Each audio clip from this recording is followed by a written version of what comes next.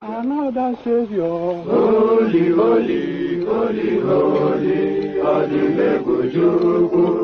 Another Savior. Another Savior. Holy, holy, holy, holy, Adimebujuku.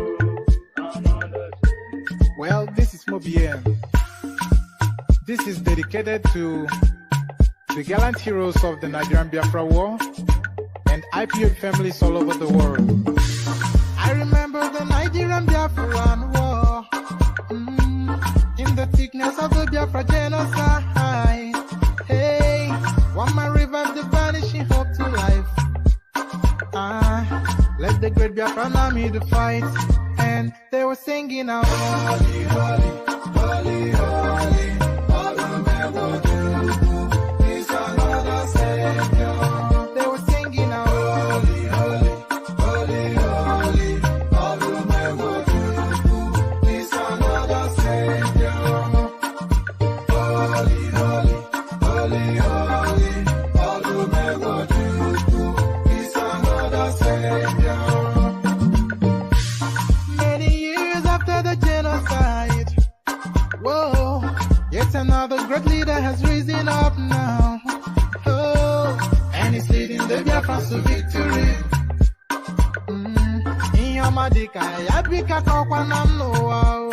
Hey, anamekele mazuche mefo. Manemo, it's an honor having you on board.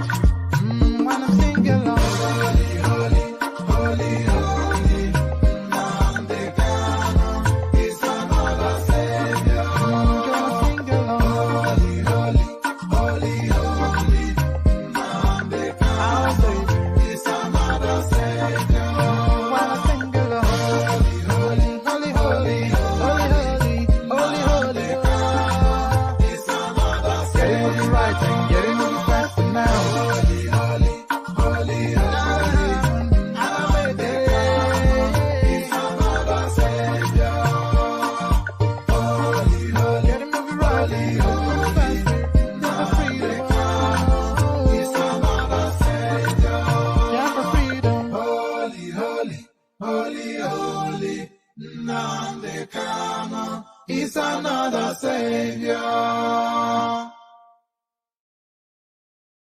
Another Savior. Holy, holy, holy, holy, Adimebujuku.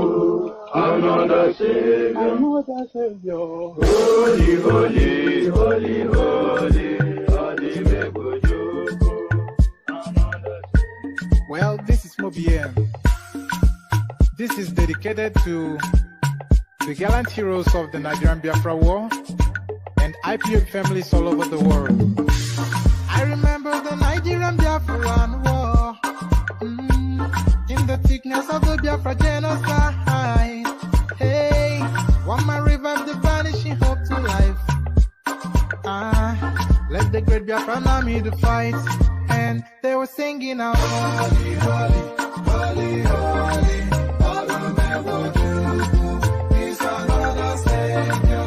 They were singing out, holy, holy, holy, holy, is another Savior. Holy, holy, holy, holy, is another Savior.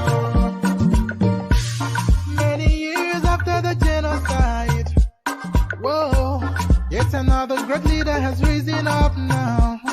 Oh, and he's leading the Biafrans to victory. In your madika, yabika kokwana no. Hey, anamekele mazuche mefo. And there it is. So we've had quite a bit of an adventure today, where some of you may be aware, some of you may not be. So I've had a bit of an adventure with one of these Southeastern characters. A funny, I'll show you a clip of it in a moment, but there it is, the Holy, Holy song. But first to more important matters, let's go first to more important matters. 2023 presidency, Peter Obi unveils Manifesto, highlights crucial plans for Nigerians. So at last, it's only the 3rd of So at last, it's only the 3rd of February. So better late than never, you would suppose. But what does it even mean? What is the content of it? I'm not sure if we'll get into the content in the fullness of details, but we'll see how much of it we can glean. But Peter Obi has at last released his manifesto. What does that mean for the space? We'll discuss that at length, hopefully. So this as well. Pardon me.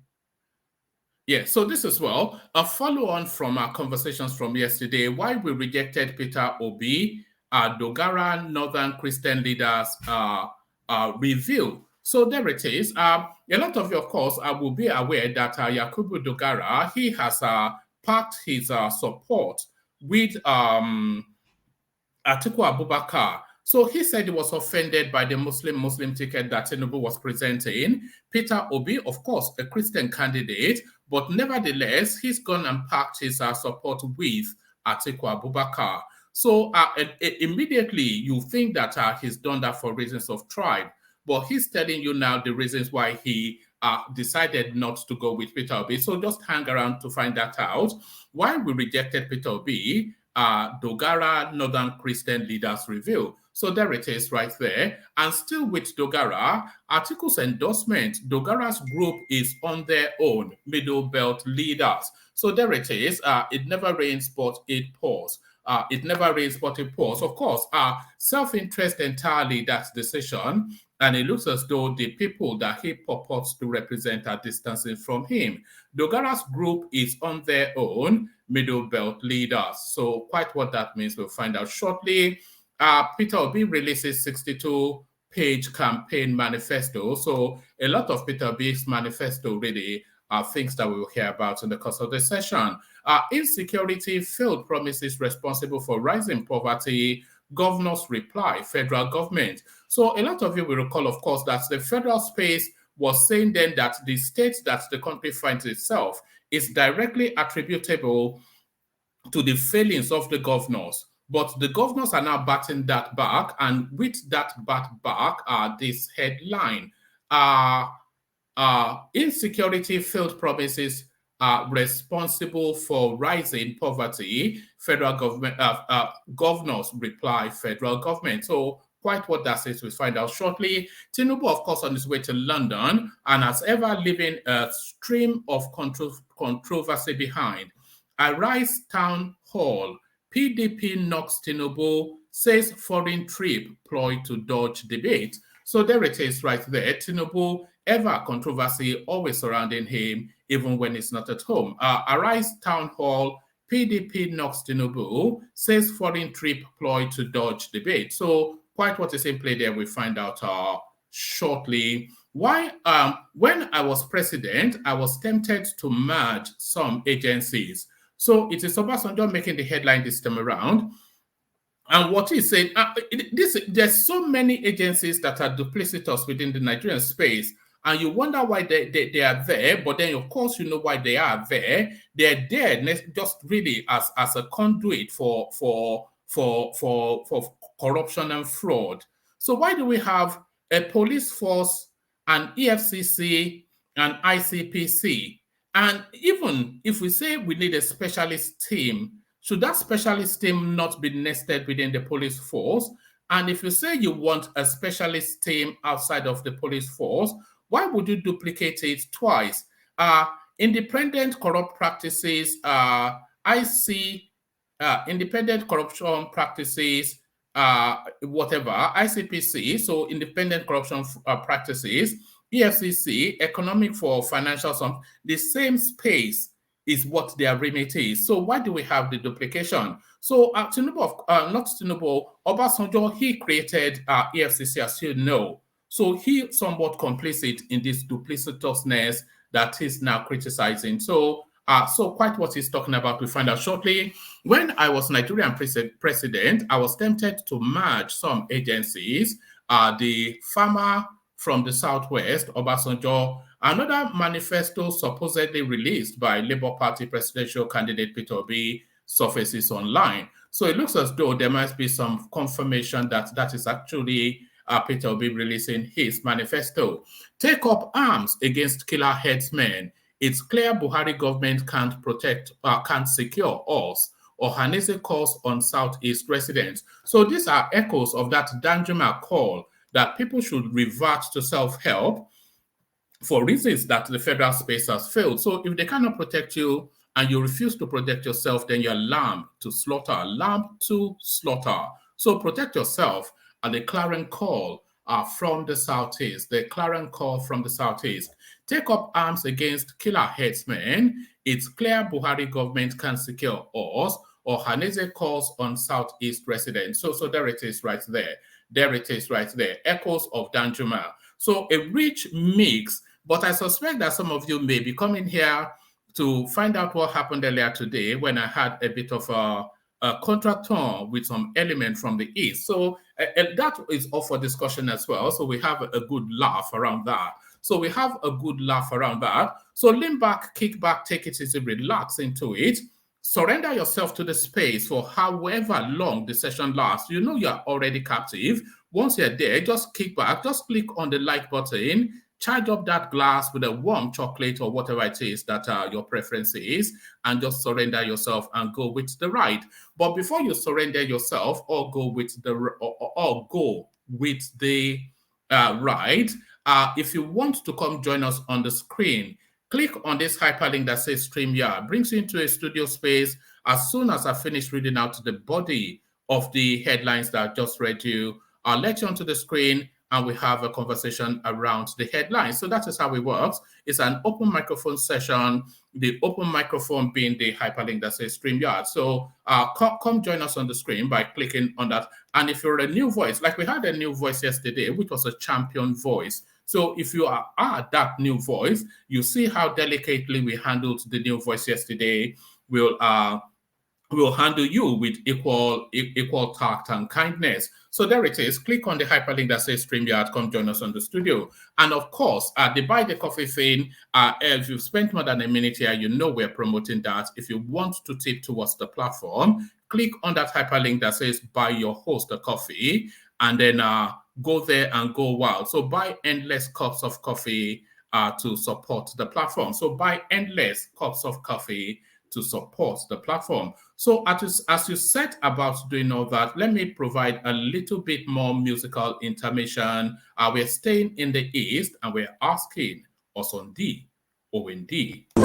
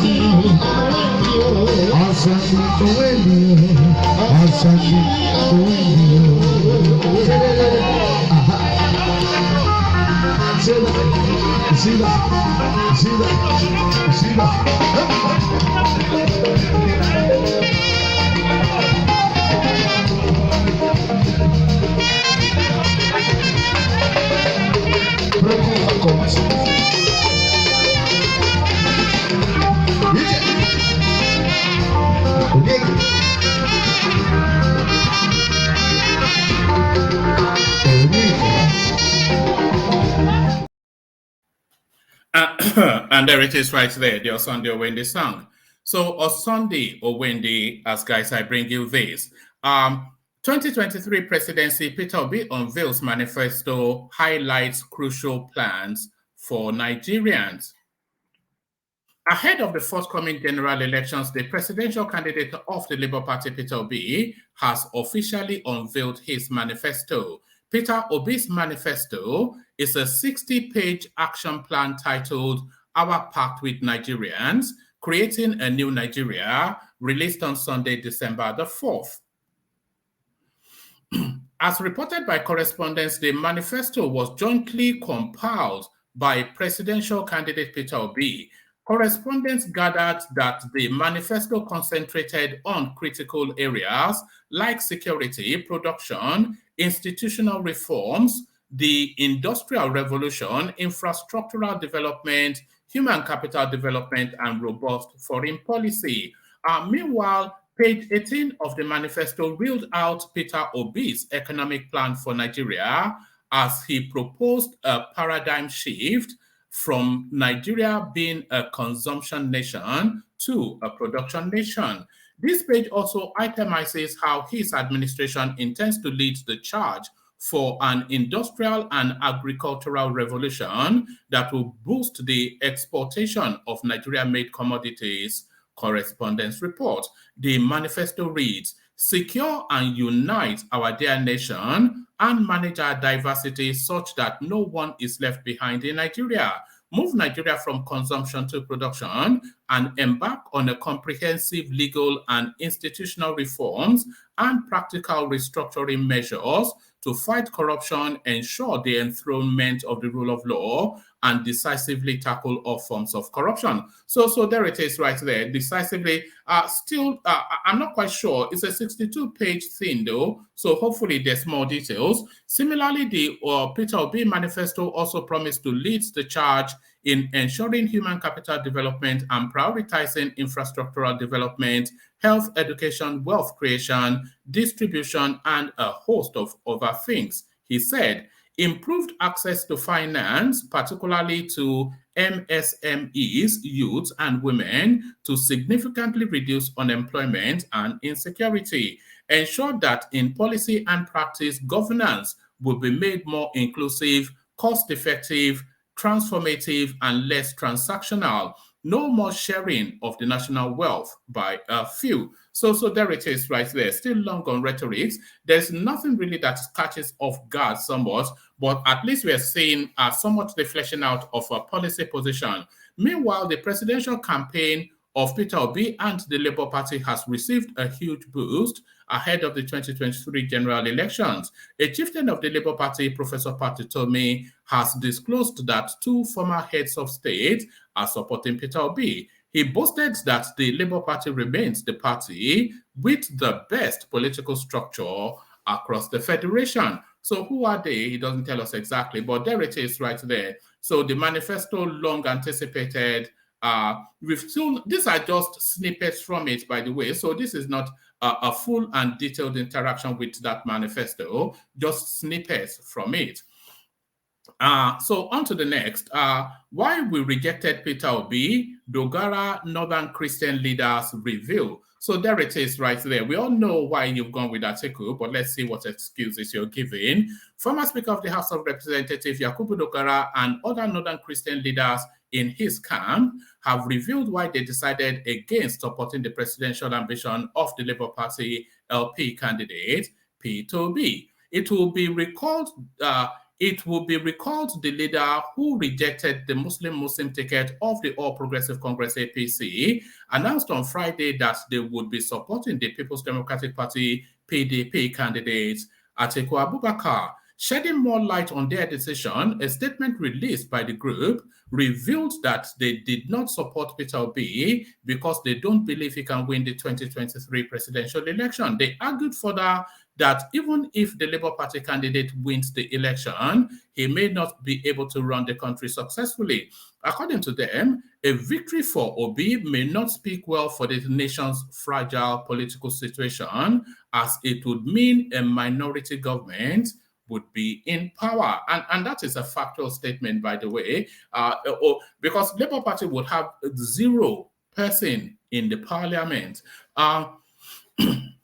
They, however, submitted that the Labour Party is a future heavyweight player in the country's political space if it maintains its current tempo. Their statement reads, from the existing structure of the Labour Party and even from the records of the Independent National Electoral Commission (INEC) as it stands for 2023 elections, even if all their candidates win in the 2023 elections, can the party still produce the president? Very unlikely indeed. Assuming without conceding that they even produce the president, can the Labour Party run a government? Not likely. The results of 5 or 6 above will be to form a minority government with devastating effect on the national political stability, further impairing the fragile health of our country. Furthermore, there is no way a keen political observer will not see that there is a major disconnect between Peter Obi as a candidate and Labour Party, which is indicative of the fact that he is not running a collegial political structure in a diverse country like Nigeria. It is, however, respectfully observed that Labour Party is a party to be watched in the future only if it sustains the tempo and maintains the mass movement, while at the same time building up structures towards subsequent elections. So there's very little to disagree with that. But then, of course, there is actually very little to disagree with that. But those are not the factual reasons, by my reckoning, that they've decided not to go with the Labour Party. But there is very little to disagree with in that. So why did they reject Kwakwanso, though? The Northern Christian leaders added that they opted against Rabiu Kwakwanso and his new Nigeria People's Party because it doesn't seem like they are gunning for the 2023 polls. So we've always said this, the whole Kwakwanso space is just a special purpose space for political relevance and subsequent negotiation. Dogara and his people argued that NNPP seems to be positioning for the future. The NNPP, on the other hand, has similar characteristics with the Labour Party, and there is no need repeating same, except that NNPP appears to be building a party for the future, little or no impact in the 2023 elections, they said. So there it is right there. There it is right there. Some veracity to those reasons, but those are not the actual factual reasons. It's a sense of it's a sense of bitterness that's led to that, coupled with clannishness. Dogara's group is on their own, the middle belt leaders. Pardon me, sip of water.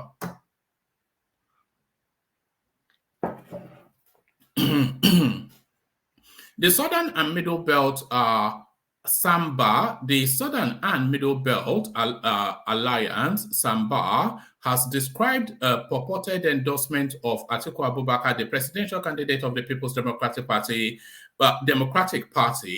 by a group led by former Speaker of the House of Representatives Yakubu Dogara as self-serving. Saba, in the statement, declared that the train has left the station for the Northern Leaders Consultative Forum and that the purported endorsement of the former vice president was at best self-serving and selfish. The statement signed by Samba spokesperson Prince Ruan Pam Jr. in response to the reported endorsement of Atiku Abubakar by a toothless platform said that the group was manipulated by some politicians who had benefited and still benefiting from the old order from the presidential candidate of the PDP. The Middle Belt group wondered how millions of Middle Belt and Northern Christians voters benefited from Atiku Abubakar, who in recent history deleted his tweet condemning the killing of Deborah Yakubu, or is that not Deborah Samuel, Deborah Yakubu in Sokoto for alleged Islamic extremists, by alleged Islamic extremists. Samba noted that the former vice president is yet to condole with the affected family 6 months after. The statement reads, our attention has been drawn to the purported endorsement of the presidential candidate of the People's Democratic Party, Atiku Abubakar, by a toothless Northern Leader Consultative Forum, coordinated by former Speaker of the House of Representatives, Yakubu Dogara, who by this action has lost favor amongst his Middle Belt family. We want to state categorically that the communique by retired Honorable Dogara's group is self-serving and does not remotely or substantially represent the interest of the Middle Belters, who occupied approximately 300,000 square kilometers of the northern region. That is about 50%, and that is about 50%.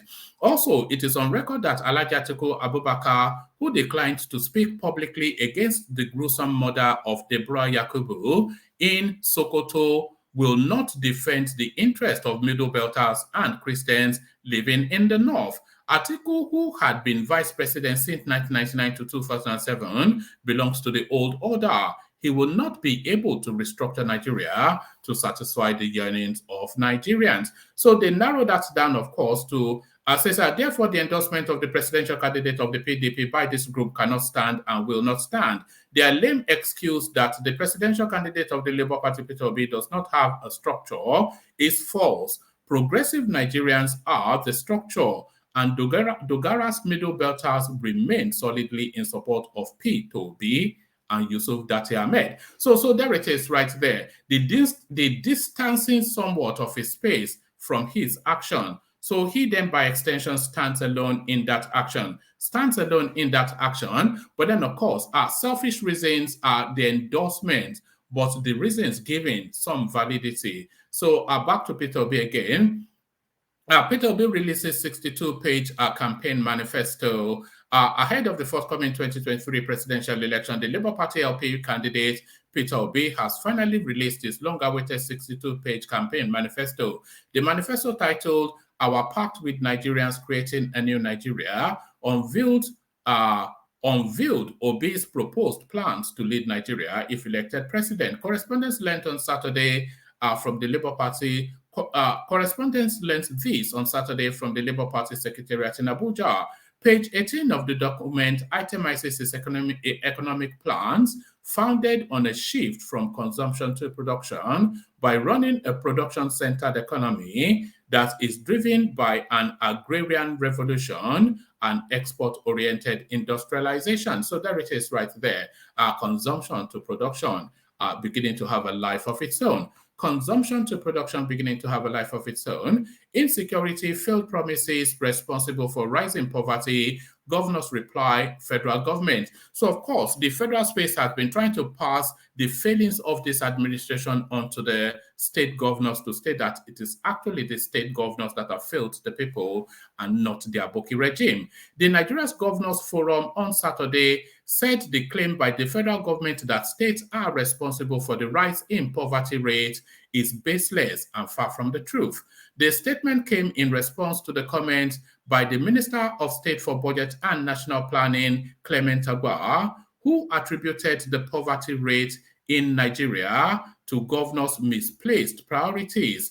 The National Bureau of Statistics, NBS, had reported that over 133 million Nigerians, representing 63% of the nation's population, live in poverty. Agba, whilst responding to the Bureau's report on Wednesday, said 72% of Nigeria's poor citizens reside in rural areas abandoned by the governors. He blamed the governors for prioritizing the construction of infrastructure such as bridges and airports in cities and state capitals over improving the lives of people in the rural communities. The governors are basically functioning in their state capitals, and democracy that we preach about is delivering the greatest good to the greatest number of people. And from our demography, it shows that the greatest number of our people live in rural areas, but the governors are not working in the rural areas, he said. But in its first official reaction on Saturday, the Nigerian Governors Forum, in a statement issued by its Director of Media and Publicity, Abdul Razak Bello Bakindo, said the failure of the federal government to provide security for the people whilst allowing banditry, kidnapping, and terrorism to fester across the country resulted in the multi-dimensional poverty, the statement reads. The tirade earlier this week by the Minister of State for Budget and National Planning, Clement Agba, on the 36 governors, where he blamed them for the rising poverty index in the country, came to Nigerian Governors Forum as a surprise, the statement reads. The minister got his message totally wrong. His attacks are not only unnecessary, but they represent a brazen descent into selective amnesia. It is also diversionary as far as the governors are concerned. The minister, who should be responding to a question demanding to know what he and his colleague, the Minister of Finance, Budget and National Planning, Zainab Ahmed, were doing to ameliorate the hardship of Nigerians, attempted to defray the notion that rising levels of hunger and lack were peculiar to Nigeria. True as that may be, and we're not particularly peculiar to Nigeria is what that should read, I suspect. True as that may be, Agba went further to explain that their government, through many other social security programs, has been dedicating resources to alleviating hardship, and then goes further to accuse state governors of misdirecting resources to projects that have no impact on the people. Whilst rightly pointing out that 72% of the poverty in Nigeria is founded in rural areas, the minister said that the rural populace had been abandoned by the governors. This assertion is not only preposterous and without any empirical basis, but also very far from the truth. It is Clement Agba's veiled and deliberate effort as a minister to protect his paymaster and politicize very critical issues of national importance. So it goes on. So the back and forth. So we leave that there, but we all know where that is going. Let's go on to the next. Arise Town Hall. Hopefully there are people in the room because, of course, we need people to be in the room in order for the conversation to take place. So please click on the hyperlink. Pardon me.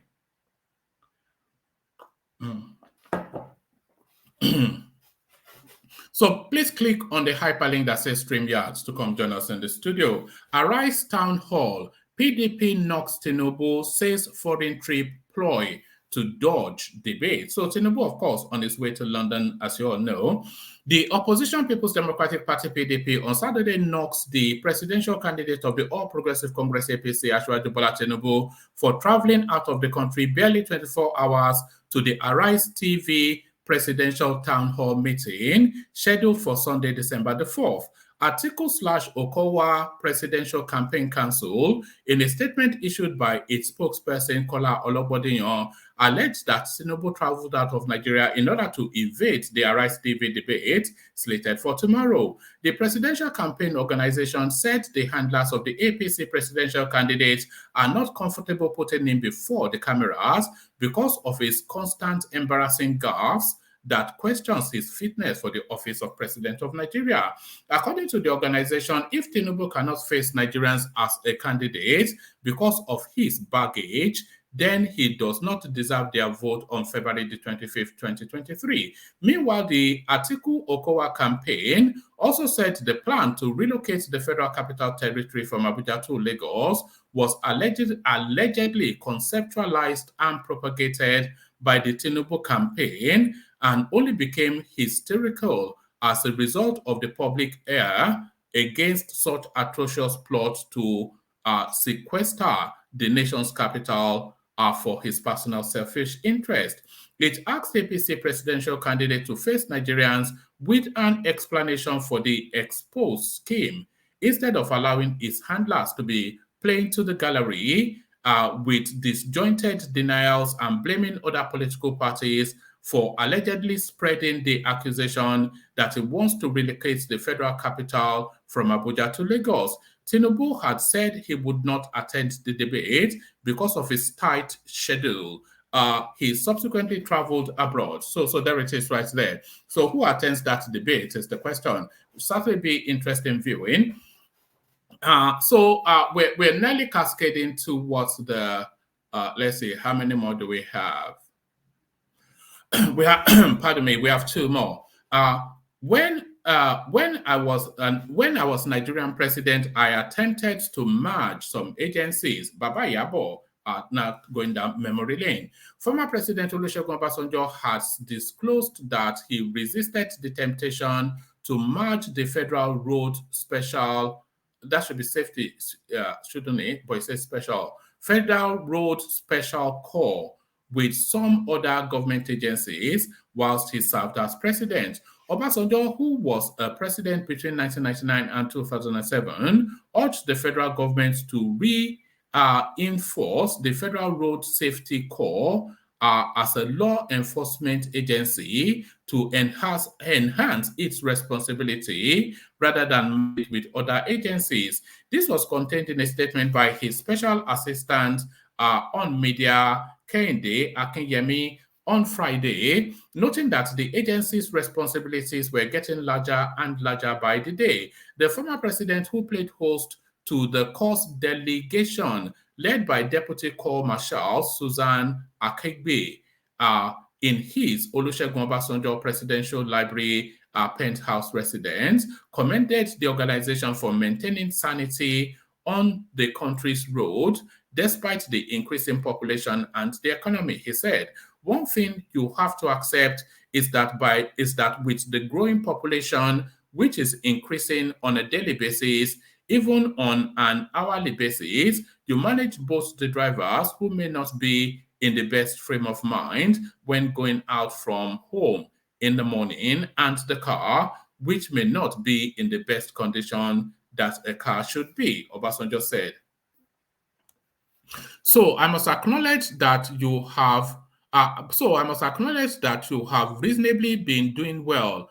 I must therefore say that you have been beneficial to us all. When I was in government, I resisted the temptation to merge you with other agencies. I don't know if others will still come and merge you with others, but I hope they will not, because your responsibility is getting larger and larger by the day. Rather than merge you, they should ensure to continue to enhance your professional capacity in order to bring the best out of what you are doing. So there it is right there. He was speaking specifically about the Road Safety Corps, but necessarily so many agencies should be merged within the Nigerian space. Just too many agencies just collecting money. You know, it's just too duplicitous, the Nigerian space. The Ministry of Budget and Planning, the Ministry of Finance, and all of these spaces, they should just be collapsed into one super ministry. So the last readout, take up arms against killer headsmen. It's clear Buhari government can't secure us, or Haneze calls on Southeast residents. So we'll just take a few paragraphs of this and then we come into the room. The Southeast Apex Sociocultural Group, or Haneze Indigo Youth Organization, has called on residents to accept that the President Buhari-led government could not save them from the incessant killer headsmen attacks whilst urging them to take up arms for their self-defense. Ohaneze on Saturday warned that the attacks and killings in the Iha and Mufu in Enugu State will only be child's play compared to what awaited the other Southeast communities if the residents failed to prepare for the worst. So we leave that there. We leave that there because we know the direction of travel of that. So we see who's available. So Osas, we see you. Charlie Boy, we see you. And the mighty Jan Likoko, we see you. So good to have you, gentlemen. Yeah, is anybody ready to go? Hello. Hello, Charles. How you doing? I'm good. What have you been up to today? Nothing. Nothing. I'm happy that Peter will be finally releasing Manifesto for a long time. I don't want to take him forever to release that. Take it forever to just release a simple manifesto. Yes, so it's released one, but we've not yet had the chance to read it, though. That's the thing. Yeah. I just heard it today in the news. Right. Just as you did. All right. So, why are you happy that he has released the manifesto? What does that mean? No, I'm just saying.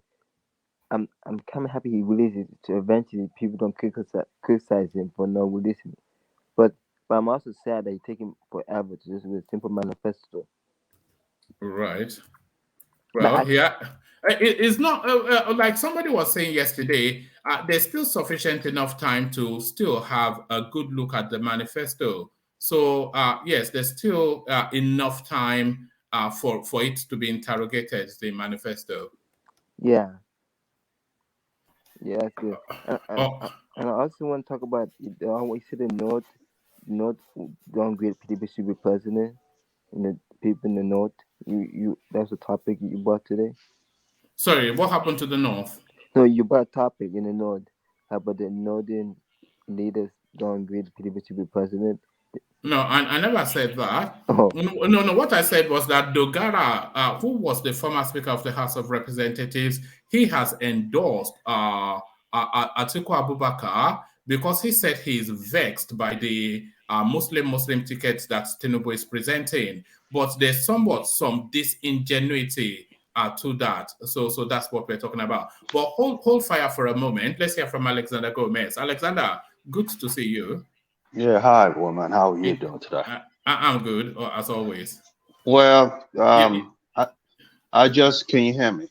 Yes, perfectly. I just heard Samuel Ekpa declare Tinubu the 2023 winner of the presidential elections. So I think essentially and necessarily, don't mind me borrowing your word, that's the end of the campaign. I think I don't think I'm going to address that point anymore because Simon opened his mouth and said there won't be no elections in the Southeast.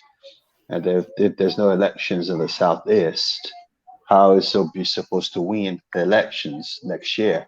So if anyone comes on this platform from a Southeast origin and tells me otherwise, I would personally come on this platform and tell them to leave because their leaders just said that Peter Obi would not be voted for because there won't be an election in the Southeast.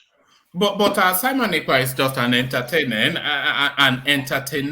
I'm sure you saw my little cameo with him when I tried to put in a question, but he said he found my voice irritating. Apparently, no, I think like I said, I live in this community. I know what they. And this is going to be controversial, but I will say anyway. I know it when I come across an Igbo man who has tribal traits about him. There's a particular way they talk when they're talking. It's like when I come across an Englishman who's a racist, the way they talk with you, you could tell they're racist. I can pick up the vibe too when I meet a racist Igbo person. And I wouldn't, because when you were gone, a lot of people were defending you that, first of all, Scribe speaks with a twinge of an accent. His leader, Mazim Nnamdi Kanu, cloned Dale Juku's accent, who had a very thick English accent, and I don't think he has any problem with him. So why would he have a problem with you? That's what everybody was saying on the platform.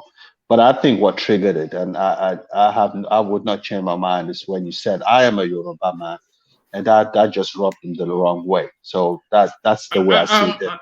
Alexander, are you happy to stay for about 5 minutes or so? Yes.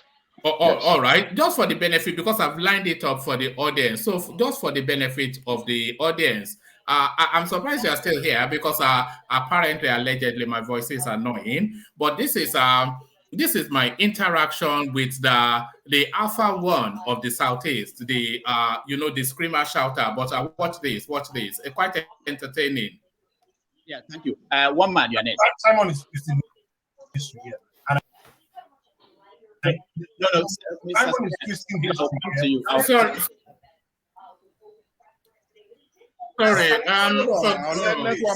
Hold on. One man, please. One man. Go ahead. All right. Apologies. But Simon, sorry, Rudolph first.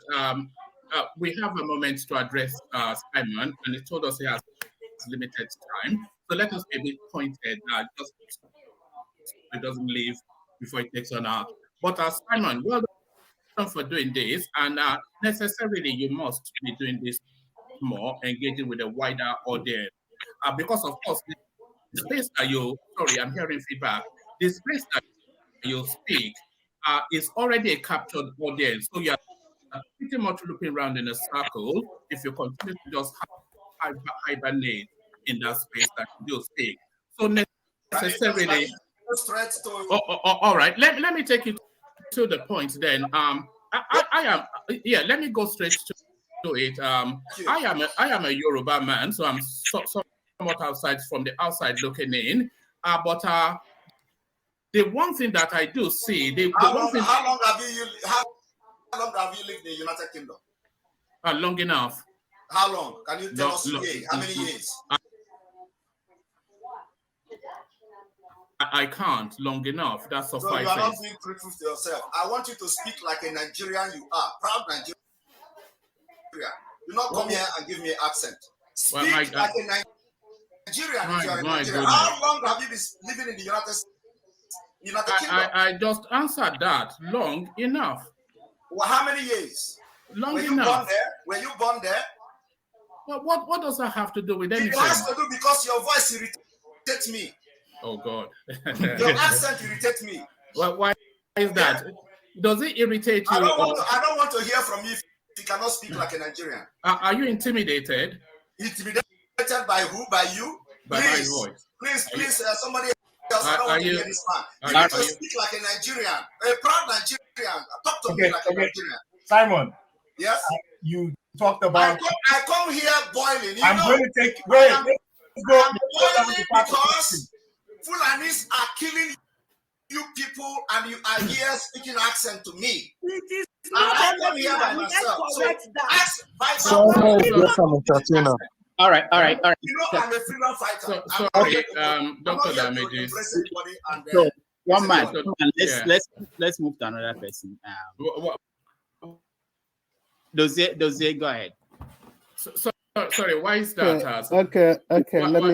Why is that? One man. Speak like a Nigerian. That's what he said. Okay. Like a Nigerian. I can be very arrogant and very civil at the same time. If you cannot speak like a Nigerian, I don't want to hear from you. Mr. Ekba, you don't have to be intimidated. You don't have to be intimidated by my voice. I am not intimidated. Can I speak now? Please.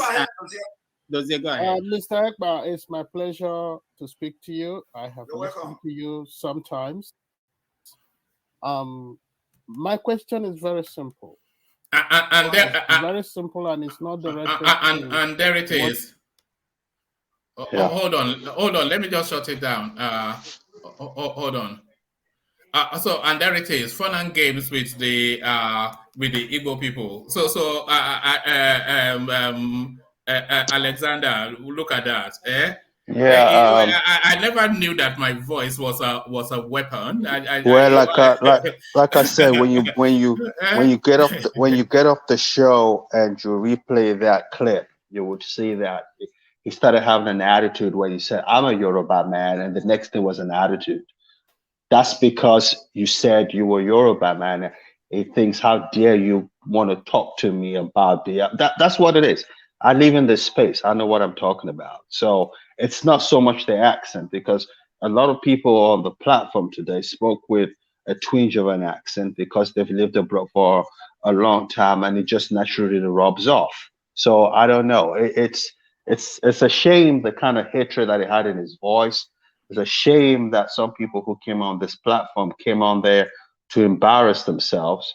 And I'm just beside myself, really. I wasn't quite sure where he was going, asking me if I was born in the United Kingdom, as though that, what does that add or remove from anything? What was that? Okay, if you weren't born or raised in the United Kingdom, you have no right to speak with a foreign accent. That's right. Okay, is that where he was going? No, so, yeah, all right. Yeah. I wasn't quite, because I was just going to tackle him on if you wanted to still land the kind of space. But it never even let me get there. But that entertained me. I'll go and listen to it endlessly now. But, it's very upsetting to see Nigerians interact with, and I've said it so many times on this platform, that we're not united. We don't like one another. We just tolerate one another, and that's what came across on the platform today, or that platform today. And it's very sad for someone from an older generation that see that kind of thing play out, because I just think that the future is so bleak. Based on what I'm seeing, he has the power to not let people vote. That's the truth of the matter. Yeah, I don't think he does. He does. He has a lot of followers, and that's just going to diminish the numbers coming to Peter Obi at the end of the day. Does he have the power to stop the elections totally? I don't think so. But obviously, fewer people will come out to vote than expected. And having said that, it doesn't really matter at the end of the day, because the number in the southeast of Nigeria is so inconsequential that it really doesn't play a major role in the scheme, in the wider scheme of things. So what I took away from it was that the guy is somewhat of an actor, because even in a conversation, he carries the act that he puts on his platform. He carries it into a conversation. So it was meant to be a conversational thing. So the expectation was that he would drop the act and engage with the conversation. But it was just booming and trying to be bombastic, coming out for somewhat clownish. But for me, it came across a travelist more like it. Yes. Yeah, that's what's upsetting me. It came across someone who can't. I mean, I get this all the time, so I know what I'm talking about. I get this. I live with this all the time, and I know how it plays out. And that's what you experience of that. Immediately they know you're Yoruba and the person is tribalistic, and it's directed mostly towards the Yoruba people. The attitude just changes. They just show I didn't know. I thought I was Nigerian till I came to Houston. I didn't know I was a Yoruba man till I came to Houston. I didn't know the ethnic group played so much role in our existence in Nigeria, because growing up and living in England for such a long time, we were just Nigerians. We didn't see the difference between Igbo, Yoruba, and Hausa. But over here in America, it's totally different. And when I saw him play that card today, it just got me very, very upset. I'm really upset about the whole thing, actually. But let me Alexander, did you know why most people think like that? You know why? Well, tell me. Because the thing that because Yoruba be present so many times, so the thing that they don't matter in the Nigeria political system. That's why he felt like that. Okay. All right. All right. But I don't do that.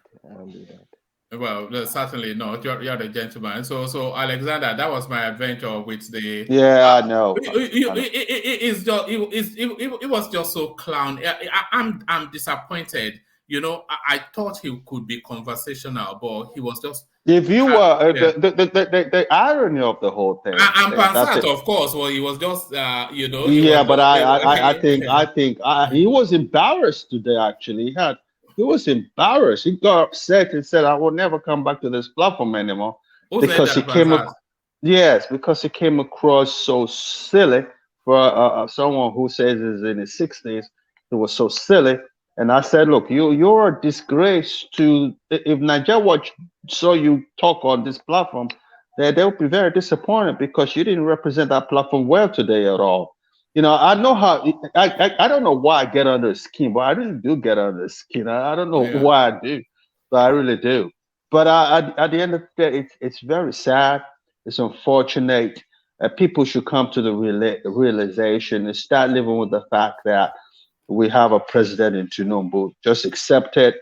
And this Nigeria being split up is not going to happen in our lifetime. And people should come to that realization. It's just a fantasy with all this Oduduwa Biafra thing, because it's not going to work. Because the power that be, the people out there, it's not going to happen in our lifetime.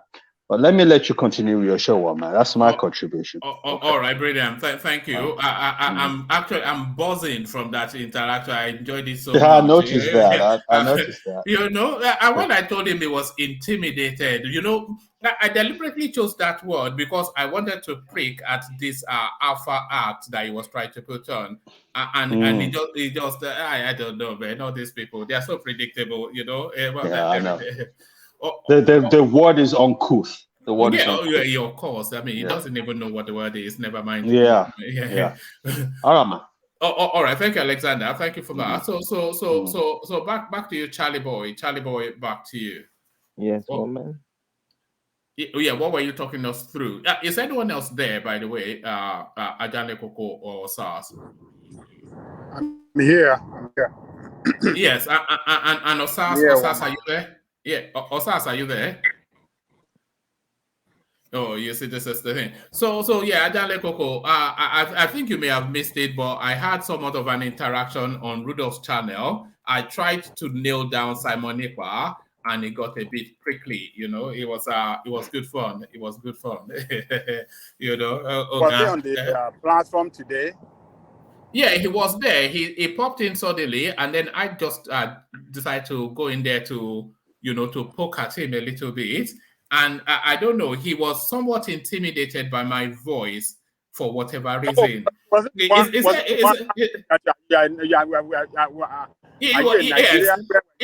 that was him, the cross-dressing man from Norway or wherever. It's so enjoyable. Go and watch it. When you get home, well, of course, after our session, go and watch it. It's just too entertaining. It was just too entertaining. And when I said to him, "Are you intimidated by my voice?" It was apathetic. One word do you want, man? He was saying, "Are you in Nigeria?" I know. He said, "I'm putting on an accent." And I think the guy was just like, I mean, it's a ridiculous guy. That's why I left. It's a clown. I'm disappointed. You know, I thought he could hold, you know, but I don't know if you stayed. I told Rudolph to ask him if there was going to be election in the Southeast. The guy said no, that there's not going to be election in the Southeast. Oh, well, there it is. So Tinubu president as Alexander. You know, I'm buzzing actually. I was quite excited by it. I didn't know. I thought I was just going there to mock him, but then he gave me more than I was even hoping to get. You know,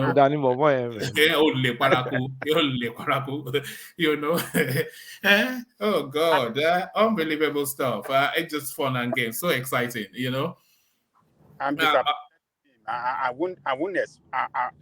You know, I didn't know he was the one that was talking like that. I don't know why was he so intimidated by your voice? Why was he asking such a question? Why? Well, I mean, he should have acted better, man. He just acted like a. All right. Well, here it comes. He says, "Woman, you have an effeminate voice. with an affected accent, with pretentious mannerisms that people might find irritating. So there it is. There it is. Who is that? It's just some random commentator, probably from that space, but there it is, So there it is. There it is. Otidojo, man, yes. I'm glad. So if I know I'm jarring senses, then I must do that more. Yeah.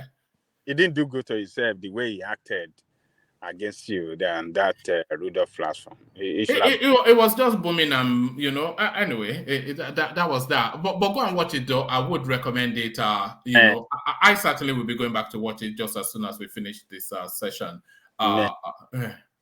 It's embarrassing. He embarrassed himself. For what? Somebody wanted to ask. I think it was. I think he played the. How do I describe it? An escape. It's an escape tactics. It knew maybe you're gonna be asking some tough question from him that could. No. I think it was genuinely. I think it was somewhat discombobulated by my accent and manner of speech. No. It couldn't quite place it, and he didn't know quite what was coming. I think I jarred him. That's what I think. I don't think it's because of your voice or something like that. I think he has watched your platform several times. They all know me now. They know. Okay, yes. They all know I'm here. Yeah, they all know me now, and they know my views as well. Oh my God, they know me and they know my views. It knew you'd be coming with a very tough question that could. He might not be able to answer it well, and that could ridicule him, and that's why he acted like that. So, intimidated and scared.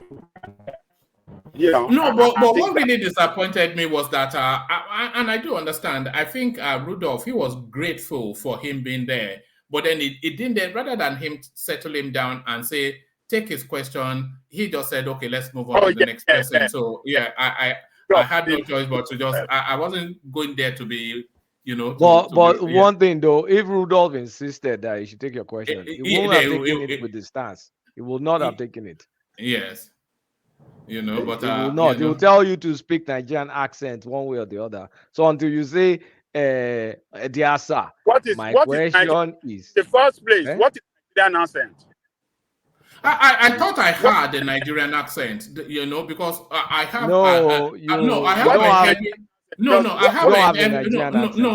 do. I have a heavy tone of Yoruba. You do now. Pause with the hair, you could tell you waiting you get. I know. You now. You have to speak with a Nigerian accent, though. This guy coming to do fake accent with me. Honestly, it was comedy gold. Oh God, I enjoyed this so much.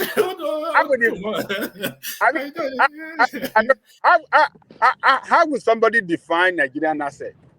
Is Yoruba accent in Nigerian accent? Your accents right now, and my accents, they're Yoruba accents. Is it Nigerian? But Alexander Gomez has he has a Nigerian accent, but and with an American twang. You would say that polished. Alexander Gomez, even though he's Nigerian, is polished Nigerian accent. You get what I'm saying? Yes, it's polished. But your own can't get one kind in a Cockney. I'm waiting to call him. No, I hope not Cockney. I have, a bit more upmarket than that. So sorry, Bade, your connection never connects. See, there's a chap called Bade, tries to join us all the time, but his device never connects. So, Bade, come out and yeah. I think I will agree with Brother Alexander Gomez that because you mentioned that you are a Yoruba man, that irritated him, and that is why he acted so silly like that. And I don't know why he should have acted like that. It's just embarrassing. He embarrassed himself. All right, I'll certainly try and hunt him down on another platform. Now he's close.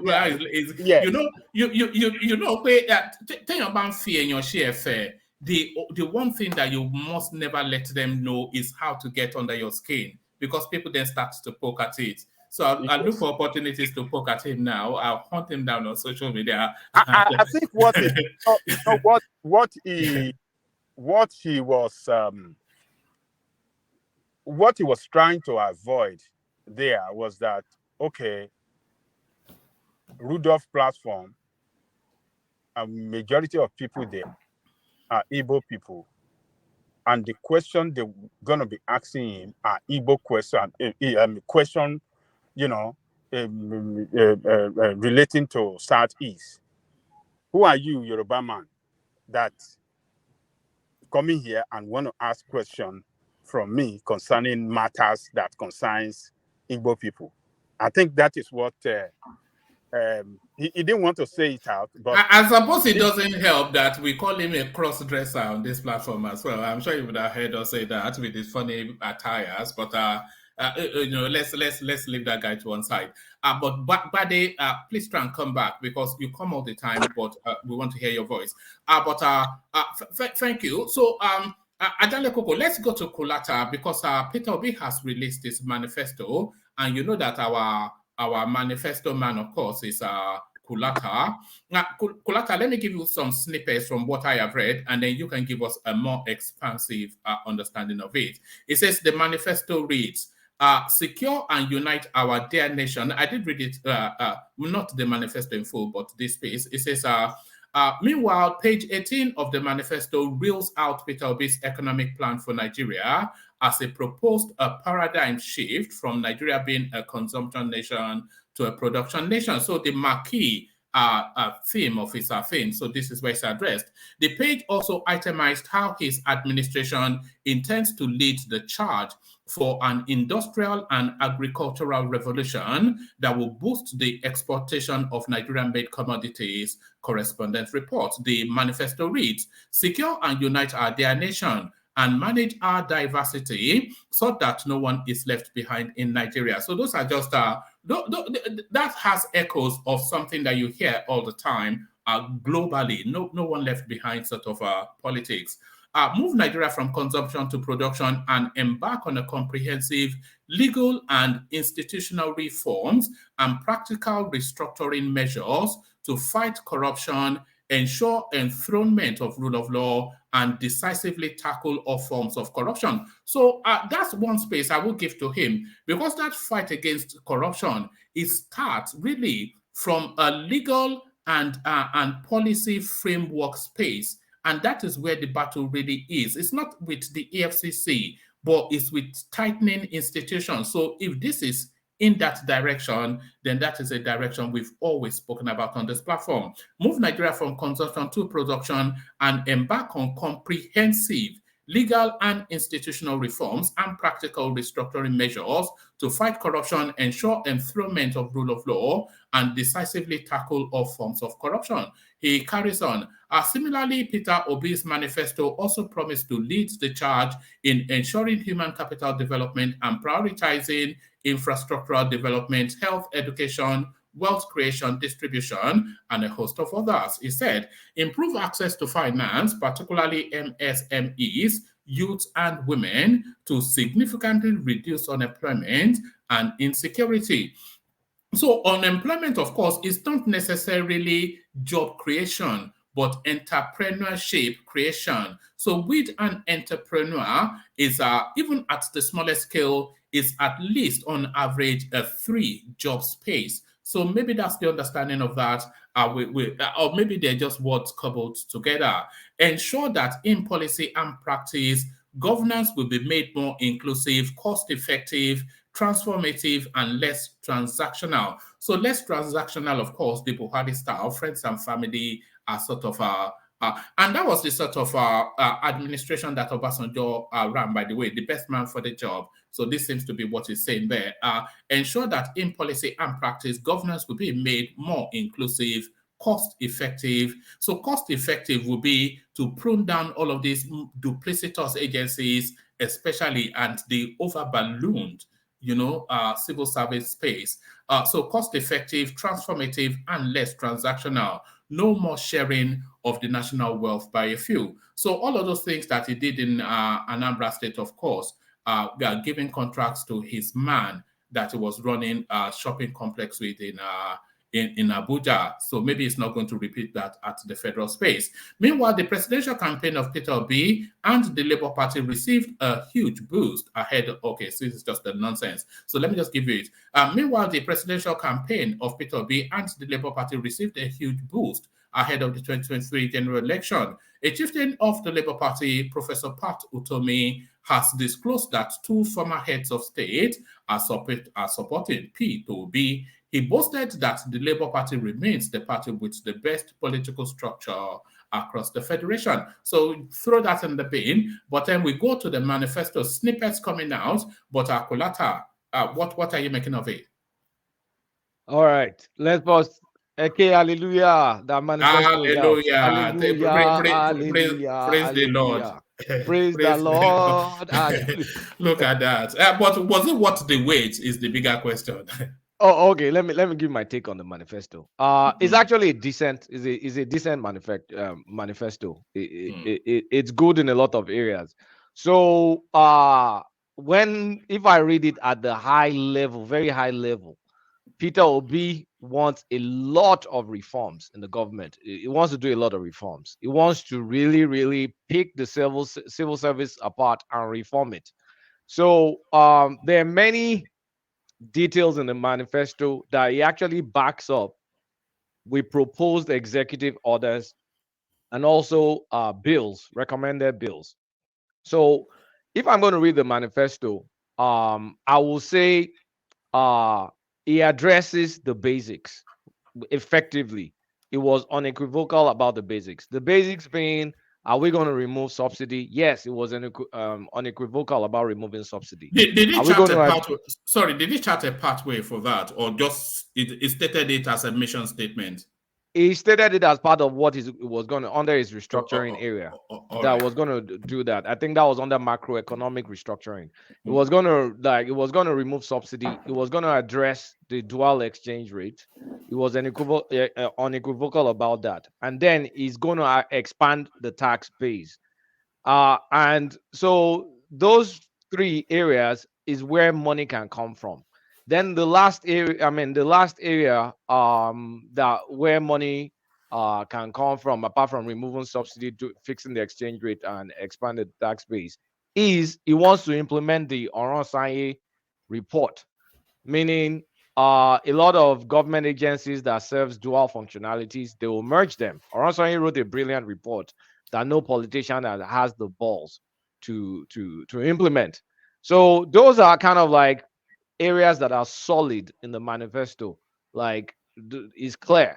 And for many areas in the manifesto, I think the weakest area in the manifesto is actually consumption to production, because the consumption to production section was just full of platitudes, no specifics, just saying I will look for comparative advantage in 36 states, rather than saying in this region, this is what I'm going to target. In that region, this is what I'm going to target. Tinubu had that in his manifesto. Yes, he gave us he gave us specifics in that area. Peter Obi did not.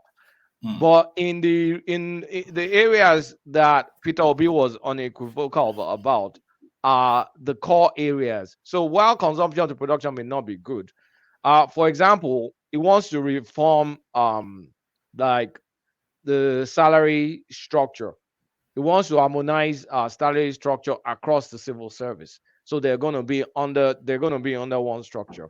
And he also wants to introduce hourly productivity-based national minimum rate. So rather than saying, "Oh, this guy is level this, level that," we're going to be saying this guy is $50. I mean, I said $50, 50 and 1,000 naira per hour. They're going to be using hourly base for both private sector and public sector, and then it's going to use laws to enforce that there are no violations for bargaining. So ASU and all these people can say, I work certain amount of hours and this is my wage rate. So those kind of things are there. An area that is quite good, I don't like consumption to production. There are many areas in the manifesto where it was just restating the problems. We all know the problems. It wasted space by restating the problems. But under restructuring, He went into a lot of details about restructuring. That's where he talked about the Oronsoyan report, introducing the Oronsoyan report to cut down government agencies, reduce government funding. He's going to cut waste. If this man is elected, he's definitely going to cut a lot of government waste if he has the political power to be able to do so. Sorry, in that restructuring space, is it talking about an administrative restructuring of governance or the restructuring of the country, which are two different spaces? It is cutting down unnecessary parastatals. Right. Okay. Like if you have, for example, you have EFCC, then you have ICPC or whatever. Yes. They're both going after corruption. Why can't they be one agency, for example? That's just one example. There's a duplication there. So those are kind of the things it will do, meaning people will lose their jobs, but it's going to save us money. It's going to save us money. So he wants to save money. He wants to cut costs. This shows some level of pragmatism is spread all over this manifesto. So there are many things like restructuring. He highlights areas that needs to be restructuring, reviewing our judiciary. He wants to expand the Supreme Court by adding more people. He wants to digitize the judiciary. All those are also in Tinubu's manifesto, by the way. But let me just give Obi space. I mean, there are many regulatory agencies that he plans to do away with a lot of bureaucracy. So they want to revamp the bureaucracy in many of our agencies, and they also want to like fix and clean up the politics by demanding political accountability. So, but here's the thing: is on the specifics, on the core areas, the core areas are the core areas apart from restructuring that requires a lot of politics: subsidy removal, forex, cutting down cost of governance, and tax. Things he can control. Spot on. It was spot on those. But areas of consumption to production, it was full of platitudes. No, not much specifics. Just general language that they're neither here nor there. For example, saying that saying like our strategic economic development plan, we have reviewed and selectively adopted critical elements in previous economic development plans in designing the bold and innovative development agenda for the new Nigeria that we shall birth. What the hell does that mean? That's just word salad. That's word salad. And there's all additional word salad like grow the national economy quantitatively and qualitatively by devising programs for reskilling our youths to achieve a greater synergy between their skill sets and our factor endowment. What are the specific? No, that means technical schools, doesn't it? Does that not mean technical schools? Like yeah. So he said like they will look at existing science and engineering to train next generation of experts in STEM. And so it's not too specific. Like I can read this and get a clear picture of consumption to production. So that area is a little bit weak, in my opinion, and that's his rallying cry. But on the core, is strong on the core. On the periphery is pretty weak. And restructuring, he talks about a lot on restructuring, pursue aggressive agenda, pursue more inclusion into our customary laws, and review our regulatory agencies. Office of Special it will establish Office of Special Counsel to investigate and prosecute. So the judicial, I mean the area to investigate and prosecute what? Sorry, I missed that. Office of establish Office of Special Counsel to investigate and prosecute every executive abuse of power and corrupt public practices that do not fall under the prosecutorial power of existing agencies or are bureaucratically concealed. So kind of like special counsel to investigate abuse of executive power. But the EFCC already has a legal team. What does that have? Yeah, but EFCC is to attack corruption. So, for example, for specifically abuse of executive power. Executive power, like what Aisha Buhari did. Yes, consider that abuse of executive power. Yes. Yeah. So, but also saying they want a view to fixing and cleaning up our broken politics and to empower Nigerians. Those are just two kind of like platitudes talk. It's not specific enough. So because I was expecting like consumption to production, like talk about land reforms. What do we need for land reforms? How do we guarantee cost? How do we guarantee competitiveness with other countries? Is it going to be continuation of some of the policies that Buhari is doing? So import substitution and all. I did not get those specifics in consumption to production. But in his macroeconomic restructuring, I think that's my favorite part of the entire manifesto, which is talking about the role of CBN to keep CBN doing what CBN should be doing, which is controlling inflation, and to remove CBN from doing fiscal policy, and to talk about removing subsidy that we can't pay for, and to the way CBN kind of like pays for our deficits with ways and means to finance, which is CBN printing money to pay for a budget deficit. He addresses that, and he addresses the exchange rates, and he talked about repatriation risk and other supply side constraints that have significantly dented investor confidence. So trying to address the investor confidence. Like what happened to the airlines, Abi, when they couldn't get their money out? Yeah, what happened to that line? This is my favorite part of the manifesto. So it's a decent manifesto. I'm not going to lie, it's a decent manifesto, but there are weak areas like is fourth industrial revolution add some content, but not to my liking.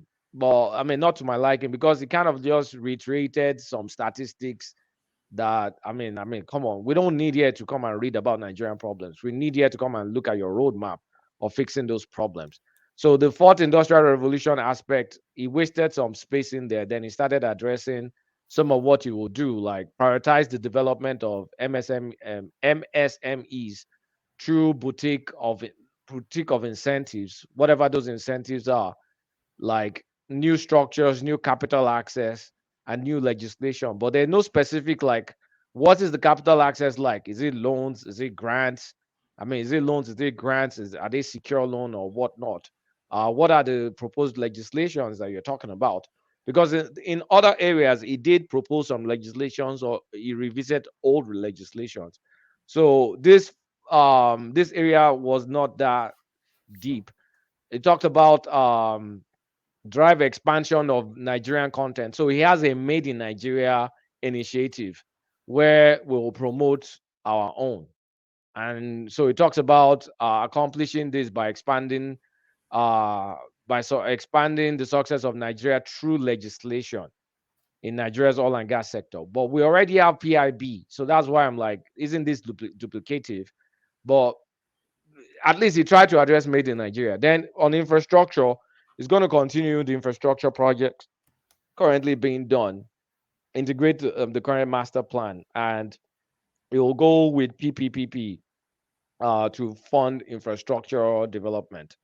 And he talked about, I mean, everybody will talk about they're going to build infrastructure, build this. Now, but on power, it wants to generate and distribute 20,000 megawatts. But the area I like about the power that I did not see specifically in Tinubu's manifesto, but is implied in Tinubu's manifesto, but is more direct in the B zone, is they're going to liberalize the transmission component of the electricity value chain. That is our weakest link now. If you liberalize transmission, get more players in transmission, then we won't be having. Will contracts not have to be cancelled for that to? Is that's a litigation? All right, sorry, carry on. There's a potential litigation issue there because we've avoided Siemens contract to supply us with transformers. So while this sounds good, it may not. We may have to pay to get this done. We may have to pay Siemens out of a deal to get this done. So it looks good on paper. I like it. But maybe it will allow Siemens to execute what they're going to execute, and then it will bring in investors to come and liberalize the space. But I don't know. Then there's another part I like about this power issue. Like I said, the current barrier of 1 megawatt of power and below that requires licensing, it will move that up to 10 megawatts. So if you're going to generate up to megawatts, you probably won't need a license in this plan. So this will allow us to further decentralize the power grid without Is red that tape. is that not already at the Senate anyway? That policy position. I think the Senate is already. I think that may well have gone through a reading, if not a second one, to remove that obstacle. For Yeah, power but is it for generation. 1 megawatts? Because I think, based on what I'm reading here, it looks like that is 10 megawatts. But what it's saying is, if you're going to generate 1 megawatt and below, you don't need license. So I don't know what the current law says. No, the current law says that you can generate up to a certain wattage without needing license. But you would need license, but it's granted quite liberally. But I think that's actually already in the process of either being amended or removed. Yeah.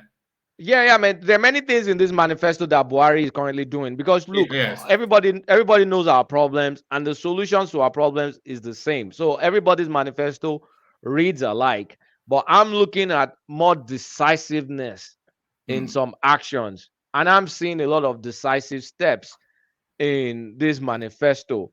And so, I mean, the power one, we probably need to go and find out what the current threshold is, and I mean, to know. But it has some other points about deploy our gas reserves to create incentives for gas-based power supply, and so on and so forth. Then on human capital, it wants to implement kind of like the American policy we have under George Bush, called No Child Left Behind educational policy. Meaning, well, in the American context, No Child Left Behind is, I think, you just promote the child, whether it's an olodo or it's not an olodo.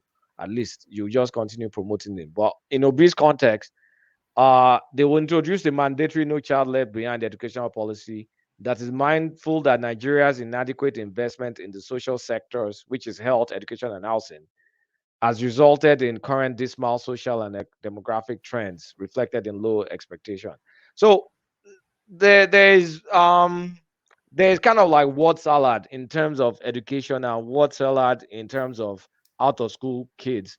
His poverty area was weak. That area was weak, addressing poverty. It was pretty weak. It was full of platitudes. But now there's a lot of missing things in this manifesto. But before I go to the missing things, let's go to the security. So security, he wants to reform security, and some areas of security, the normal boilerplate stuff, when it's going to increase armed forces, it's going to increase the police, it's going to add additional security agencies. They'll deploy state-of-art military equipment. They will recreate community relations with security agencies, and I think state police is there too. State police is there. Then there are reforms he wants to push. The reforms it wants to push is to allow the military address our external threats and allow the police address our internal threats. And there's more integration with ECOWAS. And then from a foreign policy perspective, they have an Africa-centric foreign policy, which I think is spot on. I mean, because look, if we're going to dominate the space, we need to dominate Africa first.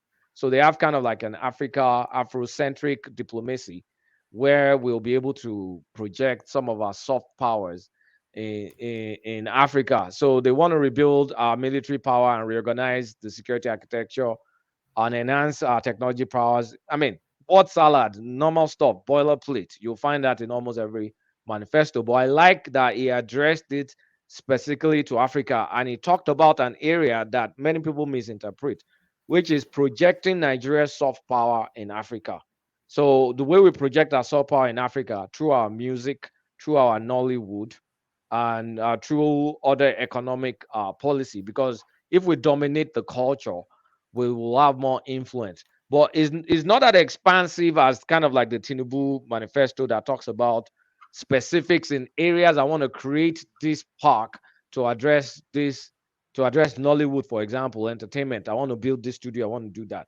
Not that expansive, but at least the basics are covered. But missing items, I'm expecting. What about things like housing for the poor? What about things like how are you going to specifics on funding farmers, specific on price controls and price guarantees for farmers, specifics on loans? I don't know. Educate. I mean, because I quickly read through this, like education, student loans, and all that. I'm not sure I saw anything around that space.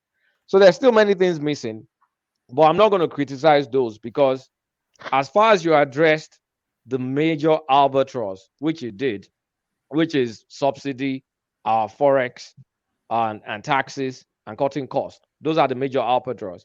I feel the rest and insecurity. And insecurity, yeah, and insecurity, which it did address, and insecurity. As long as you address the major albatross, we can just say blah to the rest. So it's a decent manifesto. What was the okay? So let's narrow it to those spaces that you've identified, and I think we all somewhat agree with those spaces that you have identified.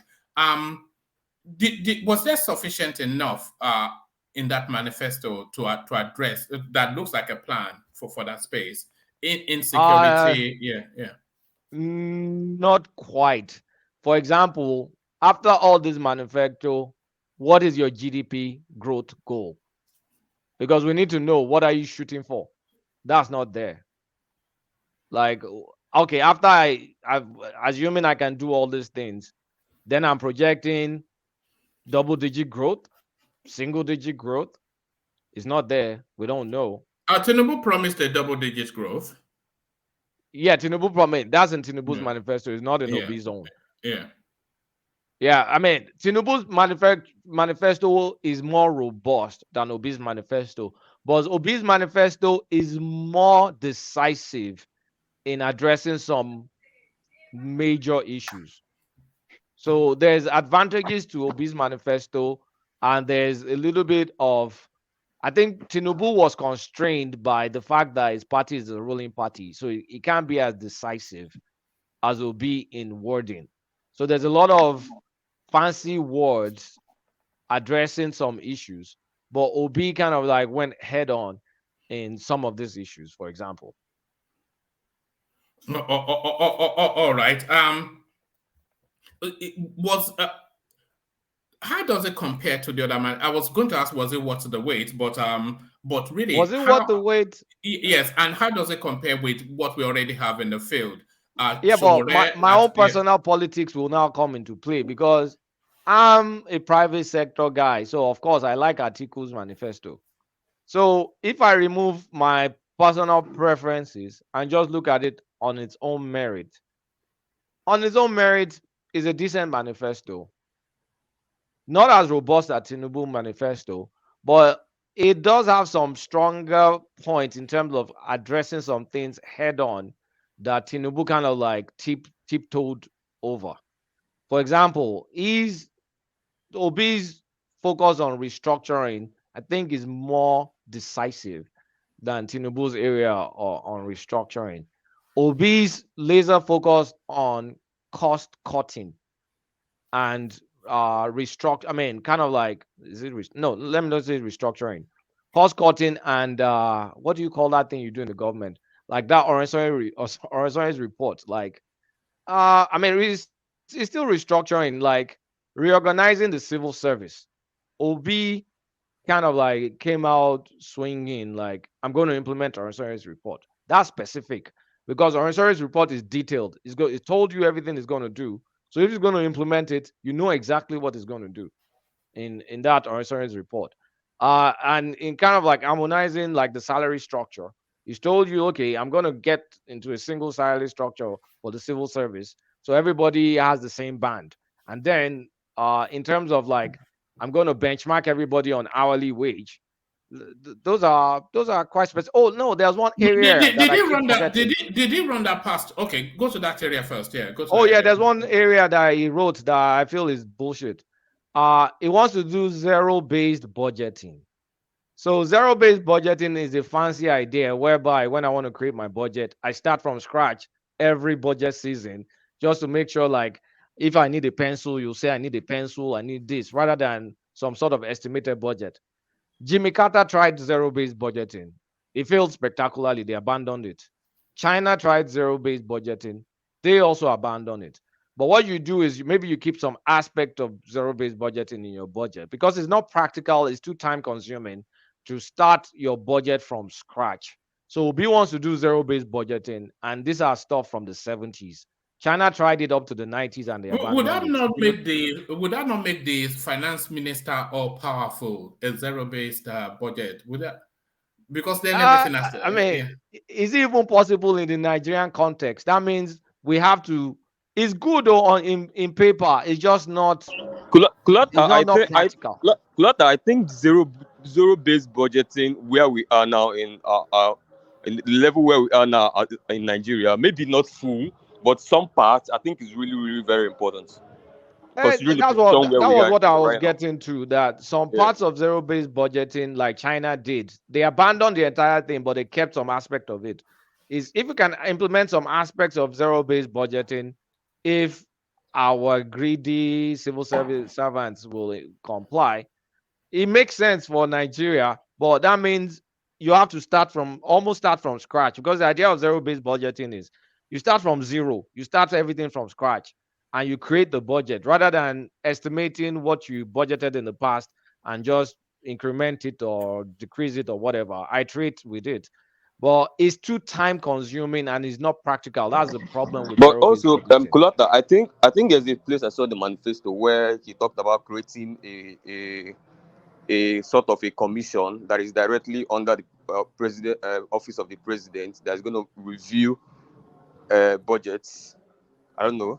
I saw something like that. I just took a quick read. I don't know if that budget padding, the budget padding. Yeah. So he said it's going to create something directly under the office of the executive office of the president, directly under his watch, that is going to go through that process. There's no commission for budget, but I mean, is there going to be let me just read. For zero-based budget, they said we'll strive towards a zero-based national budget to overcome the mindset and reality of past non-performing national budgets that are routinely hampered by budgetary deficit overhang. We will pursue an aggressive, technology-driven public sector financial management system anchored on a reformed, well-trained, and motivated civil service. We will undertake public sector reform as a priority in order to provide institutional support to entrepreneurial governance that will drive up efficiency and public value.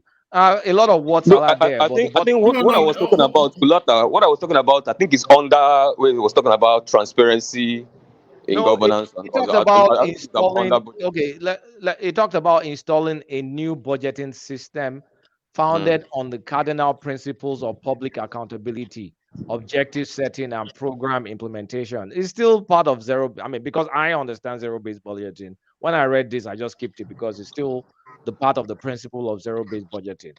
So this is against the external budgetary principles of revenue mobilization and blah blah blah. It's just part of zero-based budgeting that it wants to do. And, I mean, there are many. Kulata, when he talked about the civil service stuff, he talked about, I think, both elected and appointed appointees. I think he's gonna like they're not gonna be paid more than civil servants that are in the same level with them. They're gonna be paid. I talked about that. He wants to harmonize the salary structure. He wants to harmonize the salary structure. Kulata, is that not a landmine with the labor unions? I was going to get into that. So, okay, while everything I've read, all fine and dandy, Peter Obi, if elected today, cannot implement 80% of those things because, first thing, a lot of them requires the Senate and the House and their political landmines.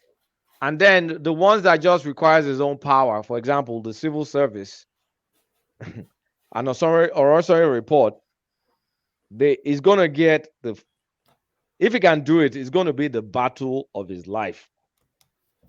It requires a lot of political will and a lot of political capital. He better do it the first week he gets in office. The very first week he gets in office. There'll be strikes if he does that. Oh my God. There'll be strikes. What he's trying to do, it comes with the best of intentions. Don't get me wrong.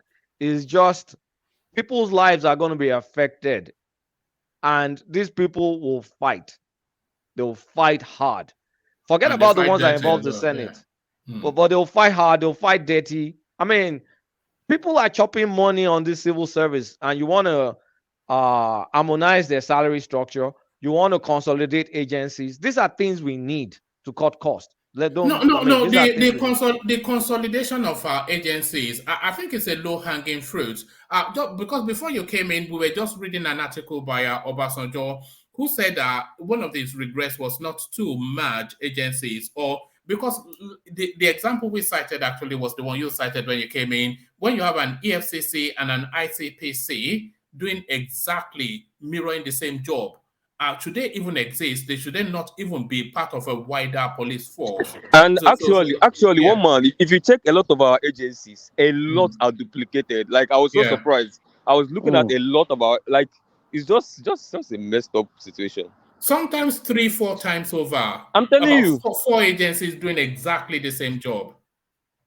You know. So the thing is, this manifesto reflects Obi's person, like a pragmatic person that wants to come and cut waste. I'm impressed that he wants to also expand the tax base. I did not know it was even going to go to that space. But that's tenable space. That's tenable space. That's tenable space now. I mean, some of the advantages of releasing your manifesto late. You can get the best of all the worlds. But the consumption to production, very weak, in my opinion. I thought that would have been a strong suit. That's the weakest part of the manifesto. Poverty alleviation, quite weak. Many aspects in terms of, like, is it a Labour Party manifesto? No. It's not a Labour Party manifesto. This is a Peter Obi manifesto. So there's no, it doesn't really address like public housing, like a lot of things. I mean, from a healthcare perspective, it's going to help teaching, hospitals and all. Healthcare is mostly states anyway. I mean, like we keep saying, it falls on the states. So I think the first impression I got, I've not read it.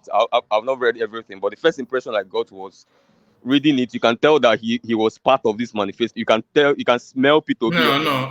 I can leave all of that. Leave all of that one side for a moment. Let me say it. No. I just have a sense of Peter Obi when I'm reading it. Like it's not disconnected from him. He wrote it himself, Abi. No. You cannot read it.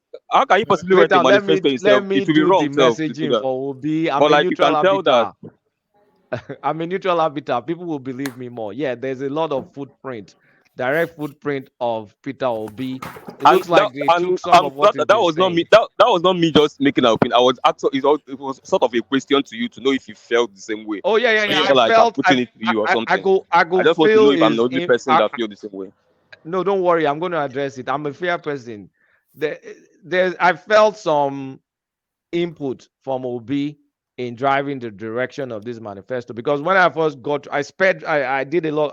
I did a speed read once, then I speed read second time till I got to this point. So I feel directionally, Obi had some input from a direction at the high level. Directionally, he had a lot of input. That's why if you read this manifesto, you can see that this man is trying to cut cost. Because when I first read it, I'm like, okay, this is cut costing. When I read Tinubu's manifesto, I was like, this is going to be a lot of spending. So this is cut costing. I mean, this is cut costing manifesto. But the practicality of it is, Obi as elected today without a House or a Senate and governors is going to be tied. His hands will be tied to implement 85% of what's in this manifesto. Truth be told, he needs additional powers to be able to do what's in there. And I would love to know where we're going to be after this manifesto. Is it 4% GDP growth? Is it 10%? Because anything that's not double-digit growth means we're still lagging behind our population growth. We're breeding more babies than our economy can afford. So if you're not going to be able to give us a double-digit growth in GDP, we're not growing. We're just running on the treadmill. I would love to see that part. I would love to see something more robust on how they're going to address poverty. Yes, but who's that? Saki. Just a little question. When you say double digits, I believe you're talking about 10% and above, right? Benny, sir. Yeah, do you think it is achievable? in a It space is. of no. Do you think it's achievable given the level we are now, given the preconditions for our takeoff to growth, given the challenges we are facing in Nigeria right now? Do you think anybody, any government, can come in today and grow GDP by 10% per annum? Per annum. We're talking about 10% growth rate in GDP per annum. So I think the little knowledge of economics I acquired, I think it is really going to be, we can see it as like the likes of Asian miracle. So I don't believe it is achievable. So forget about people coming to paper and say we are growing GDP by 10% per annum. It is a mere statement, which in practice, given the economic characterizations of Nigeria, I don't believe it is. I believe it to be a very wide, open lie and declarations that are deceitful. That's the way I see it. So can I address you now? Even self, how many countries are even growing by 10% per annum? It's very easy. No, Nigeria can grow by 10% because it's a virgin land. All of these sophisticated economies, they've already plateaued to a certain space. But Nigeria, all of the potential is still there if the policies are right. But Kulata, address what Saki is. Saki Father, this is a manifesto. You're supposed to shoot for the stars in the manifesto. No. You're supposed to put a plan that will allow you to go to the moon in the manifesto. That is the mistake we have always made in the past. Let me land. I read Tinubu's manifesto, and I will tell you something that is wrong in that part of it. I can give you an wait. Let me first land my point. I can give you an instance. Hold on, Saki. Let him land that space. Let me first land my point. Nigeria is virgin land, total virgin land. We have the population, we have the natural resources, we have the brains, we have everything. There's nothing stopping us from having consecutive double-digit growth for the next decade, because we're not at the point where we will stagnate. We will be stagnant, because there's so much potential. There's so much development that needs to happen. There's so much virgin economy industries in that country that we can shoot for the stars, and we should be able to get to the stars. Anything outside of that is failure, because our economy, our population growth is exponential, and we'll just keep shooting inflation up and up and up. So our growth needs to be commensurate with our population growth. All right. Hold on. Let Saki come in. Saki come in. Yeah, like I said, Nigeria is a virgin land, but there are certain fundamentals, that are lacking, and those fundamentals are quite challenging. Security is a very serious issue. Our budget has been on deficit for a very long time. Because when you're talking about growth, you will also weigh the budget. Our budget has been on deficit for a very long time, even in the past. So a lot of fundamentals. Our capital formation is quite low. So we're already trapped in what economists will call vicious cycle of poverty, constellation of unfavorable forces that tends to perpetrate each other, letting us to be in the condition we are. So given all this characterization, do you think our GDP can come up today and shoot up miraculously by 10% within 1 year? No, I did not say. I did not say within 1 year. No. You can shoot for the first 4 years. That is what they wrote in their manifesto. They say they are targeting 1 year. No, I read the manifesto. They say they are targeting so growth rate per annum. Yeah, but it did not say the first 1 year. Saki Father, I didn't say the no. Apart from first 1 year, they didn't say it is going to be something they want to achieve by the end of the 4 years. They just said they are targeting so percentage growth rate in GDP per annum. No, but hold on, Saki Father. Even with that, it is achievable if they liberalize some policy spaces. Yes, it is. Yes. One more. One man. GDP growth rate, the little knowledge I have in economics, GDP growth rate, don't see the way you see increase in salary increase. GDP growth rate, 5% growth rate in GDP is a very big number. No, with liberalization and policy alignment is achievable. But the average GDP growth rate in China between 1989 to 2022, what do you think it is? The average in China, which is now pretty developed. China had an average GDP growth rate from 1989 to 2022 of 9.05, close to double digits. And we are way behind. We have way more areas to develop, way more potential. Do you know what it is? Saki, just listen to this profound statement. Assuming we had 10 empty ends in Nigeria, do you know what our GDP will be like? Just 10 empty ends in Nigeria. Yeah. You cited China, for example. Perhaps you could have also cited Singapore, India, Taiwan. What again? Those are matured economy by now. We are further behind. I'm not talking about now. I'm talking about those period you are talking about it. The year you cited. Remember there was this paradigm shift in Asia. This Asian miracle. That happened. So that's that kind of unexpected. Unexpected upsurge in GDP, could be characterized as one of the miracles that might even happen in economics. So, if it happens in Nigeria, it's not miraculous. It's not miraculous, though, Saki Father. Why were they called the Asian miracles?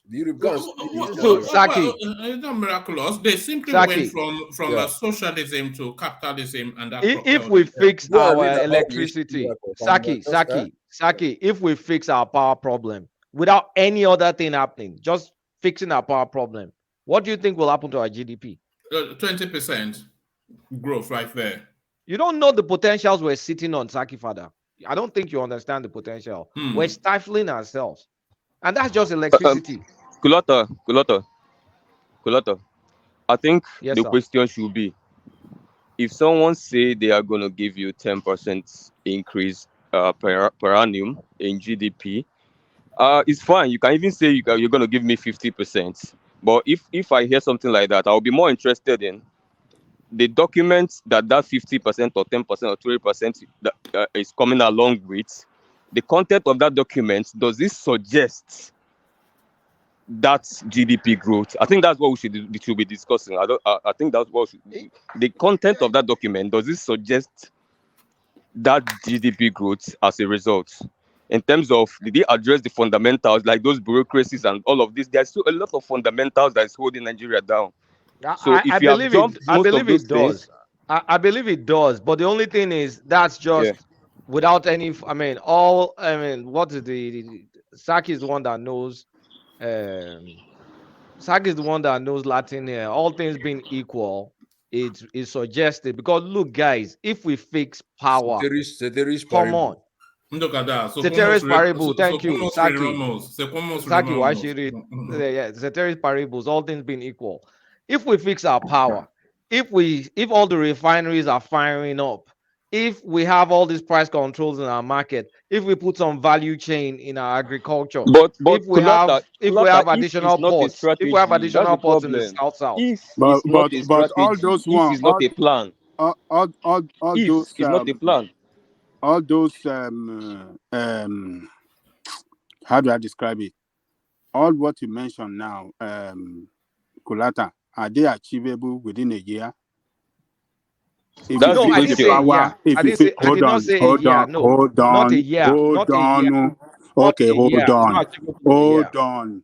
on. The manifesto of your Tinubu is saying that.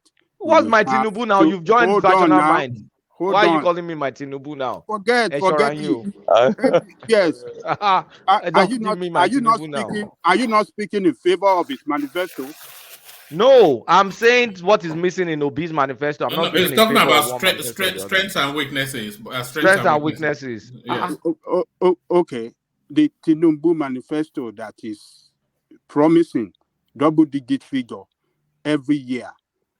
How is that achievable when we don't have all these things that you mentioned? The electricity, yeah, but the mistake all you guys are making is not all saying these are every not year. achievable. That is what he It's said. not. That is what he said. Let me That pull is up. what I they can try and mentioned pull up in the their manifesto. You can go back and read it. They didn't say as of next year we will get. That is what they said. They said annually they're going to be achieve double digit. That's not what they. GDP. No, that's not what they said. That's impossible. That's impossible to tell achieve me what, in a year now. Tell me what they said in there. How many how many figures? I have to go pull it up, but it's definitely not 1 year. That's no, that is what they said annually. Even if that's they what they said annually, and it's not achievable. It's a lie. I will expect 4 years at the minimum. I will expect 4 years. Okay, it is when you don't have electricity, when you are in deep deficit already, when your economy is already contrast, when you are in a big a setback on foreign investment, when every setback whatsoever you want to talk about in any measure you want to mention the economy of that country, that is where we are today. And then this man is saying that it will achieve double digit every year. It is a lie.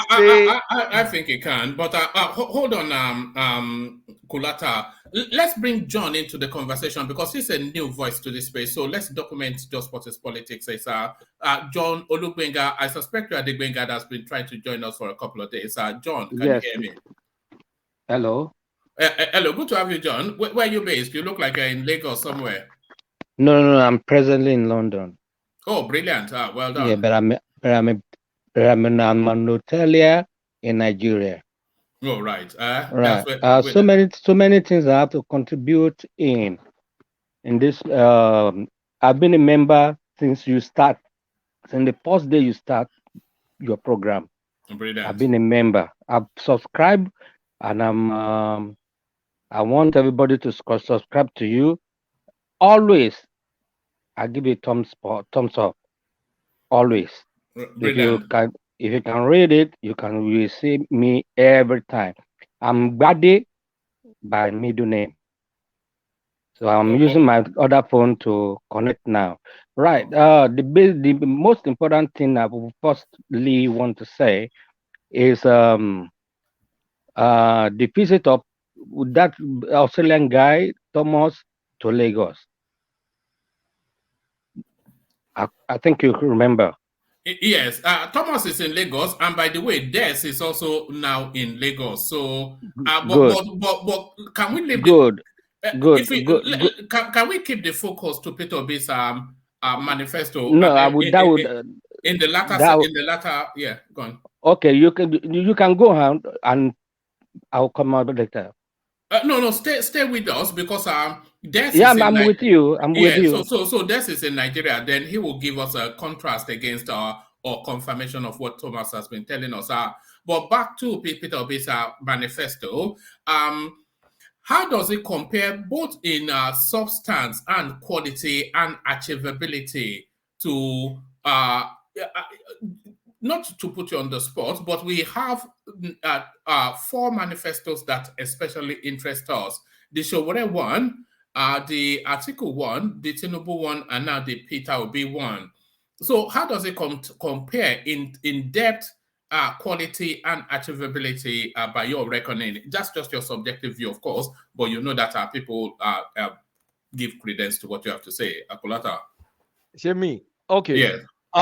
I mean, assuming, let's forget whether Peter Obi has the House or he has the Senate or he has whatever. Let's just assume all things being equal. It's to an extent, there's some practical aspects to the manifesto that are doable with enough political capital. And then there's the superfluous aspect of it that are just pie in the sky. the ideas have not been fleshed out properly. Like I said, consumption to production has not been fleshed out thoroughly, in my opinion. And poverty alleviation and also additional things missing in terms of like plans for health sector, housing sector, those kind of things have not been fully fleshed out. But the core things that you want to be able to implement, regardless of whatever happens in other industry, he addresses them, which is removing subsidy removal, foreign exchange, and cutting cost of the government and taxes. Those are within his control. Now, if I'm to put the context to it, mean Peter Obi gets elected today, he has no house, he has no senate, he has no governors. A lot of it will not be achievable. Let me not lie to you guys, because I don't think he has enough political capital to pull it off. And they will frustrate his life unless he has some supernatural powers and he can get above and beyond all this Niger factor. Then will I give him a shot? Now, compared to other people's manifesto, Tinubu's manifesto has more content, addresses more places, but has a lot of fluffy details in areas that are more important. Example being, he wasn't as direct in terms of state police, for example. It wasn't as direct in terms of, it wasn't as direct in terms of liberalizing transmission in his manifesto. Peter Obi was clear cut in those areas. Tinubu was not. But in the flip side, Peter Obi did not tell us the different comparative advantages you have in different regions that you want to tap into. Peter Obi did not tell me how I'm going to be able to finance all these agriculture things in a little bit more details. How are you going to guarantee the pricing of agriculture that will make them sustainable? Those are not part of Peter Obi's manifesto. So, no manifesto is perfect. All of them are workable, but the reality, the politics of the situation, Tinubu will be able to make more inroads with his manifesto because he will have the House, he will have the Senate, and he will have some political capital to be able to push things along. But Tinubu will also be encumbered with corruption, with a lot of corrupt party members that will be part of his government. Peter Obi may have the right intentions, but he will not have the political capital to execute some of these reforms that he intends to make. Atiku will have no problems selling everything to his friends. So that's how I read them. Showore, I don't know. Showore, has a nice manifesto, but it's still the same problem. He won't have any political capital to do anything. Does the ambition of the Peter Obi manifesto suggest that it is being presented by somebody that has no anticipation of having to implement it? So is it too ambitious to be implementable, which is to suggest then that he has no thought that he'll be asked to implement it? On the surface level, is not ambitious, but in the Nigerian context, is it extremely ambitious because you want to go and do all these things to civil service. Who are you kidding? Those guys will fight. So if you put Nigerian factor in there, man, it's a mission. The guy wants to undertake some mission. But without the Nigerian factor, they're pretty common sense things to do, reasonable and common sense things to do. Okay, if you were to grade it out of 10, what score would you give it? If grade it out of 10, the manifesto. If I give Tinubu's manifesto a 6.5, I think I'll give them both the same scores because they have strengths and weaknesses in different areas. I like this. What I like about this is some sort of decisiveness in trying to tackle government cost. the cost of running the government. I like the decisiveness in that area. I do not like the platitudes that fill up the space in consumption to production and poverty. And I felt there are still many things missing in the manifesto. But from a concise, decisive manifesto, yeah, I'll give it almost the same mark as Tinubu, because I think Tinubu's on, while tackling many areas, almost all aspects of the economy and the Nigerian space, some parts were just not decisive. And I think it's maybe because it's encumbered with Buhari, so he can't afford to kind of like make some decisive proclamations in that manifesto. So I'll relatively score them to the same, but they have strengths and weaknesses in different areas. Score Atiku as well, just to fulfill all righteousness. So I'm biased. I'm biased with Atiku. I like Right. Atiku's manifesto, so I'm a bias. So I'll score Atiku's manifesto a bit higher. I'll give it a 7. All right, brilliant. Does Saki Father share your? Sorry, where were you able to get hold of that manifesto? Because I've been searching for it all day. I couldn't even get more than just that little readout that I got. You want me to send it to you? Send it to me now. So I need to. I can share it on Instagram. I can send it on Instagram. We can't be lambasting Peter Obi every day and not, if it's done well, because you sound as though you are impressed, and I know that you are more like cold facts and no sentimentality. So there is a Kulata's understanding of the Peter Obi manifesto, long awaited, but it looks as though it's lived up to the billing. But it's lived up to the billing. Uptown, I suspect you may not have read it, but I suspect you score him higher than Kulata anyway. So Uptown, what have you gleaned from the Obi manifesto, and does it inspire you with even more confidence, Uptown? One morning. Good morning, everybody. Good morning. Good morning. Like I said before, like I chipped in before, the when I took like a quick glance, my first impression, like I said before, I could feel some taste of Peter Obi inside the manifesto, so that means it's not disconnected. I read something. I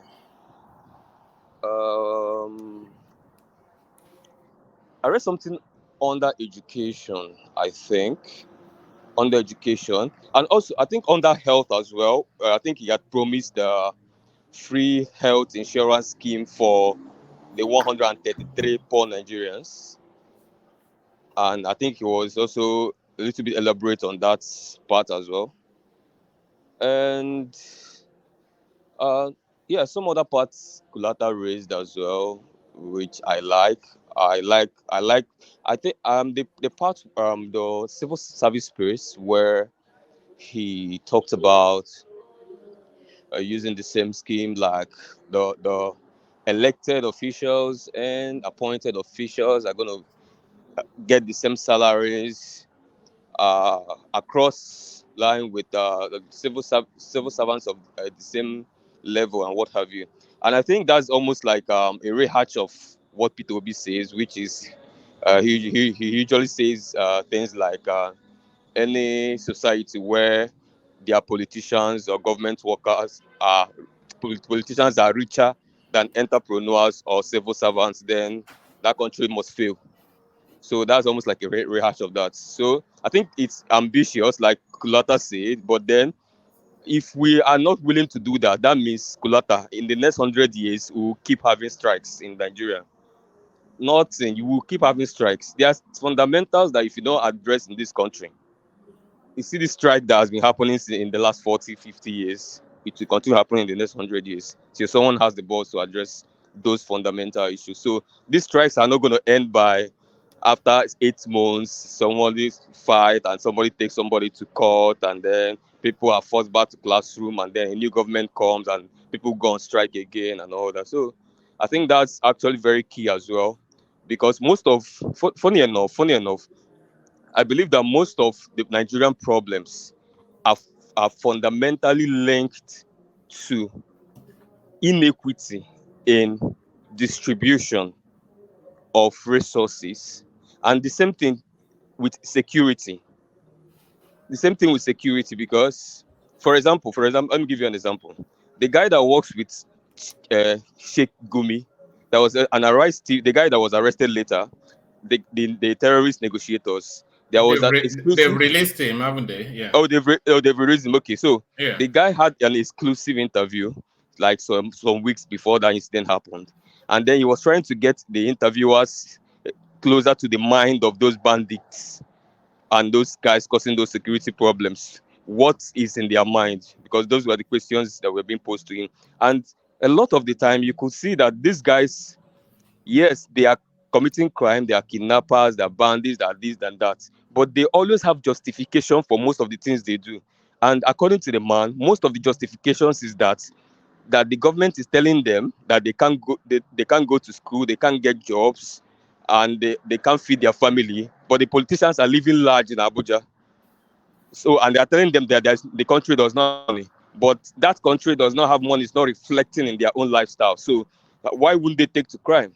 So like that. The injustice in the society, the glaring one, that inequality between government and the workings of the government, like those citizens are seeing that this government. Okay, if you are coming to explain to us that see there's problems in the land, we are borrowing, we are doing this, we are struggling with our finances, and then it's not reflecting, then someone might pick to crime. So that means that inequality, and same thing with agitations, the same thing with strikes in the civil service space, the same thing with a lot of fundamental problems Nigeria has had is based on that gross inequality and corruption and what have you. So I think those fundamental parts are going to automatically address so many things that is stopping that is causing insecurity in Nigeria and all of that. So, and I like the power sector as well. I like the suggested clusters and taking off the benchmark, which is 1 megawatts right now, taking it up to 10 megawatts without license. So that means if I can afford to get 10 megawatts in Nigeria, I don't necessarily need a license. So Playtown, you see that yeah, area yeah. where he said he was going to pay health insurance for 133 million Yeah, poorest that people. The 133 reason I million didn't, again. yeah, the reason I didn't take it seriously because Yeah, it did not tell me how he was going to pay for that, or even yeah. if we have enough doctors to be able to Mm, even like take care of those people, even doctors or what do you call this nurses? Is it midwives or whatever you call those senior nurses? mm. Because that was just like it's just a short paragraph that like you have to think about, okay, how is he going to pay for this? Okay. Do That's you know why some of those some of why those that yeah, why that sat more comfortably with me is because I've read a couple of other manifestos that said free health insurance to all Nigerians. Actually, starting from Buhari's manifesto in 2015, Buhari said free health insurance to all yeah, but Nigerians.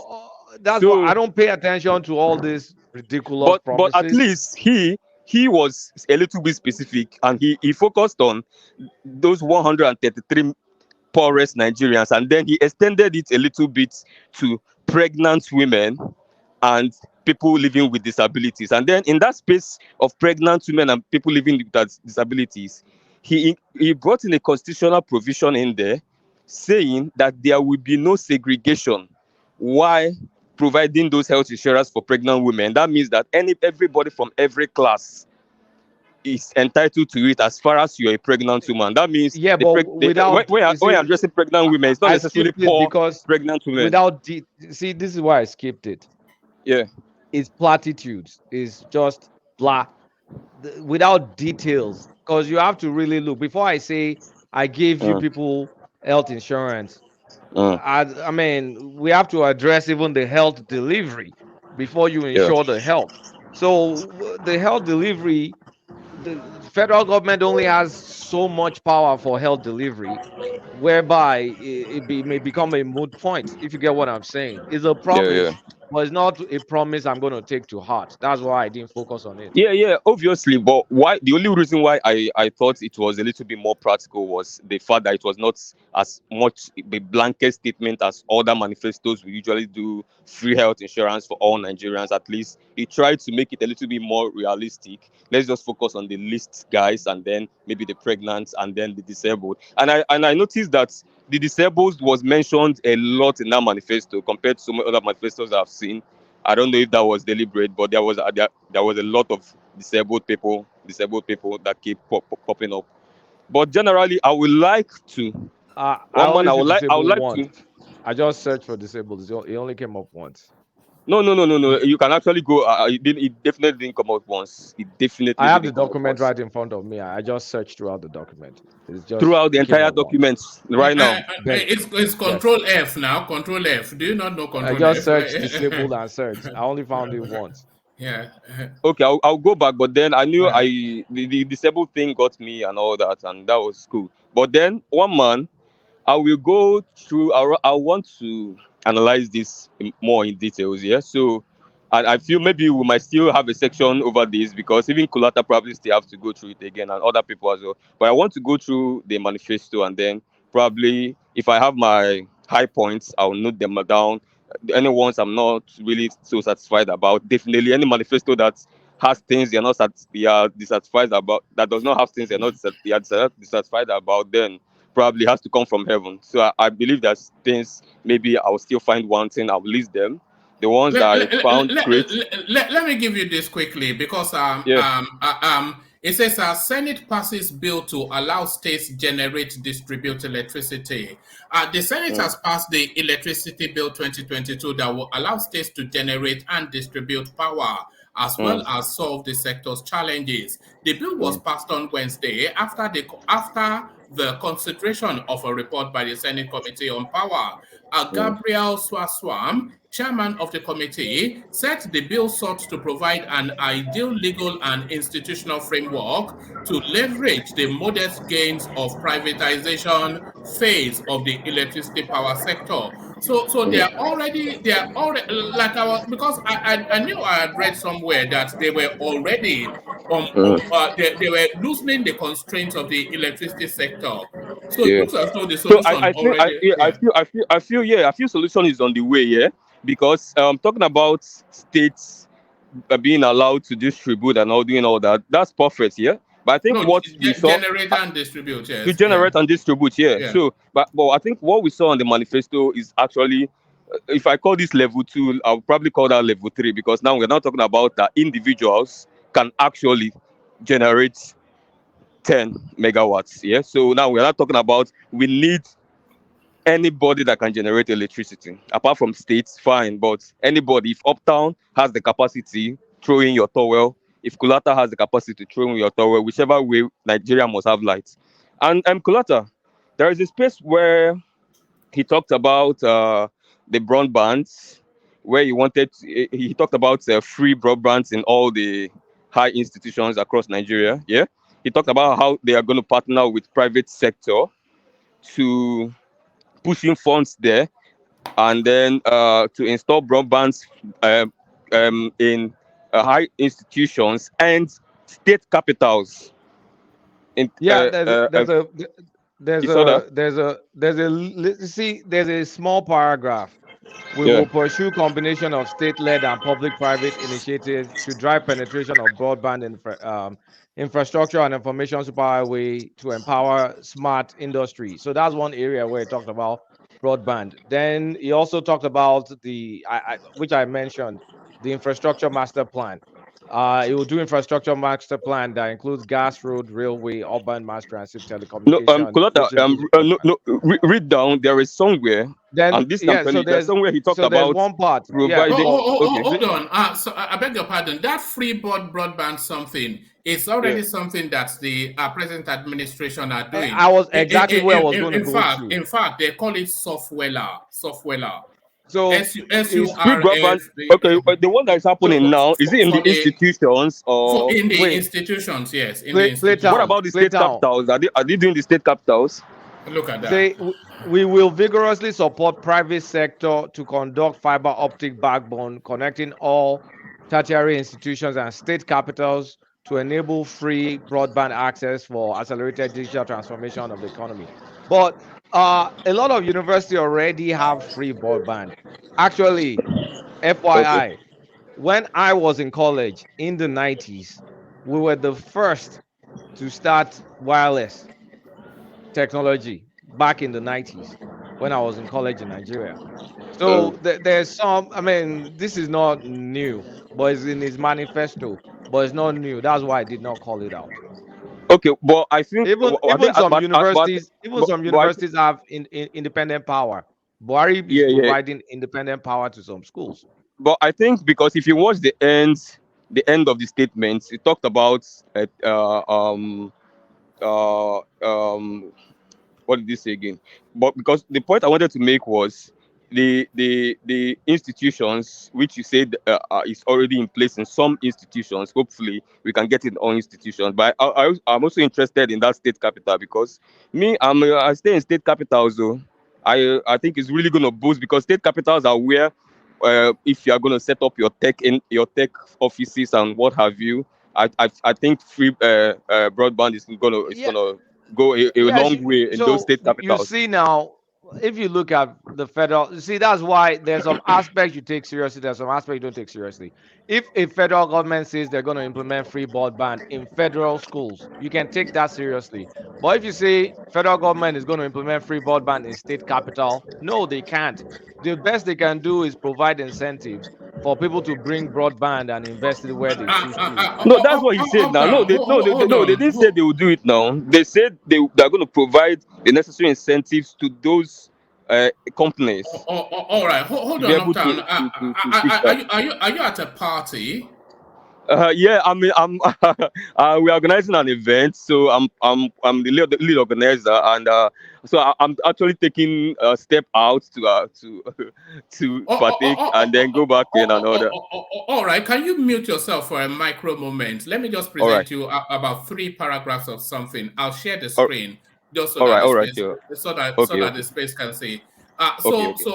Yeah, just mute yourself for. Oh yeah, there he is. So this is if you look at the date, the 9th of August 2017, and the headline, Software Free Wi-Fi Facilities for Nigerian Universities. So this is as far back as 2017. Software, a free Wi-Fi facility, will be made available to Nigerian universities to give a boost to tertiary education in the country. According to the Chief Marketing Officer, Bukola Olushola Bankole, the free internet Wi-Fi will be launched across the length and breadth of the university campuses in Nigeria. Software is a corporate social responsibility initiative of indigenous 4G operator Cyberspace Network Limited and a veritable platform for social and cognitive computing. So on and on it goes. So it looks as though, and there are other spaces as well that tells us that the governments are already in that initiative. So I'm not. It's not. People here that's hearing me that saying in their school there's no free broadband. Yeah, but it's in the pipeline. I have an Ibadan guy here that's saying there's no free broadband in his school. It's in the pipeline. It's in the maybe he would have graduated though before he comes. That's what I'm saying. He's still in school though. They're still in school. They're actually students. They're also artists. All right, brilliant. All right. Go on. Most of these things here are still on the pages of newspaper and still maybe on the proposing we are going to do this and all of that. But actually, anybody that feels Buhari's government has no policies is dreaming.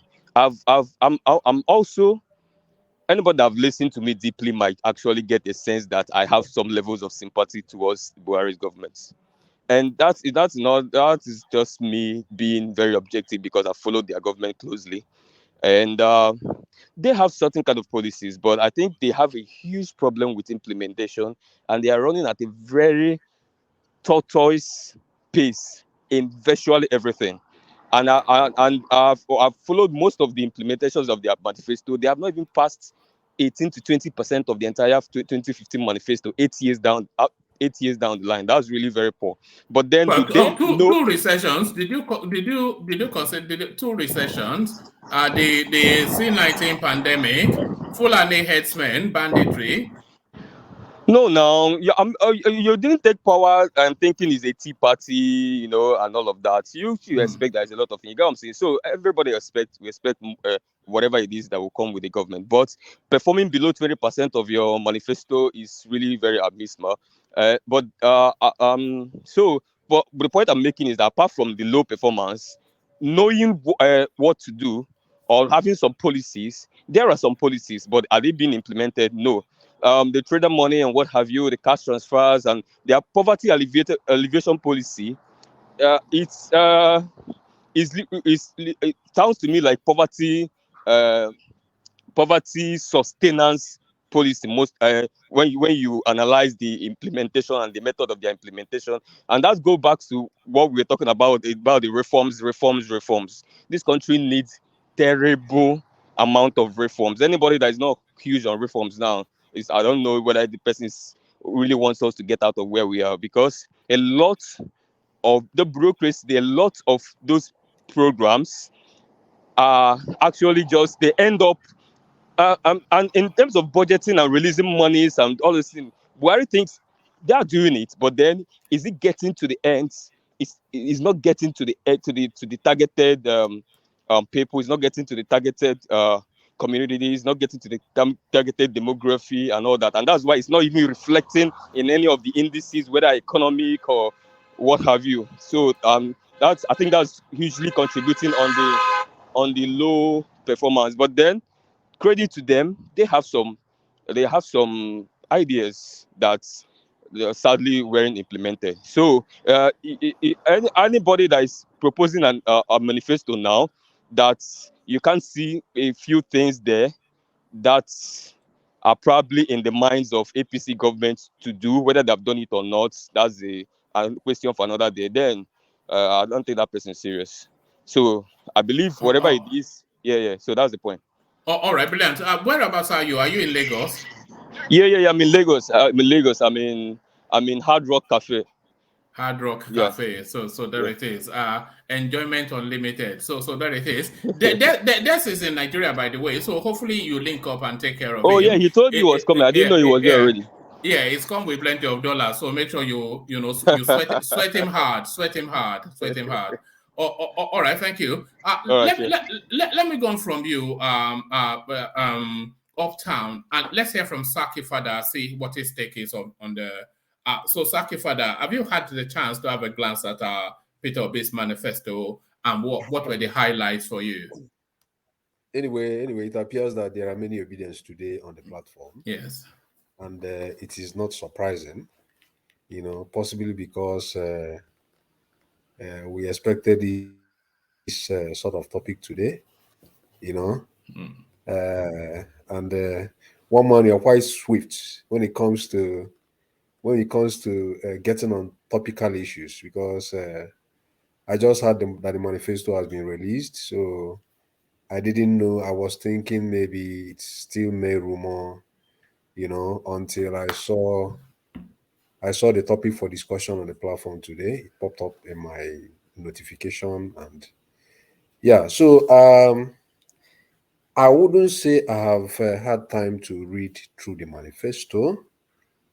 I have not had time to read through the manifesto, but then based on a lot of things Kulata said, I think the manifesto is almost a reflection of a collection or collectivity of a lot of things P2B has said,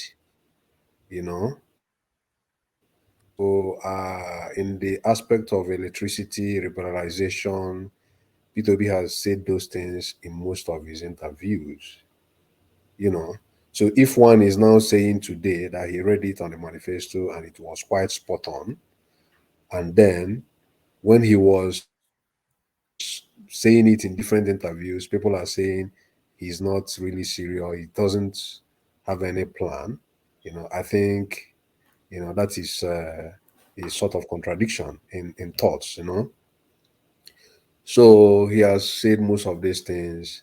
So I would say, just like Uptown said, the manifesto is quite reflection of P2B. It shows a conscious effort. It shows that the candidate himself, you know, didn't just allow people to write the manifesto without him, trying to follow up on what's to actually understand whether what they are writing is in his own direction, sort of. So I think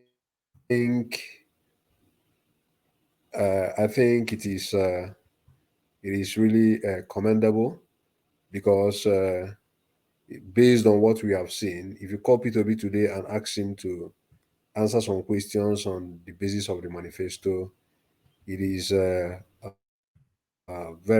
it's really obvious that he will be able to say things about the manifesto. He will be able to show that he has knowledge of the content of that very manifesto.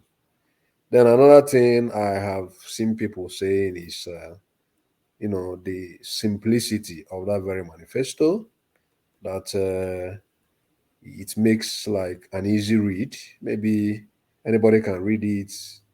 You don't need to be so sophisticated to understand what he's actually saying in the manifesto. Then there was a point Kulata made and said he didn't go deep. I want to make it very.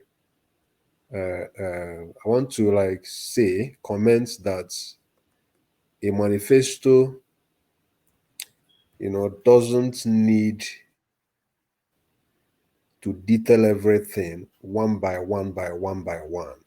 If you have a lot of policies you want to like a policy direction you want to take, and you now want to explain the policy direction, every step you are going to take, it's not going to. We don't expect manifesto to exhaust everything, you know. Even during the time of Obasanjo had a manifesto.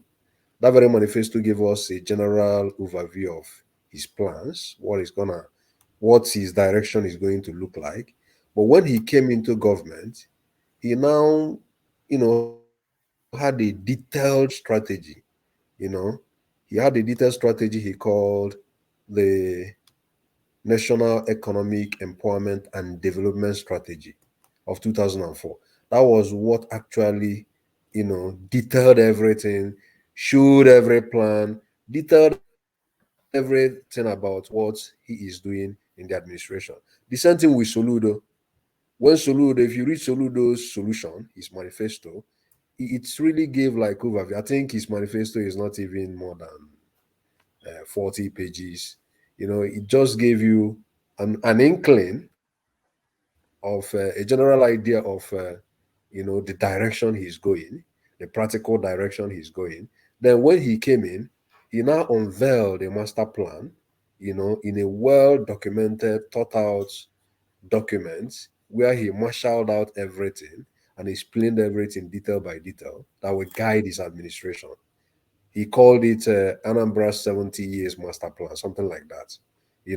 So it was a very bogus document. I have a copy of the manifesto on a second screen, and I'm not as enthused as Kulaka just sounded. There is nothing Okay. here that I can see that is Okay. Yeah. However, it's just yam yam. yeah. However, his Wait, money. Saki, to just say Yeah. something on what you just said before it gives my thoughts here. On that Soludo space here, if you the Obi did the same thing in Anambra. Obi has the manifesto you ran elections with, and after elections, he now sat with his cabinet and brought up ANITS. If you are aware, Anambra Integrated Development Strategy, Yeah, I'm aware of that. ANITS, Yeah, I'm and aware of. it's ANITS. And it was now a detail of the manifesto, and that was the working plan. And funny enough, I in comparison with the Buhari thing I talked about, Buhari performed less than 20%. If you go back to Anit and anybody, I think Anit is online, and because my brother used Anit to do his final year project, Anit performed almost up to 60 to 70% in terms of implementation. So I think that's what we should be watching out. We shouldn't be watching about working documents. And let's talk about that government. How much did they implement that working document? Anambra implemented and it's up to 60 to 70%. Anid was in second term, not his first term. What did you say? Anid was in his second term, mostly in his second term, not his No, no, first. no, Yeah, no. now And Anit no, was no, the no, no, no. You can't no, say that. And he started implementing it in He 2000. discovered it later than Saki Father, not No, in no, not no, the no. beginning He of the no, started no, no, process. no, no. What you implementing will say is that he started in after he was 2008. done with the whole legal issues of It was expulsion later and in coming back it and was all of later you. in his government. He guys, I mean, I've He read it. started implementing it in 2008. I'm very sure of that one. 2008 is not 2006, Saki. He Yes, entered now he 2006. gained government to 2 years after he started implementing 2006. Kolata. He left government 6 years later. And 6 months later, he was impeached 6 months later. He came back. And then he still went through the whole election issue that happened after a year, and still came back again. So by the time you count all these things now, when he started implementing Anis was after like 2 years plus. Yeah, that's what we're saying the same thing. Yes. All right. Thank you. So Yeah, certainly. so Yeah, go on, Saki. Yeah, go on, Saki. yeah. Somebody like one man, of course, you will not be quite impressed by No, the I manifesto. am actually impressed. I've just now recently, just in the course of this session, received the manifesto. I'm just Yeah. glancing it. But Kulata, who a more economic-based sort of person than me, he seems enthused, and I share in his enthusiasm. We just wanted the manifesto. You know, we want the best for the country, don't you, Saki? Yeah, of And course, and of yeah, course. and if Peter will be present, so we just want a plan that coheres and gets Yeah, us out of the of mess. course, yeah. But Yeah. like I have not read the manifesto, like I said.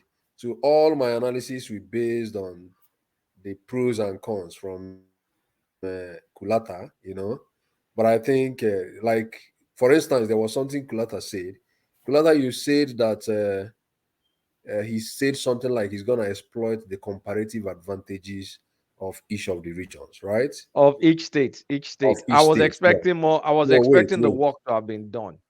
I think Kulata, Yeah, yeah. what I'm expecting in When that case someone is says, what he Hold did on, with up Anis. down. Hold on, up down. Yeah, go yeah, on, Saki. Yeah. when someone says in a manifesto, I am going to exploit the comparative advantages of each state.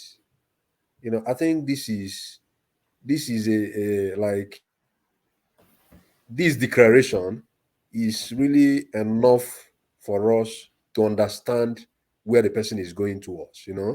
So, but what you expected is for him to say, for instance, in Anambra State, I'm going to exploit their Okay, trade advantages. Saki, let's In Lagos, compare it. You Let's know, compare it to I'm Tinubu. going to why focus on couldn't their he say financial. that? Why couldn't he Let's say compare it that? to No, Tinubu. that is what I'm saying. Tinubu. That is what Let's I'm compare saying. it to Tinubu. Hold Saki on. Father. Does he not know the Yeah. economic strengths of the No, regions he of knows. Nigeria? He Yeah. knows. So He knows. then why couldn't? No, he knows. But Kulata. what I'm saying in effect is Saki that, Father, for yeah, what I'm saying contrast, in effect is that, Saki Father, wait, just what wait, I'm saying in wait. effect is that, yeah. Hold on. Make Yeah. una come chop suya. Make una come chop suya. I'm inviting everybody on the platform. Look at that. Yeah. Look at this guy. What goes with it? If it doesn't go if it's not with palm wine, or is it It's going with with palm palm wine? wine. Oh, wow, you are in tune. It's a Yes. local bar. Yes. Yeah. Equation of Me, I'm unbalance with drinking. that. I'm drinking red wine. Red wine with Red wine asun. That's with what I'm suya. getting here. Look at that. I'm This is doing my what red wine Fidel. and asun. This is what Fidelis was saying yesterday. Palm wine versus red wine. He wants palm wine, not But red wine. But yeah. okay, Saki Father. For quick contrast, Tinubu did extra work to say in the southwest. They have this sand, fan and clay. I'll be able to do a glass industry. In the north central, I'll be able to do mining. In the southeast, I'll be able to do labor intensive production. In Yeah. the northwest, I'll be able to do, is it tanning All right, or let me textile? Something like that. let me tell you what Something I just mean. to Let me tell you. show that work has already been done or some thought Let me process tell. has been put let me tell you what I'm trying to say. For instance, when Peter Obi went to is it Oxford University to give that when he went to see diasporans, they were asking him about manifesto. He said that what he's saying here is more important to him than even the money. That if he's left alone, that he might even want a one-page manifesto. He might even want like just bullet points of what he's going to do, but that he will explain it more when he's talking to you right now. And then there was an interview where he was asked, how are you going to really exploit the comparative advantages of the state? He said that the Southwest is going to be a financial hub. That Southwest is known for finance, technology, and those kind of things. Then he said somewhere like Aba and Rivers, Aba and I think Abia State is going to be manufacturing and what have you. Then he said somewhere like Plateau. He said it in one of interviews. That's what I'm saying. So maybe he now came to the manifesto and just wrote, "We are going to No, he exploit." said it. Asaki, let me help you. He said it. He said it in an interview, but he also reiterated it in River State, where he said that the north is going to be the agro base of Nigeria, and that's our new oil, according to him. And then he talked about the southwest being financial Yeah, and but technology. that's Lamba. It's not in his Let me manifesto. learn. Southwest being the financial and technology hub, and then he talked about the southeast, and then Abia and Aba, the manufacturing hub, and then he talked about building a A road, strong connecting road and boat and that will make trade it one state, something like that. From Abia to Rivers, and then it's going to make Rivers and Port Harcourt the export hub of uh, of Nigeria. So probably Lagos with more imports, but Rivers State export hub of Nigeria because they're closer to the manufacturing hub, which is Abia State. So it's going to link them up with both rail and road. And yeah, I think that's what what he answered in that space, and he has answered it a couple of times in different interviews. So Yeah, like I said, and by the way, other voices can come into the conversation as well. But But what I'm expecting in that space, Kulata is, I'm expecting what he did with Anit, because since that place is his major, that production to consumption, I think he will want to work out that this same Anit plan with probably his cabinet and whatever it is, a proper integration development plan in that aspect. And then that when you're talking about working with those states, you have to factor in that you have to do a lot of federal government state collaborations, a lot. So that means that a lot of people have to be on the table to work out a real integrated plan in that space. And I guess that's why when he goes to these states, like what he told them in Bayelsa was what he told them in Rivers. He said he won't govern from Abuja, that he will not be Abuja president, that he will govern them from their individual states. So that means that we expect a lot of federal state collaborations, because when you're talking about production to consumption, most of the lands are in the hands of the states. You understand what I'm saying? Most of the arable lands. So there has to be a lot of federal state collaborations in that space. So I'm thinking that there will probably be another ANIT plan like he did in Anambra when he wins, that's going to really address that production to consumption more deeply as probably you'll be more satisfied on what the manifesto is saying. I think that's what the comparative whatever I was talking about is. So that's my own suggestion. You are inserting a lot that was not in that manifesto. You are, yeah, but back to Saki Father, and then after Saki Father, I want to hear just quickly from Kulata if the manifesto of Peter Obi is a Labour Party manifesto. But Saki Father, back to you. Yeah, on the issue of being a Labour Party manifesto, yes, I have never expected it to be a Labour Party manifesto. Like I've always said, and Peter Obi has even said it in one of the interviews when he was asked that you appear to be a departure from Labour Party ideology. And Peter Obi said that the level of our development, the stage of development we as a country are at this time, that we have not really matured politically to the level of, sticking to saying like political parties have ideologies that actually guide them. That we cannot be comparing ourselves to the Western world, And he went forward to Was say, it not the he went ideology? forward. Hold on. No, I want to finish. No, And he even went forward to say, hold on. It's a dialogue, not a monologue. Saki, yeah. I think if that was actually what your mentor said, and that completely tells us that his party is not ideological driven party, and him as a president will not run that country on the basis of ideology of the party that he represents. Labour have its own. Can I ask you a simple question? Hold on. Let me finish. Let me finish. Labour have its own manifesto. Yeah. Now, the presidential candidate does not want to run the country on the manifesto of Labour, but that of PDP. I'm not talking about manifesto. We're talking about ideology. Yes. Oh, okay. Yes. Ideology. I mean, manifesto must be ideological based, isn't it? Yeah, it is. But this manifesto is far from PDP manifesto. Very far. Hold on, Uptown. Let that conversation take place. Yeah. Manifesto must be ideological based. When your manifesto, I know, yes. but let me tell you something. There is something I want to ask you. There is something I want to ask you before I forget. Are you more interested in somebody giving out practical solutions that will solve Nigerian problem? Or are you more interested in somebody who is trying to follow methodic, dogmatic, charismatic procedures, to show that he's obeying a political ideology? And at the end of the day, the problems in Nigeria are not solved. Saki, what attracted Peter Obi to Labour Party?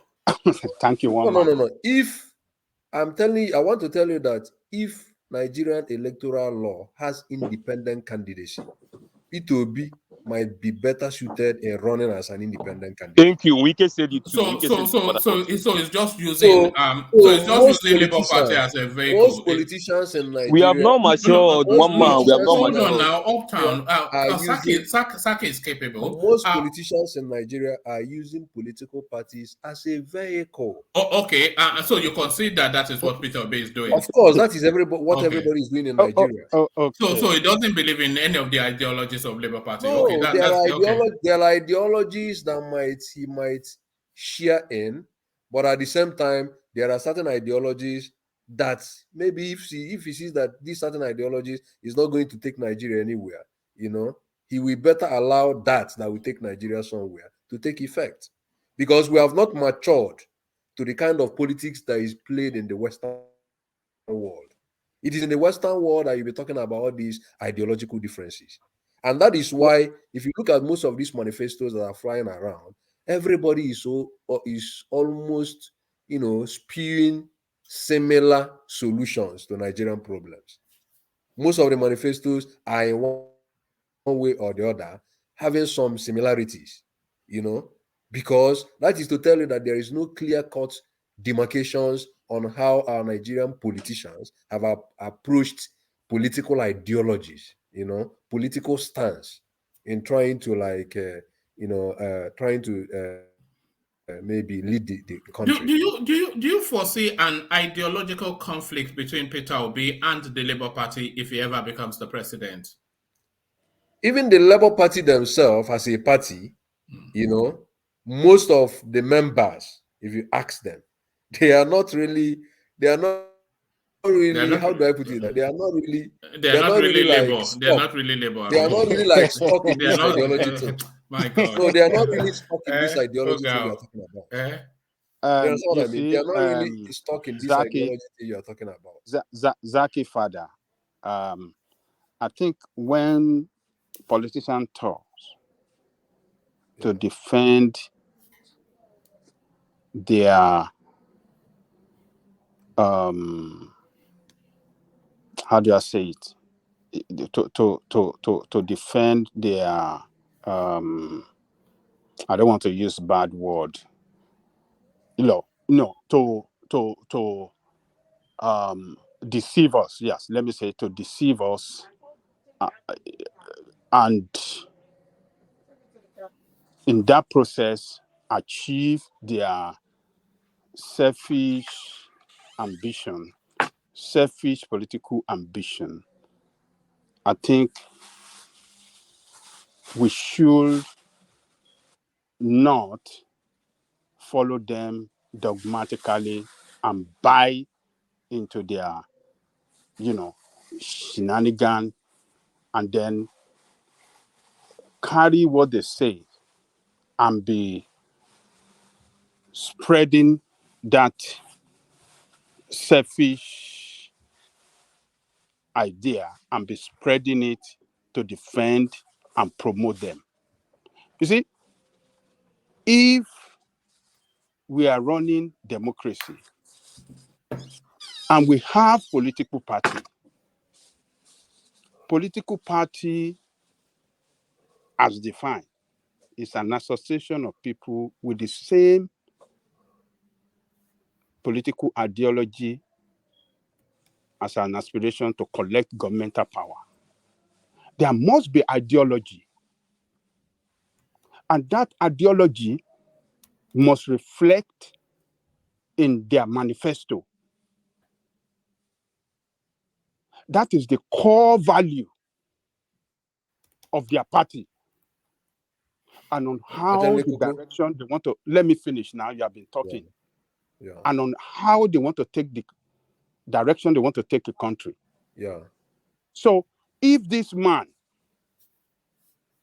is now coming out with a manifesto that is completely in contrary to the original manifesto of Labour, that tells us that we are heading, if we should vote for him, then we are heading towards disaster. Yeah.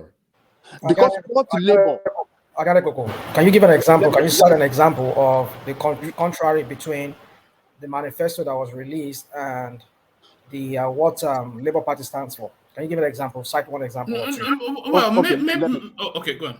If you have one, then give us. But just in broad ideological stance, the manifesto presented by Peter Obi is a market-driven, capitalistic manifesto, and the Labour Party, of course, the total contrast opposite of that.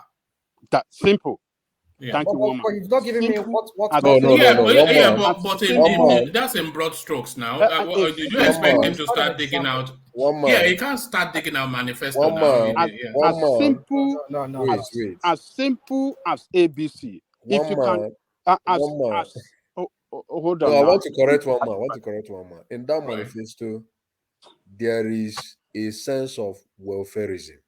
There is also a sense of... Thank you, Sacrifice. I wanted to say that now. No, there is a sense of... The civil service space was a lot of labor. Hold on. There's tokenism to welfareism, but the body of it is capitalistic. There's tokenism. Every manifesto has tokenism to welfareism.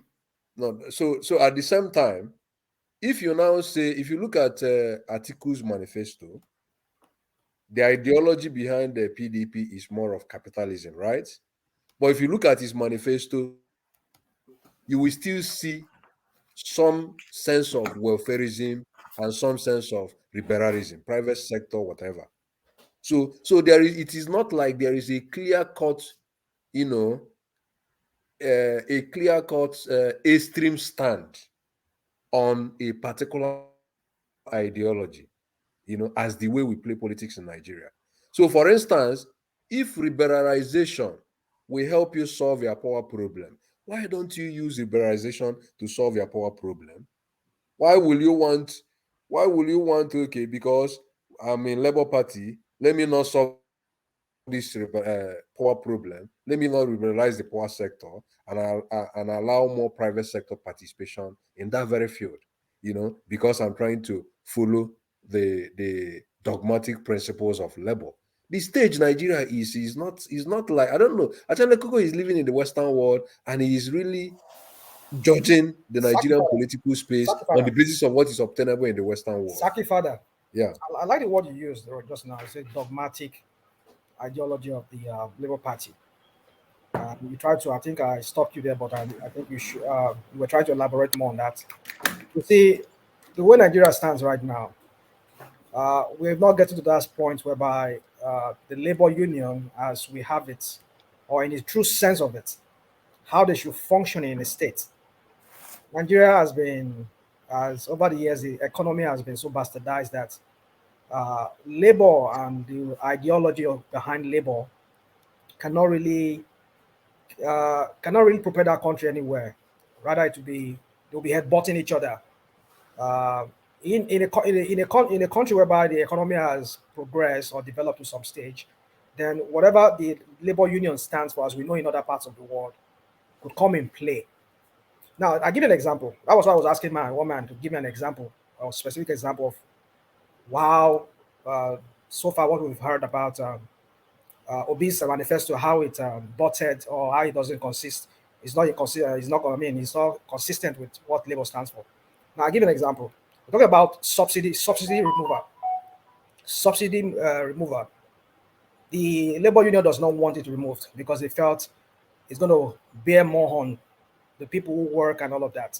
So the government should continue this welfareism of a thing whereby they continue subsidizing it, which is at the detriment of the country being heavily indebted to some few cabals, some few people who are smiling to the banks with this. Now, if in a country whereby we've gotten our crap together, the refineries are working, we don't have all these loopholes that are allowing people to siphon our oil and gas or whatever, then they can start talking about this welfareism they're talking about. But right now, they can't do that. It won't work. If we continue in this same welfareist way that the government has continued subsidizing this fuel for us, that country will continue in this mess. No. I'm not sure you can't say that, rational mind. There is no way. No. They have to remove that subsidy. It has to be removed. It cannot be removed until permanent solutions are in place. Because the poverty density of the Nigerian space cannot absorb that. It cannot absorb a rip-off. If you maintain status quo, if you maintain this to rip off the bandage. Hold on. You're just trying to bring another kind of thing that doesn't really. No, it's if you continue this status quo, we'll continue having this crap. Hold on. Rational mind. If they remove the oil subsidy, the price of petroleum can go up by as much as 300%. But the wages, they stagnate. And the wages already a struggle just to maintain. Imagine a family of. Okay, I get you, woman. Sorry, can I answer one man? Can I answer that question, one man? Sorry, hold on. I've not even landed the point. Let me just land the point. Yeah. So the space cannot absorb the removal of the oil subsidy unless it is phased with a final solution to that particular problem, which is either the onboarding of the Dangote space or a once and for all permanent solution to the refineries that the country owns. But they cannot rip it off just as the situation is now because the poverty density skyrockets. Okay, now you talk about, you just said two things. Let me talk about that of the government. The refinery. This is a government that is telling you that they don't have the money to even pay or even finance their budget. Where are they going to find the money to repair a refinery that has been moribund for how many years? They're already fixing the refinery. FYI, Daewoo company that makes cars. They're fixing Kaduna and Warri. Let me and then there's a Spanish company fixing Port Harcourt. FYI. So there you are. We've had this many times. This is not my first time. No, this time around is different. It's not. They gave the contract to foreign companies. I understand. I hope this time around, like they've been saying over the years, this time is going to work. But let me say this. Let me make this point.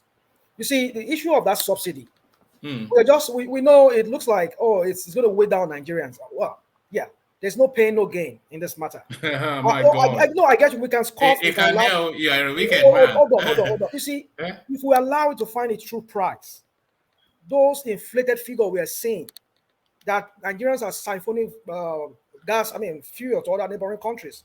Because when it finds like in Ghana, they sell it for about, almost like 400 naira Nigerian price. In other countries, almost like $300, 300 naira Nigerian price. So if it's the same price they're buying it in Nigeria, they won't. What's the point of? Smuggling gas. Smuggling fuel to the neighboring countries. They sell it the same price in Nigeria. So the point is this, and then the true amount of money that has been paid, or amount of fuel that Nigerians are using, will come to light, because at that time, whatever money they're getting, the government is saving from that, because Nigerians are buying at the true price. They cannot put that money into other expenditures. You see, we can continue making this case. Well, I just hope this refinery will be fixed, like you said. But I know the power that are behind this subsidy issue in Nigeria, they will never let it come to light. Because we are hearing them that they will fix this refinery for how many years? We've heard that who has been there, this has been there, but we don't know. Up to now, nothing has been fixed. So my point is this: you see, we will need a little bit of capitalist kind of or whatever, some kind of hard measures, rational mind to be done, so that we can bring this rational mind. The labor can now function in a better way. The capitalist ideology that we've been running the country for years has failed the country. Your capitalist ideology that you guys are talking about. Hold on. Can I interject? In my view, let me talk. In my view, let me talk. Nigeria has never had clear economic philosophy. All right. Let Ajanle Koko land that point. Go on. Whether we have a clear economic philosophy or not, what we are running today is a free market economy. No, it's a lie. It's a lie. We don't even know what we are running. What do you mean by lie? What do you mean by lie? We don't know what we are running today. What are you running? No, what are you running? You are running what free we are running market today economy. Because if you say free market economy, okay, tell me what we are running. Tell me the system we are running. Tell me the economic system we are running. We are neither here nor there. That is not true. But in theory, that is not true. No, I'm telling. I will give you the reason why we are neither here or there. You know, you can't tell me you are running a free market system, but government dominates most of the strategic sectors. You know, that drives the economy. Tell me the sector that government dominates. Does government dominate aviation sector? Does government dominate agricultural sector? Government is everywhere. Government is everywhere in Nigeria. Hold on. Yeah. Does government dominate agricultural sector? Does government dominate aviation sector? Does government dominate even the gas and distance sector that we are talking about, that government failed there? So, look, we are not running it well. That is the problem. It's a free market economy that we are running, but we are not running it well. The way we should run it, we don't run it well, and we don't make it transparent enough. But why are we not running it well? Hold on. I would like to hold on now. Hold on. Okay. Go on, please. Hold on. We are not running it well, and that means we are incapable to run it well. So let us try what we have run in the past that work well, that make meaningful impact in the life of the people, that develop us as country back then, when we were in even in the Second Republic. All the political parties that we had then, they were running on the basis of ideology, and they run well. Chief Obafemi Awolowo, UPN, it was a socialist-based political party. Shagari was more of a capitalist run all right. system. Ajale Koko, I think what the pushback argument might be is that what fitted then might not, because those were less sophisticated. No. Yeah. Let's forget about that. I'm just trying to make a point. Yeah. The point I'm trying to make, when I had Zaki and Hoptown, the obedient follower, saying, "Oh, it doesn't. Nigeria, we are not sophisticated enough to run ideological based political party," just in support of what Obi have said, as they claim. So I am telling them, so does it mean that because Obi said that, does it mean that what he's saying is logical? Does it mean that what he's saying really makes sense? Just because to justify what he's doing wrong as per his manifesto, which is completely in opposite to what the Labour stand for, and he's trying to justify that, and you guys buy into it, you agree with him, and you are Can I trying to, interject? and you are trying, I've let been me trying to finish my interject. statement. Let me finish my statement. And then you are trying to push that out just to defend him. Look, any political party that is manifesto run in contrary to the ideology of the party is not a party to be voted for, because they won't be able to achieve anything. They don't stand what they claim they stand for as Labour Party is a different thing. They are telling us that they will implement or run the direction they want to take the country is different from what they stand for in terms of the ideological base of their party. So this man failed right there. And we're going to run into a serious problem. And there's going to be pushback. Workers, he won't be able, because workers will stand up against him. There are so many policies that we like to put out there, which will be totally contrary to the interests of workers. And workers, the trade union across the country will stand up against him, and that will set us economically backward again. So let us just say it the way it is. It's trying to destroy the ideological base of Labour Party. Labour Party should not be run by manifesto. But Labour Party has already Ajale Koko, Labour Party has already conceded that space to him, because of course he has published this manifesto under their party logo. So that is to say they've conceded that space to him. So that is Labour Party. The Labour unions across the country. Hold on. The Labour unions across the country will not agree with him, and those should be the hold on, Ajale Koko. That is to come in administration, but not at the political, not at the electioneering phase. Oh yeah, that's what I'm saying. We are anticipating if he becomes president, he will get a lot. It will be strikes every day. That is what I'm saying, one man.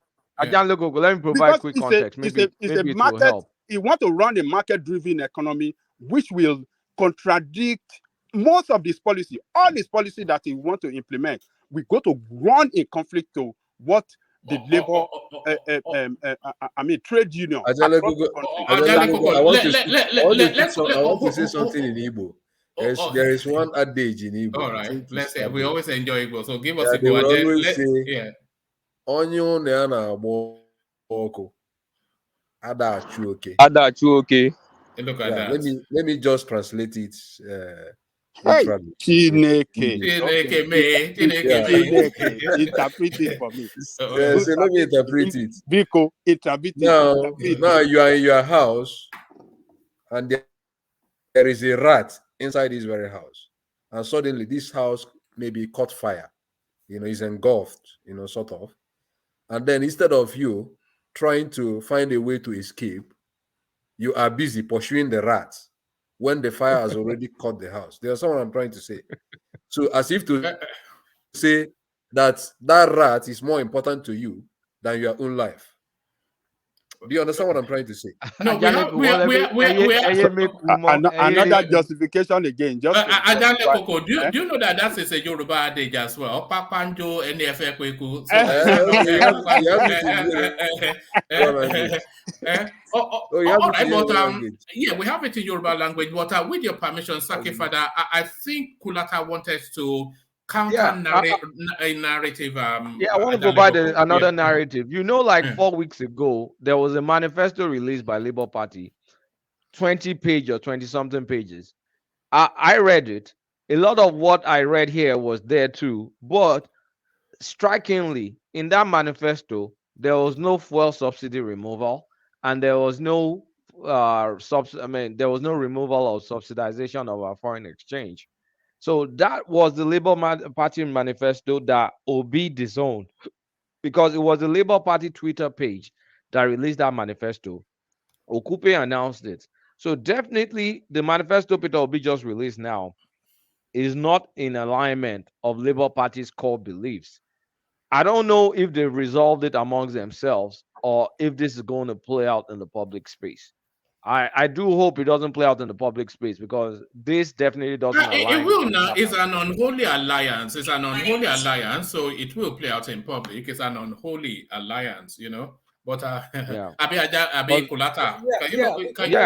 we can say it's an unholy alliance, like you said, because Obi being a capitalist, from a PDP who's a capitalist, and no doubt from this manifesto, we can see it's more of a capitalist-driven kind of ideology.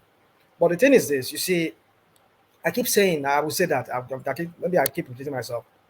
We need a platform to sell himself. Maybe LP is not the right platform because the ideologies kind of conflicts.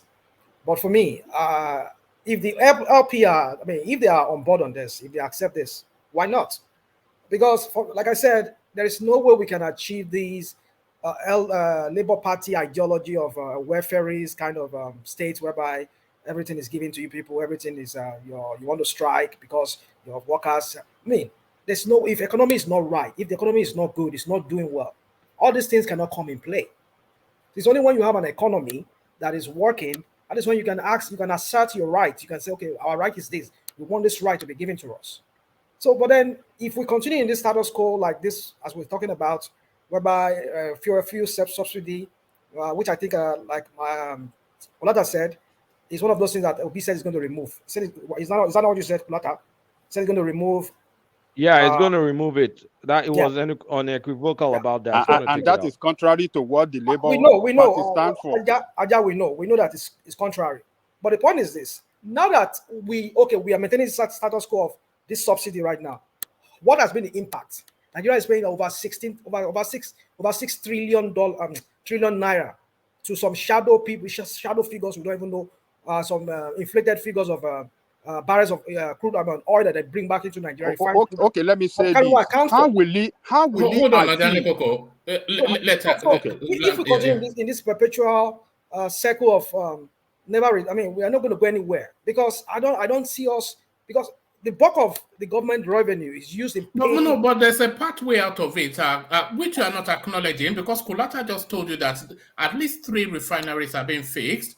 Dangote about to be onboarded. So even the window, or the legitimate window for that oil subsidy, it can't stretch beyond the 10 months. It cannot, even whether they remove it or not, the legitimate window for it cannot stretch beyond the 10 months. I get you, one man. Let them fix that refinery if they can fix it. But the point is, but they can't remove the subsidy before they. I get you. If they want to go that route, they can't remove it. But the question is this: are they really fixing that refinery? Because we know. Kulata just told you now. I know. Man, this is not even the first. Kulata is not the first person to tell me that the refinery is being fixed, it's being renovated. We know every year when they budget money, you know how much those people working in the refinery gets. The workers, the so-called ghost workers working in that refinery, they still budget money to them. That's why these people just go to office and sit down, or maybe they are engineers. They just go fix nothing in the refinery, and they still get paid for it every year. You know what? When Obasanjo was there, an article, there was money that was voted for that refinery. What is it today? No. Let me tell you what Obasanjo did. They actually sold it to Dangote and Femi. The one in Rivers to Dangote and the one in what do you call it? Delta to Femi Otedola. It was Yaradua that reversed it. He canceled that contract and he reversed that. Instead of him to continue the implementation and leave it for Dangote and Otedola to continue, to hold on to what government has already sold to them, he reversed that contract and took that thing back from them. And that is that. And since then, nothing has been done. The general point I'm making here is this. General point I'm making, which I think Saki Father was making too, is that we do not have an ideology. Nigeria as a country, we don't even know what. We do. We do. No, we do not. If we do, why over the years have we been so backward the way we have? Because we do not have. No, it's in the implementation. It's not lack of ideology. There are ideological thrust to both the People's Democratic Party, which is right of center, the APC, which is left of center. And then the Labour Party, which is far right of far left of center. I get all this. This is our logo to describe our. But we do, and it's in their policies and practices as well. We understand them to be that way, but in the actual sense of it, the policy we see that are being implemented is a somersaulting kind of policy. The welfareist. Hold on, the welfareist policy positioning of the Buhari administration is left of center. Is left of center. Left of center. Now, yes. Okay, now the other day I was hearing somebody was asking that all the billions of naira that they gave to humanitarian ministry. Yes. What has been the impact? That's implementation now. That's a different thing. You're talking about corruption then. But the point I'm trying to make is this: that when we do not, we have ideologies. Maybe parties have their ideologies, but we do not have institutions within the governance system that could really promote this ideology of each party. So when this institution does not function or they do not even exist, what is even the point of the ideology we're talking about in the first place? No, that's administration, but not ideology. The ideology is is a direction of travel, and then that pathway, how then that journey proceeds is in administration, is in all of these things that you're saying. But really to say that we want to be, it's almost like a Marxist sort of a place, the Labour Party, where everything coalesces just to favor that everybody gets as much as they can from the state and equitable alignment of resources for the benefit of as many as possible. So that's a direction. That's a direction of travel.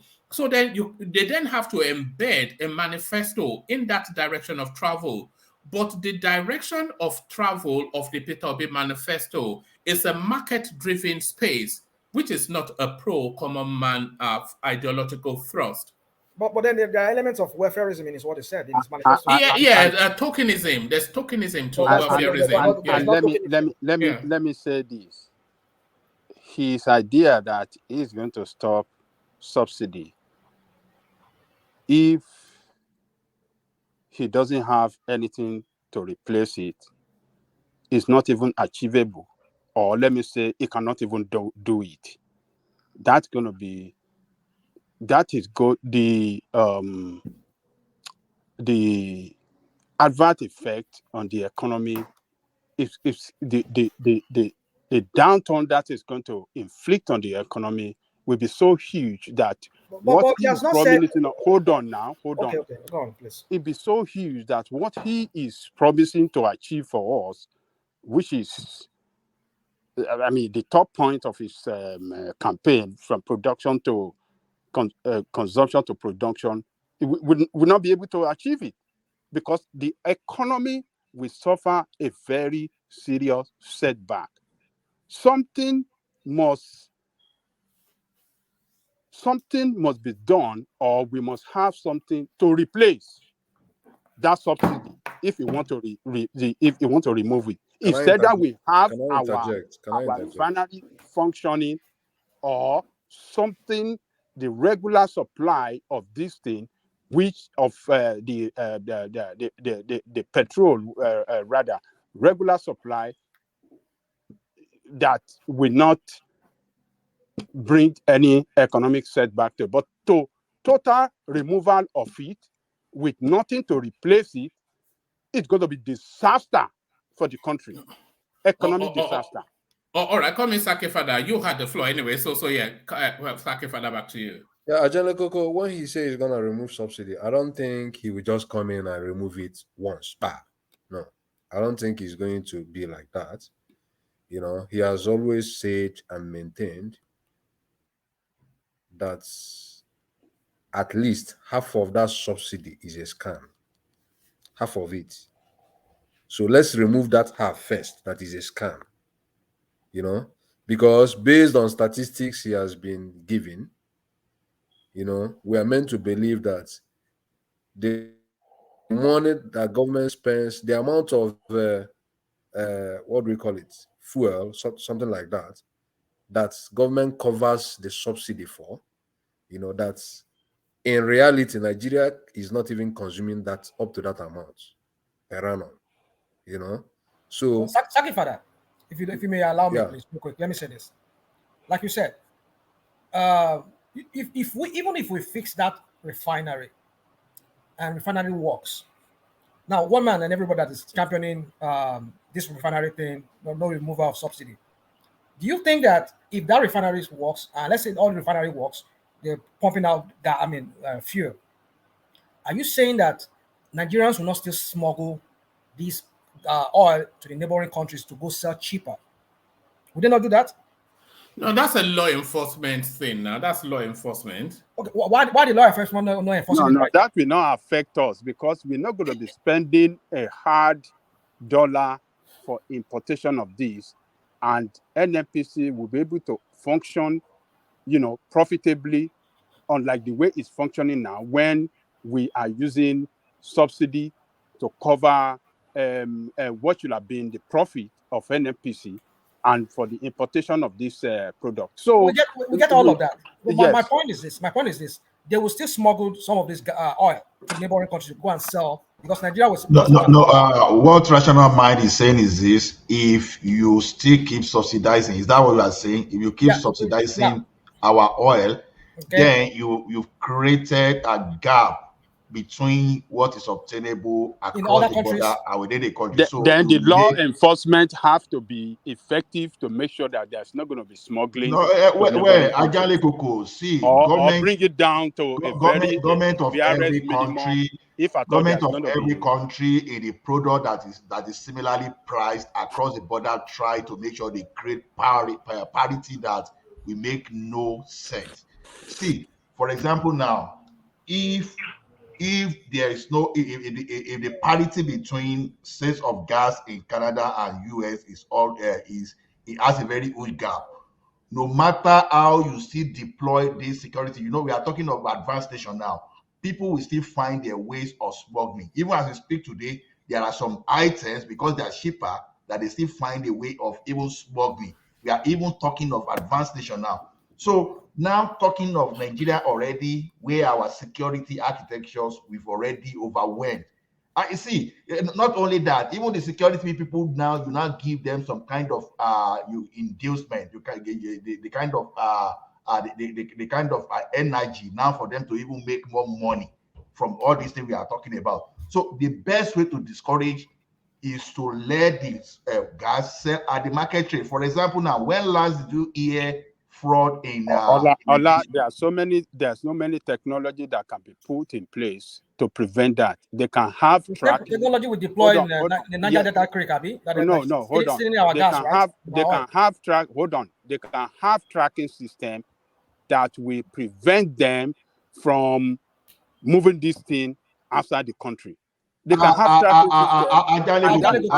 system. That will make it how many forests. You know how many forget. Look, there's going to be tracking system on each of the tankers that are moving fuel hold on now. Okay, all right, please go on, please. Hold on now. All these things are not rocket science. It is But the way you're possible. sounding, it's so simplistic. It sounds simplistic that as if we've never It's seen all very this. easy. It's very even we have. Look, It's let me not tell going you. to work. We That's what I'm hold trying. on. What are you saying is not going to work? For Okay, go on, for please, go on. God's sake. Let us hear you. It works here. Even the United States private We're organization. talking about a developed country with technology now. Hold on. Even small companies here, where people make delivery, people that make delivery for their organization from one point to the other, there's a tracking system on there, and they can easily monitor them. Right from one office, they monitor every system. Hold on.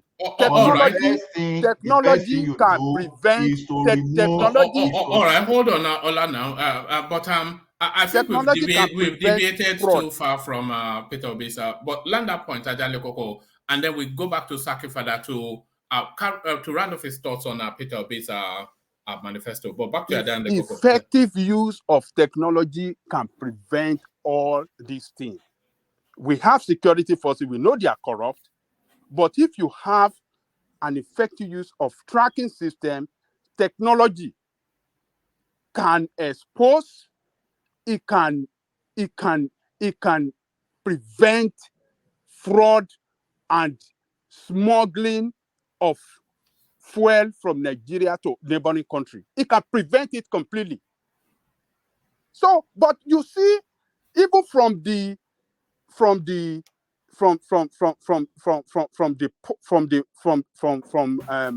depot where they are lifting this thing, they don't even have meter on those at the depot that can show how much fuel they receive and how much they give out. So they created avenue for corruption already. So you don't even have that. And you know, technology can create wonders. All right, thank you, Ajale Koko. Let's hear from Rational Mind. Rational Mind, you want to I know we've said so much on this, and we need to move forward. You see, Ajale Koko, whatever you said, it sounds good that we can do it that way. But you see, all this thing we're talking about, it cannot be done within a certain, I mean, not even 1 or 2 years. A lot has to be done, put in place. We need to have functioning institutions that are disciplined, that are even overseen by other institutions to be accountable. You see, if you listen to this man, what's his name? This lawyer, Falana, he said there's a software that the NNPC has acquired over the years. They never used it. Why? Because of the corruption. They want to continue festering those corruption within them. Not be able to account for all that have been stolen, barrels of all that. So, see, the point I'm trying to make here is this. The only way I see out of this is allow the oil to be sold at the market price. Market price around, for people are, neighboring countries. Look at the margin, maybe a little bit of margin difference. If not, this so-called technology you're trying to deploy, you cannot do that. You cannot achieve, because it requires a lot of like we're talking about internet. Sorry. If you allow it to be, if you allow market forces in that space, how do you insulate the masses from the hardship? How do you insulate the masses? That's what I'm saying. It's going to take a lot. It's going to take a long time to put. It's not something we can. It's going to be something we have to do in phases. You can't just say, okay, but like Obi comes in there, you remove subsidy. Well, he's going to have himself to blame. So you want the product we produce in Nigeria to be sold at dollarized price, market dollarized price. That is what you are saying. You think that will solve Nigerian problem. It will but solve you that don't problem. want to look at. It will solve that problem. Can I interject you? You don't want to control. You don't want to take a look at control measure. If we put control measure in place, let me say this. A lot of things will be solved. A lot of things will be solved through that means. One of those things that will be solved is that, you see, people would not. You see, this what's it called? Pollution in Lagos. Because when you realize that you have to buy gas at a very expensive price, you have to travel, you have to go somewhere, you have to use public transport, which is much cheaper perhaps than when you have your personal car, and then you have to buy gas and spend more money and pollute the whole environment. You see, a lot of things will be gained from this, because it's very expensive. You're buying it at the market price. And Nigeria will benefit in the sense that when they remove it, you buy it, you go and buy it at the normal price. Our people will not be inflating, they will not be inflating figures that they bring in social amount of X number of petroleum product into Nigeria. It's a lie. And we'll be giving them, we'll be paying them the exact money the exact amount of money they brought, amount of oil they brought in. So, rational mind, hold on. You see, what I fear is that you are looking at this at an academic level, but you're not looking at it at a social. At a social impact level. So look at it from a social impact level, and can the Nigerian masses can they carry the weight of that oil subsidy being removed? And and then how, if it has to be removed, how is hardship insulated? So how is hardship insulated? Like I said, it's not an easy fix. So let them suffer. Let them suffer. Yeah, it's not an easy fix. Can you rational mind this now? Hold on, Ola. I know what I'm saying. But what I'm saying is that we don't know what you're saying. So it's going to be a hardship. No, it's going to be hardship. But you see, like I've said, there's no pain without no gain. If you want to gain something, lives will be lost. Lives will be lost. we are exaggerating here. Are we? Live as how that ambulance will come and pick somebody that is dying on the road. No. Is that what you're saying? If you ratchet up the economic space by 300%, because we are looking at it from the point of view of transportation, but as you well know, it cascades across all of the economic chains. It cascades. Everything goes up. The money that government will get from it, it will go into social programs. Like what? Right? It will go into social programs to cushion those effects. Because when you are buying it at the same price that other people are buying in other countries, there's no more smuggling. They are able to save more money through that way because nobody's inflating price anymore. Nobody's inflating figures of what they brought into Nigeria and they're siphoning into other countries and selling it at a price. And Nigerian government is paying for those differences. Now that money they're able to keep it into their bank account, that will go into social, like education, health. Except they want to start stealing that one too. Maybe you tell me that you can start that corruption from there again and start stealing that. But at least they will be accountable for that because they will say, okay, since now you've taken our subsidy, now the difference, okay, half of the money that we're paying right now, 6 trillion naira. If we're able to recover like 3 trillion naira out of it, that is money. They can finance their budget without even having to borrow money. My point is, you see, I understand you. It's going to be hard on the Nigerians, but like we say, if we do not bear it, we could keep postponing this oral days. We could just keep postponing it. I think you are saying that from your own economic comfort base. But I'm looking at it from people that don't. It's going to be hard on Nigeria. So let me just stop there. Let other people speak. All right. Let Ola have that. Ola have your interjection, and then Saki for the round of that space. I think we've labeled it. You see, the issue of subsidy is what we are running away from unnecessarily. What's the cost of that subsidy to us? I think a rational mind has said most of those things. Number one, the fund you are supposed to spend on education to even make education cheaper and be of better quality for the people, you are giving it to few corrupt people to spend. Now, we removal of the subsidy creates economic hardship. Of course, yes, it's going to do. But economic hardship, you have to look at it. It's still going to be in the short term or in the long term. This thing is going to be short-term thing because you can never increase inflation beyond what the capacity of the people can still contain within that country. For example, removing that subsidy now, we encourage investment in that industry. When encourage investment, it means jobs too. When you have jobs, people can pay more taxes. Don't forget that we are even channeling part of this money into some other social infrastructure.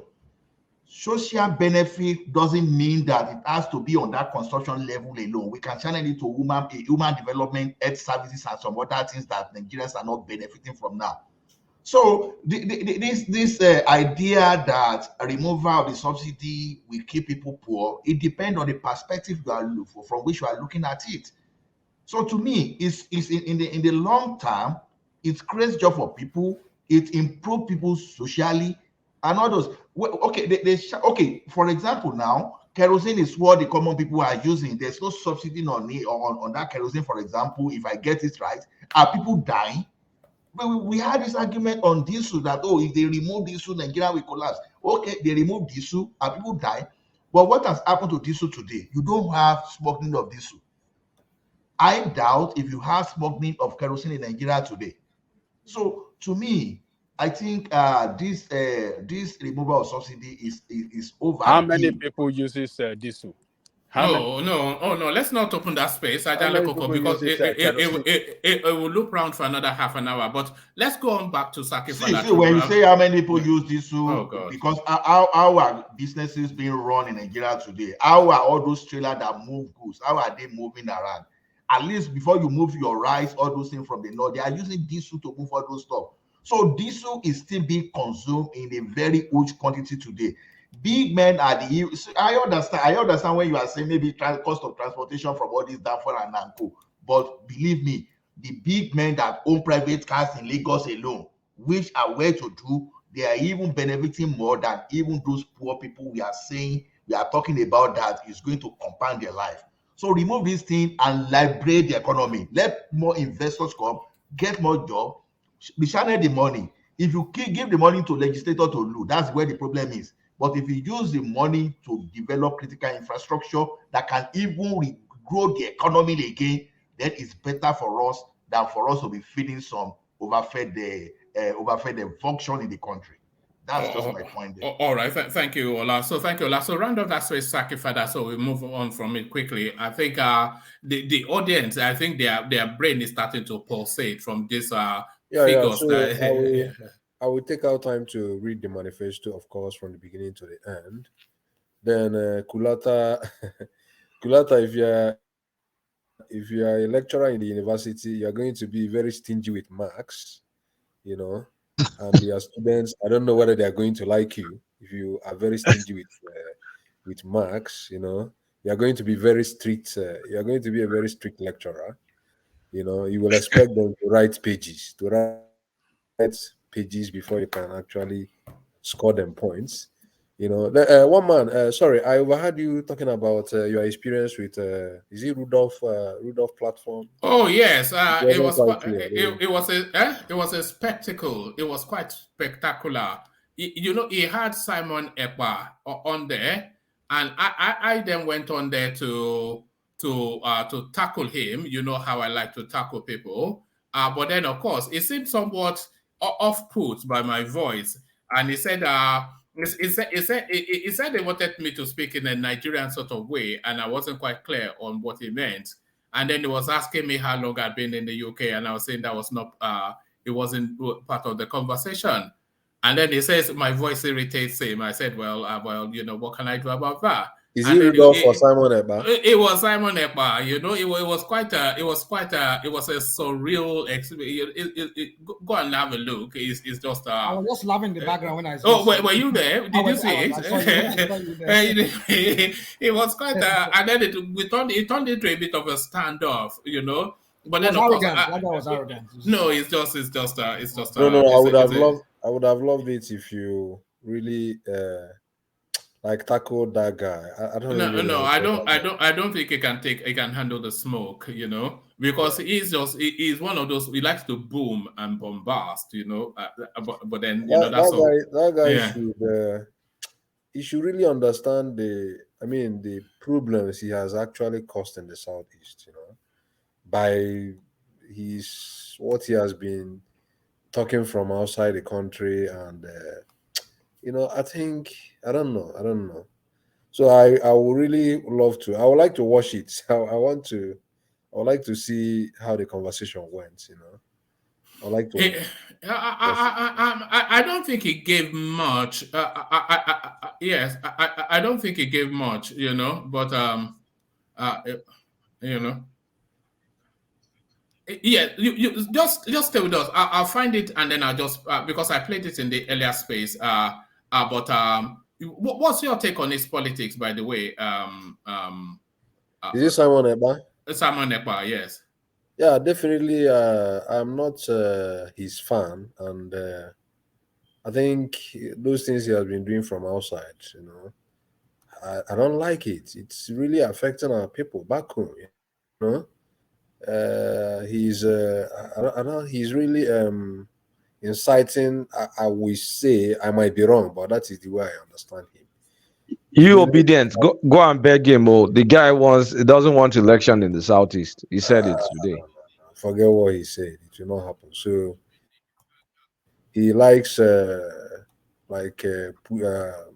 inciting people back home, and I don't know whether. All right, pause for a moment. I'll sack it for that. I think I have it for your delectation. It tries to.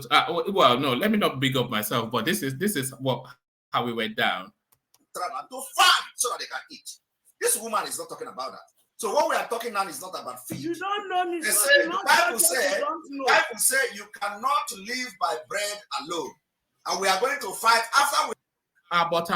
They to farm so that they can eat. And to farm so that they can eat. This woman is not talking about that. So what we are talking now is not about feed. You don't know me. The Bible said you cannot live by bread alone. And we are going to fight after we have gotten our independence. Carry your load, go Biafra land when you go to 5 days with them. Somebody else, please. Okay, Simon, yeah, thank you. One man, you're next. Simon is twisting history here. And Simon is twisting history. I'll come to you. Sorry. Hold on. One man, please. One man. Go ahead. All right. Apologies. But Simon, sorry, Rudolph first. We have a moment to address Simon, and he told us he has limited time. So let us be a bit pointed, just so he doesn't leave before he takes on.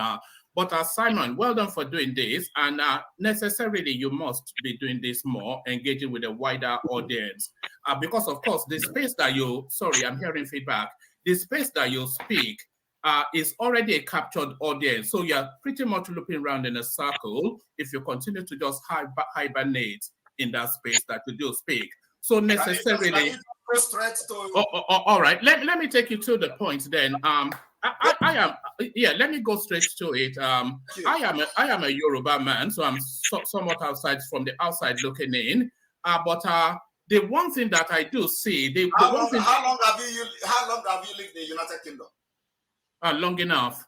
How long? Can you tell us how many years? I can't. Long enough. That's suffices. So you are not being truthful to yourself. I want you to speak like a Nigerian you are. Proud Nigerian.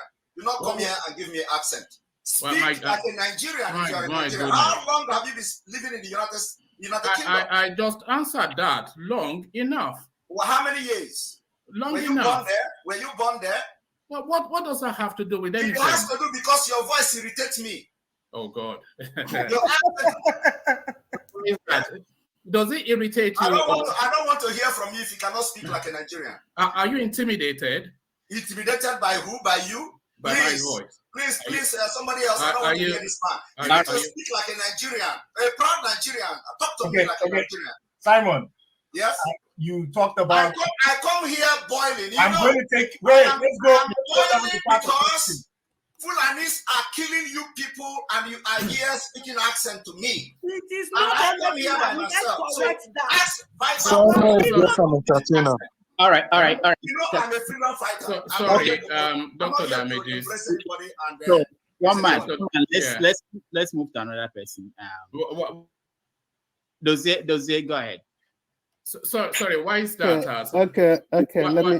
Why is that? One man. Speak like a Nigerian.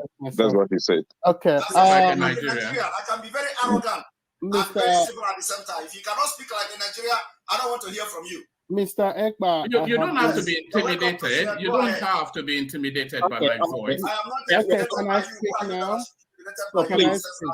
Please, Dozie, go ahead. Mr. Ekba, it's my pleasure to speak to you. I have listened to you. And that was the totality of it. So fun and games with Simon Ekba. Well, see, one man, looking back and listening back to what he just said. He said something like, speak like a Nigerian. Do you care about being a Nigerian? Because this is the same Nigerian you're fighting now. You say you hated, you say you're not a Nigerian, you're a Biafran. So why is he insisting that you must speak like a Nigerian? I wasn't even sure what that whole thing was all about. It was somewhat surreal, you know. Yeah, but it's just tells you the kind of person he is. I don't know. I was almost hoping that this is how I talk. Everybody knows my voice. Maybe I think he feels intimidated, kind of. I think he said something. No, it was intimidated. Your voice is I think he said my voice irritates him, which really delights me because, of course, that's always my purpose, to annoy and offend, you know. But it was delicious. I enjoyed it. Saki father, so that was it. Saki. You're man. It's really. but wait, one man, did you really face Samuel Ekpa? Yeah, now that was him that was. Wait, how were you able to control your temper? Because I know I can't. I won't be able to. No, he didn't let me get into it. He just didn't like the tone of my voice, which I hope, hopefully somebody that streams on YouTube. I hope my voice is. I hope that's unique. Otherwise, I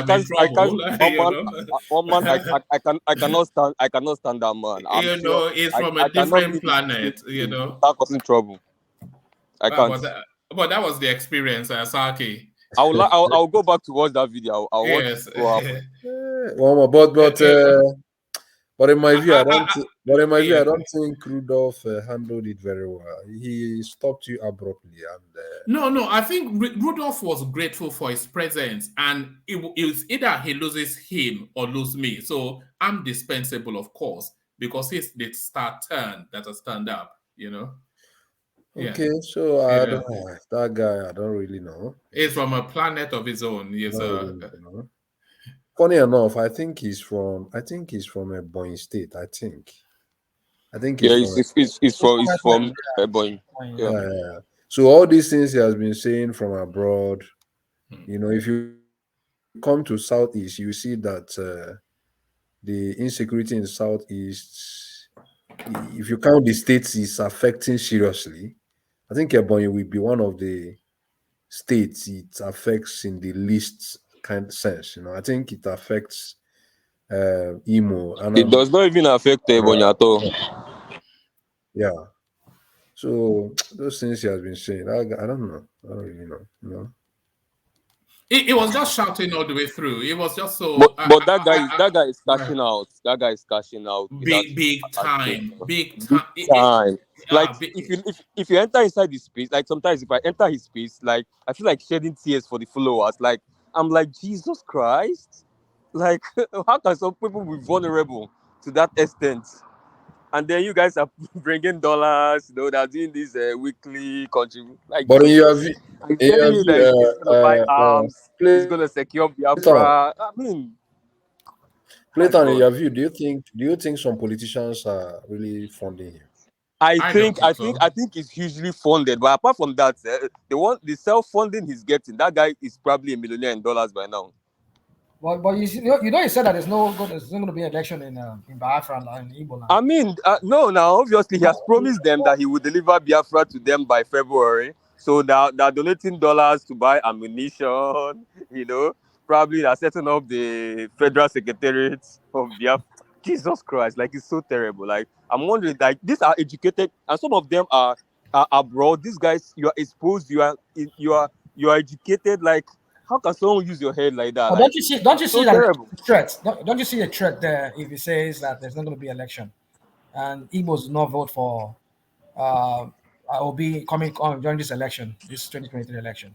Let me tell you, that's what they're saying. That's narrative in that space. Him, his followers, the hip-hop guys, they're saying. But I mean, this is not the first time we're gonna hear that kind of. The weirdest thing they've been saying it for a long time. The weirdest thing I observed when Simon Ekpa was there, where people, I mean, Southeast people that supported Obi, they were trading between Biafra and Obi in real time. That's very funny. That's very real time. I called them out. I called them out during the session. I said they are two-faced. I was like, man. Did you sleep on? I would like to be in that section. Azar was attacking me now. It was attacking me. Hold on. Did you sleep on Sard, who suddenly leapt from the Obi space into the Simon? I jumped into Biafra space. It was like a little boy meeting Michael Jackson. It was like a little boy meeting Michael Jackson. That guy is just unbelievable. See, the thing is that if you talk to real obedience, you will know. If you talk to obedience that are ported from IPOB, you will know they are aggressive all the time. They are easily triggered. It's just the whole IPOB, characteristics. Whether you are not turning to obedience, you cannot hide it. Even the tonation, the mannerism, everything, it must show. Because I've been to that space a couple of times just for laughs. If I want to like just ease off tension and laugh at stupidity displayed at real time. I wanted to get like what's the idea behind what these guys are doing and all that. But I mean, the tonation, like if I close my eye and someone that is frequent on that space talks, I will know that them. Like the tonation, I will know immediately.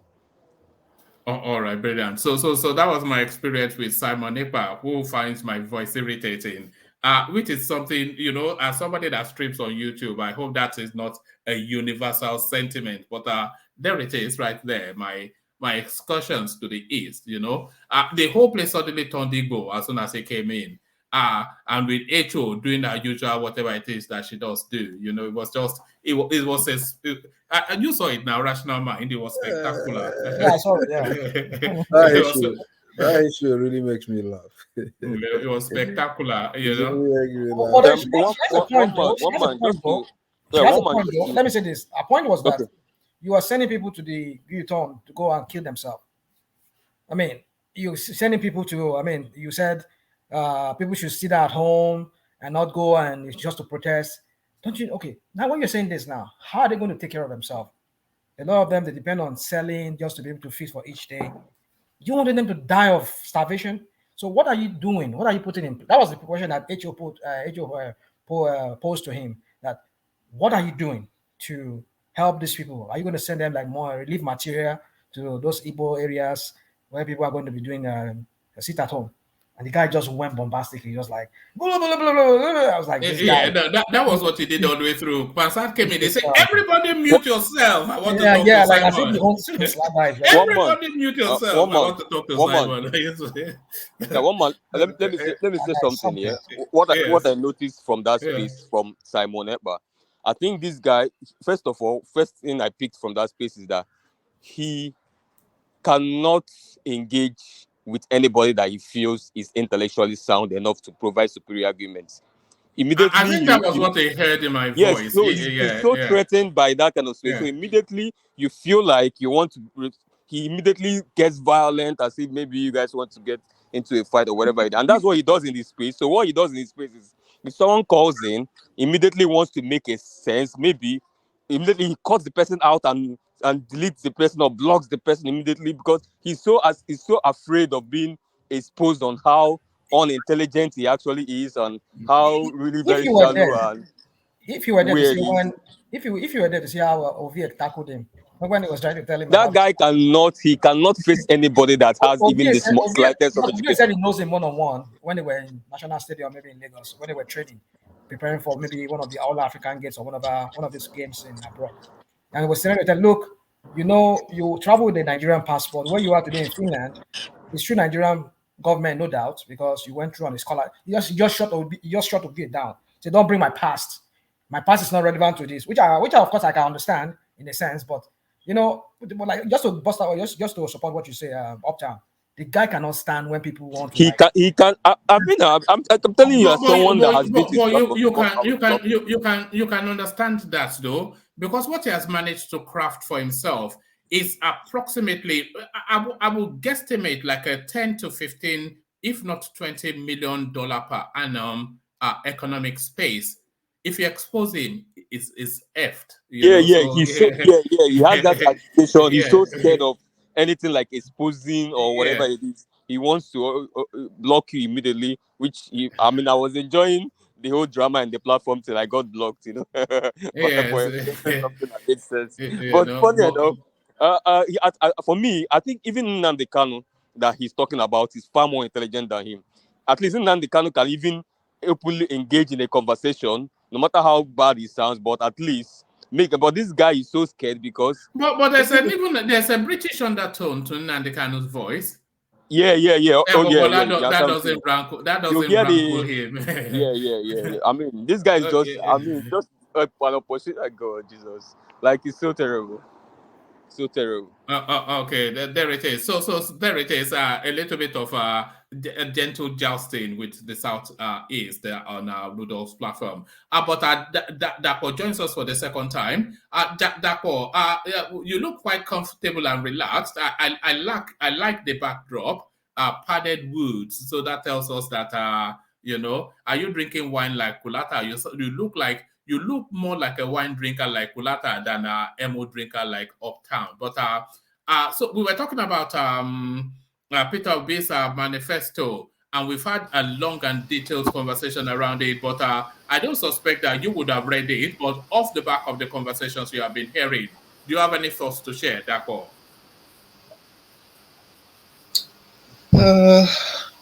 Good evening, everybody. Good evening. Can you hear me? Perfectly. Can you hear me? Perfectly. Carry on. Okay, good. Because I'm using my laptop today, not my phone. Well, actually, in fact, it was on the platform that I noticed that it came in maybe like 3 hours ago or so, before the platform started or so. For me, I wasn't expecting anything less than what we are seeing currently. To everything, there's an academic side to it, and there's the action side to it. I mean, it's possible to write all these things, all these beautiful and lofty ideas, but like Kulata said in his analysis, when it comes to the execution, will Mr. Peter Obi, will he be able to implement these things? That is a major thing for me, because talk is cheap many times. To carry out these things, the logistics, it has logistics. I mean, the National Assembly, those people, they look at the first tenure of Buhari, the Sarakis, they almost made the tenure ungovernable for him before they now got hold of it they now installed Lawan. They were not getting anything across in the first term at all. That's how powerful the Senate can be. Talk is cheap many times, but when it comes to execution, and it still doesn't, because it doesn't come across to me as somebody that is ready for the job. I'm not to execute this kind of something that is talking about. It needs a team, and a team that he can trust, which I don't believe that he has. I don't believe he has. Maybe by the time he now enters, he will now start, people rallying around, or people will start rallying around him, or maybe. For instance, now this night, I listened to a documentary in Ogun State. The chairman there and maybe I don't know the second person now. They accused the Okupe of financial officer and perjury. They said they changed one INEC document and he's taking them to court. So maybe in the next few weeks or next few days, we should be expecting something in that direction. So, and that's just a snippet of what Dapo, can you hear me? So I'm sure you were listening to I'm sure you were listening to our long and involved conversation around the oil subsidy space in Nigeria. And some people are of the thought that they should just remove it and let the country go through a pain period to come out on the other side. But other people are saying that the level of hardship in the country already, it cannot adapt to also a sudden oil subsidy removal. So what is your reading and understanding of that oil subsidy space and the pathway out of it, Dapo? there's no truth about it. We just have to remove that subsidy. we can't be subsidizing other countries. It's not possible. We can't be subsidizing other countries. It's not feasible. How can we be spending 18 trillion on subsidy? Am I correct? 18 trillion? Yeah, if not on more. Subsidy. Yeah. 18 trillion. That's about the times 3 of the physical cash that we have to run our budget. 6 trillion or so. Times 6 times the amount we have to run our budget. And the 6 trillion is not enough, I guess. I think maybe the budget is maybe about 11 or 12 or 13 trillion or so. So, but we have basically most 6 trillion. So it's not feasible. We just have to remove it. Then all those technology Ajale Koko is saying it's a cumbersome something. We can't. People will beat it. Nigerians. Corruption is highly endemic. Highly endemic. No, very endemic. You can't beat technology. Look, if you give technology to private organization that cannot be influenced by corrupt politician or whatsoever, a private reputable organization, they will monitor it well, and that corruption in that space as per movement of fuel to neighboring country will be stopped. I have a friend here that run delivery services. In his house, they have truck all over the place. They monitor their truck in their house with technology. And they can easily see the movement of every vehicle from state to state at every minute, every second. Technology can do wonder. But Nigerians, we are so resistant of everything. We always think that corruption cannot be beaten. It could be beaten by technology. If you have right people in the right place, you can't tell me that all Nigerians are corrupt. Nigerians just need the right leadership that can give accountability, and things will work. But if you give it to a private company that is reputable, that stand to achieve result, you have to give them target, and you have to show leadership that look, we want to see result. But if the leadership is not corrupt, the corruption is almost halfway stuff. But when you have a leader that is corrupt, that already compromised, that is why we see corrupt practices all over the place in that country. Technology does wonders. That's my position, just to correct what you are saying, as if Nigerians can beat everything. No. I don't know how you Ajale Koko. Sorry. Can I interject for 5 seconds? Yeah, coming. I mean, no matter what technology you take, price arbitrage. Hold on, that boy. Yeah, come in. Sorry, Ajale Koko. No matter what technology you take, price arbitrage is price arbitrage. You can't be selling the same product like double the price in one place or just across the border and half the price in one place. No matter what technology you place, people will still pump the gas, put it in jerry can, take it to Benin Republic and sell it and make a profit. You have to make the prices equal. I mean, it's just temptation. Like it's right there in front of you. It seems you don't understand what I'm talking about.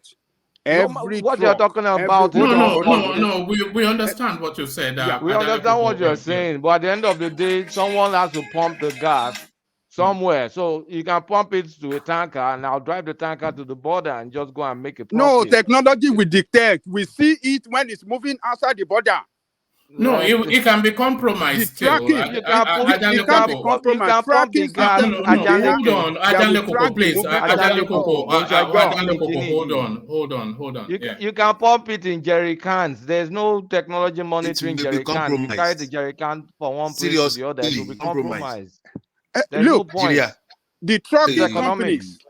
Hold on, Ajale Koko. We understand everything you said, but the central point. Hold on. Yeah. Okay. Go on.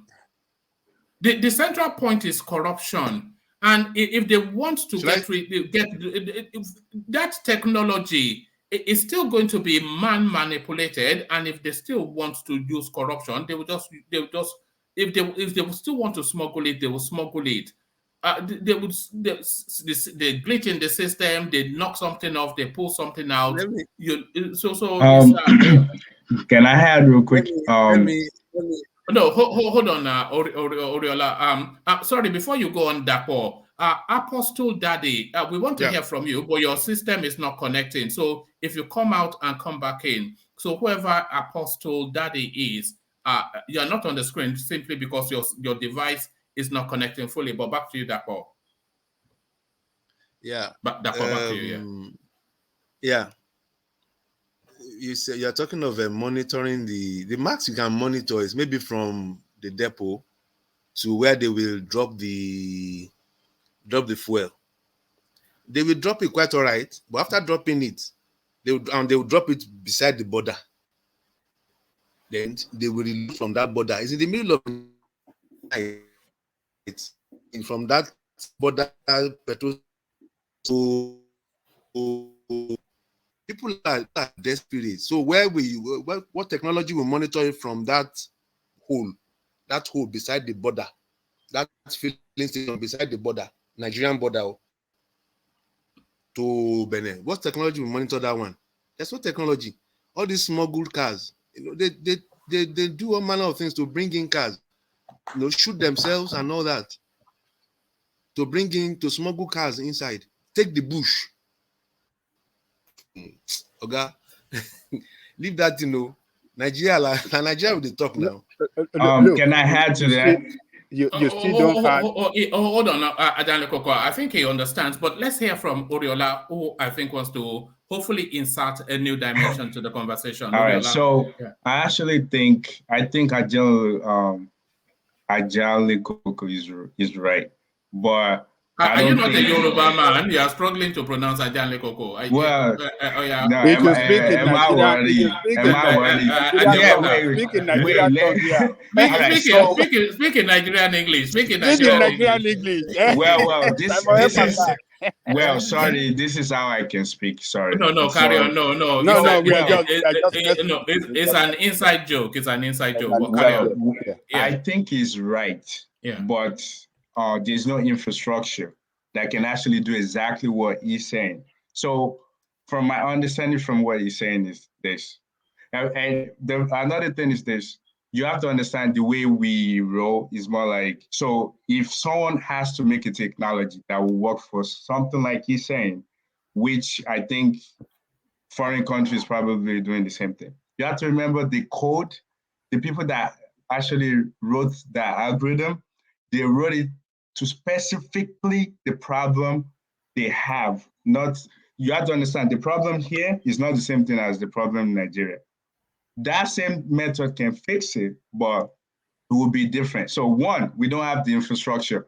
So basically what I'm thinking is saying is this, they will put it in. So first of all, the truck will have a sensor.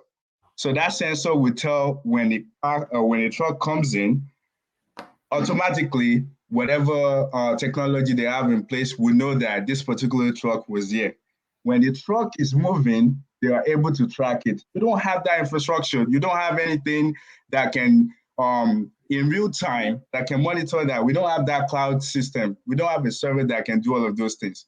And when it gets to this destination, I understand that someone was saying that, when it gets to the border. So here's the thing, when it gets to the border and it does, they will know the time, but the sensor can track it and tell you when you are, of course we have GPS. That GPS will tell you when you stop somewhere. So there's something that can do exactly what he's saying. But that's not the point. That's not wait. That's what he said. He said no. Hold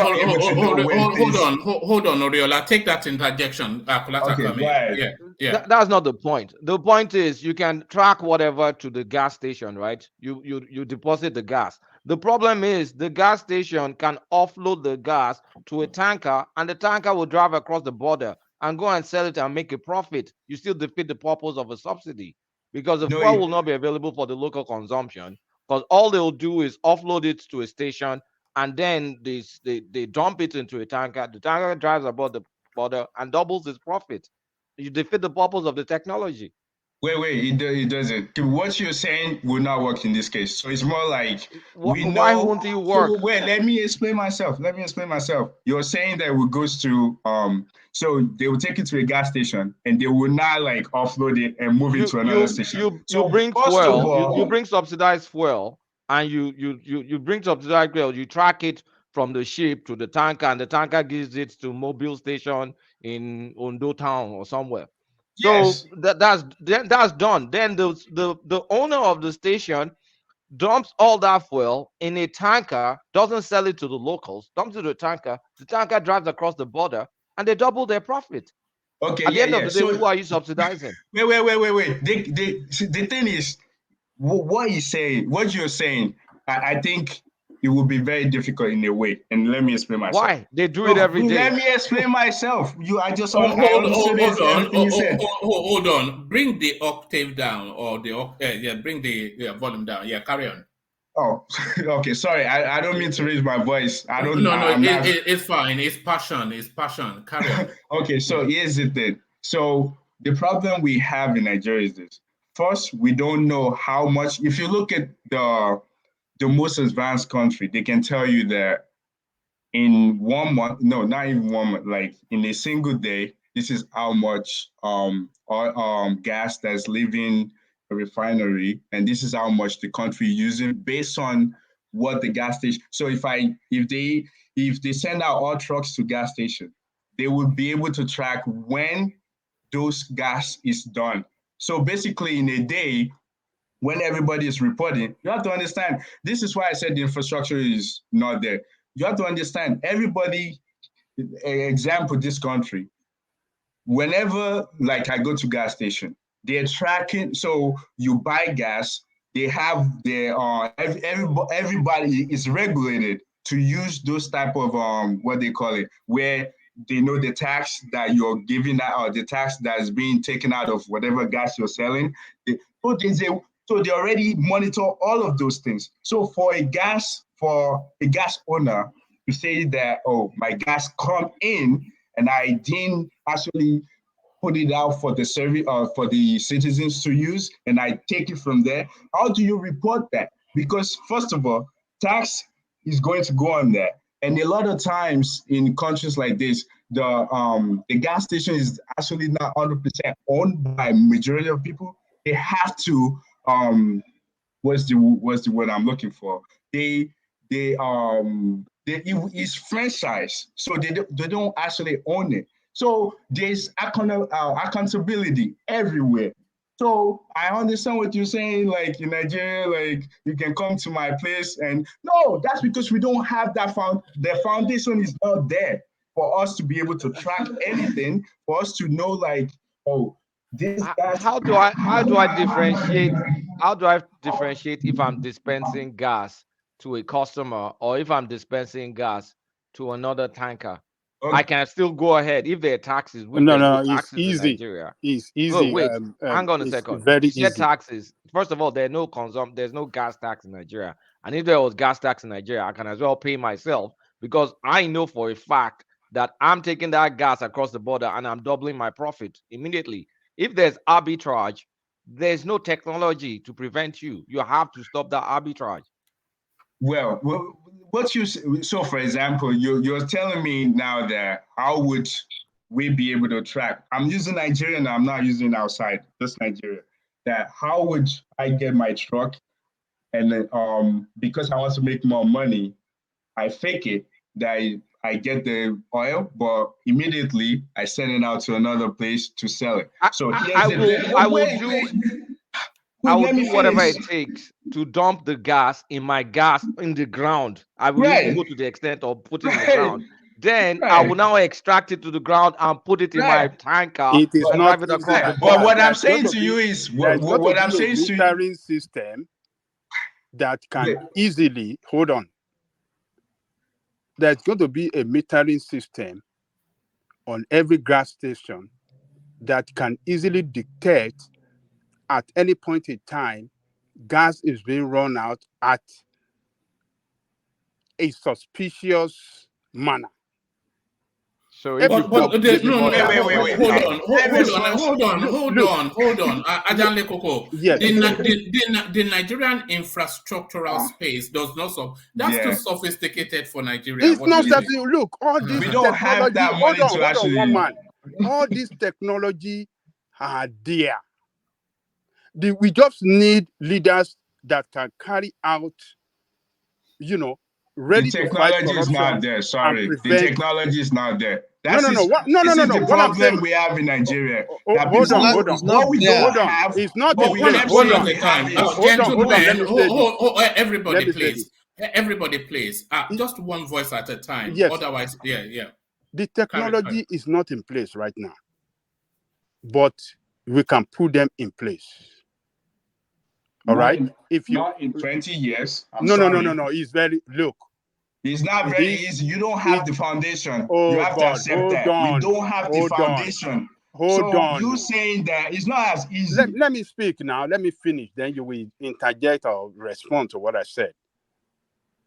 This technology we are saying is available outside Nigeria that can be brought into Nigeria for our use. All right. So, who's that? Who is that? I don't know. And that was Osas. Sorry, carry on. Okay. We didn't need to hear you going about that sort of business. But carry on, Ajanle Koko.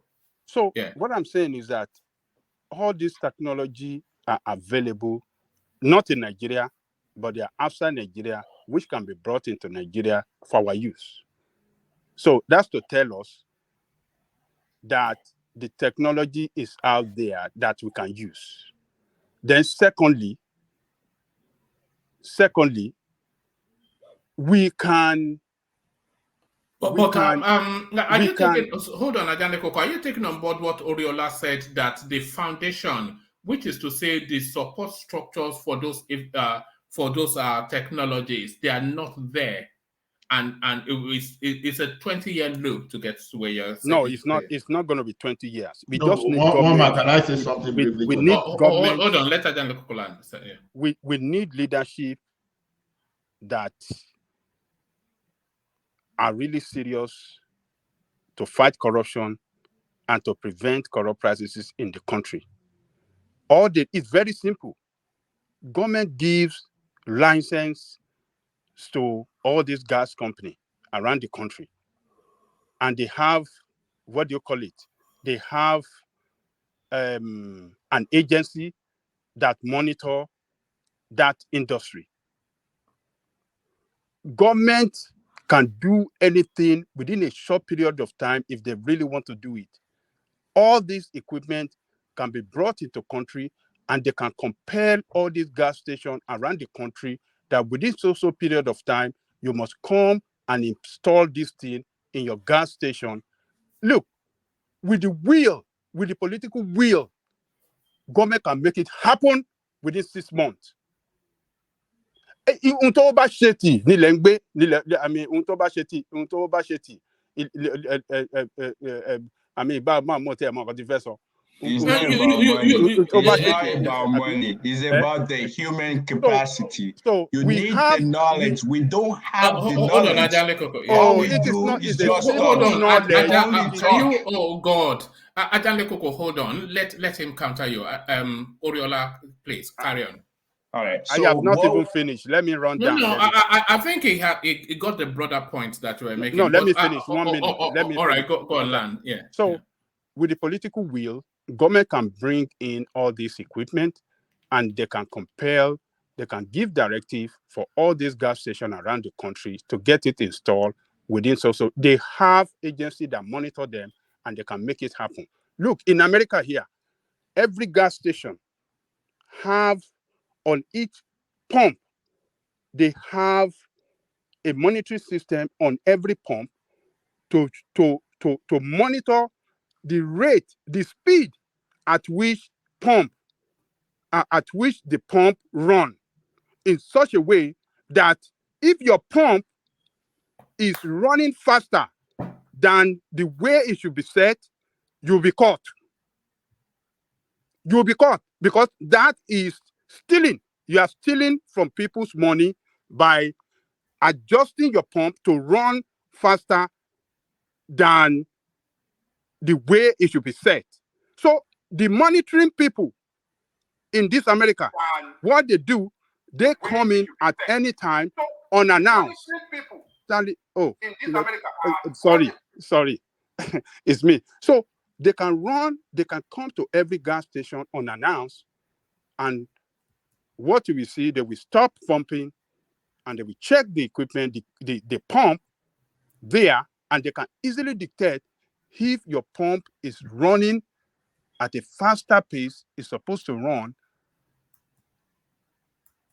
and they can take action right from there if they detect that, oh, your pump is not running the way it should be set and you are stealing people's money, and you'll be sanctioned. All right, Ajanle for time. Let Oriola counter back. Oriola, back to you. All right. So, I think the problem we have is more like we think. So we always think we are not what we think we are. That's what I think. I know there will be another day because I think the problem has already trickled down all the way to our level.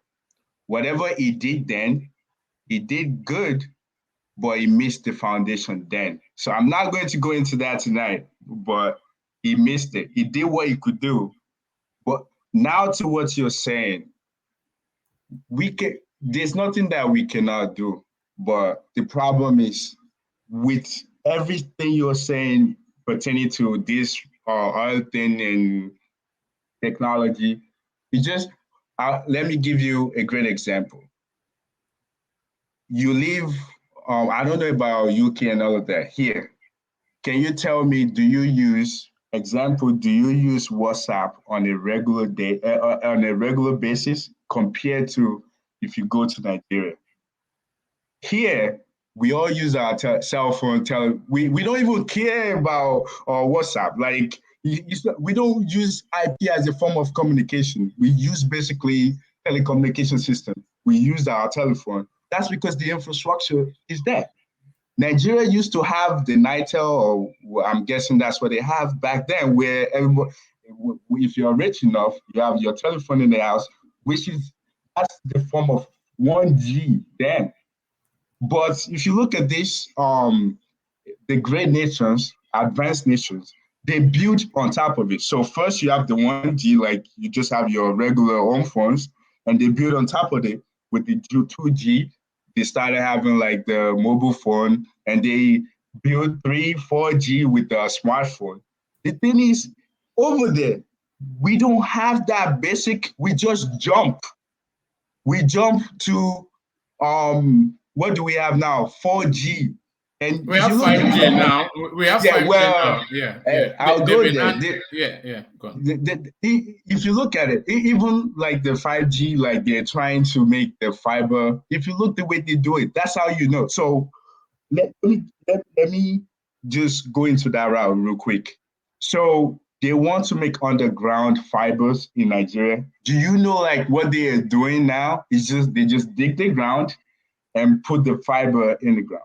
If you look at well-developed countries that develop stuff, they actually create like a tunnel that people can actually, so right, if you go to the cities like, let's say New York, for example, literally people are walking inside the tunnel, like you don't see them. That's because they create that infrastructure, like whatever it comes to telecommunication, fiber, cable system, all of it. Like they're under where if there's a problem, even the drainage system, they can go in there, do whatever they need to do. How could you tell me you just dig a hole? Well, in 10, not even 10, 15 years, the water coming or the water sinking into the soil probably would damage those cables. How would you know where the problem is coming from? So what we need is the human capacity, which we kind of do, but the problem is the right people are not doing the what needs to be done. The power sector as well. I don't want to like go because I would like a day where I can actually explain that, because what I think we're just wasting. If we have a project manager here in, let's say, while we're talking, you know that if you're a project manager, before they put you there, they definitely know like you have knowledge of what you know, and you're not just going to jump into doing it. You already like create your design on paper. They already simulate it to see if it's actually going to work before you implement it. But in Nigeria, we don't have that. Everybody just jump into the work and try to do it. So the technology that Ajole Coco is saying that can work, it can, but we just don't have that infrastructure. We don't have it. If you go to advanced country to sell it for you, they will. They just want to make money. They will take your money and just do whatever. Even the fact that they will do whatever is you like what they have, but you don't understand the basic. So you're not telling them what exactly you want them to do. They want explaining to you what you should do. So everything in Nigeria, like from all right. Thank you. Hold on. So thank you, Rola. But yes, what you're explaining, it actually cuts across more than just this space. The groundwork for what needs to be layered then on top of where Nigeria needs to go is not been there. I'm not quite sure if you should be blaming Awolowo for that, though. It's just a systemic failure that just cuts deep. Thank you. Wait, if you're saying that, I don't know how Awolowo comes into. Wait. I don't know why you brought him in. I'm just begging one man to come in. I want to interject a bit. I'm just going to say something.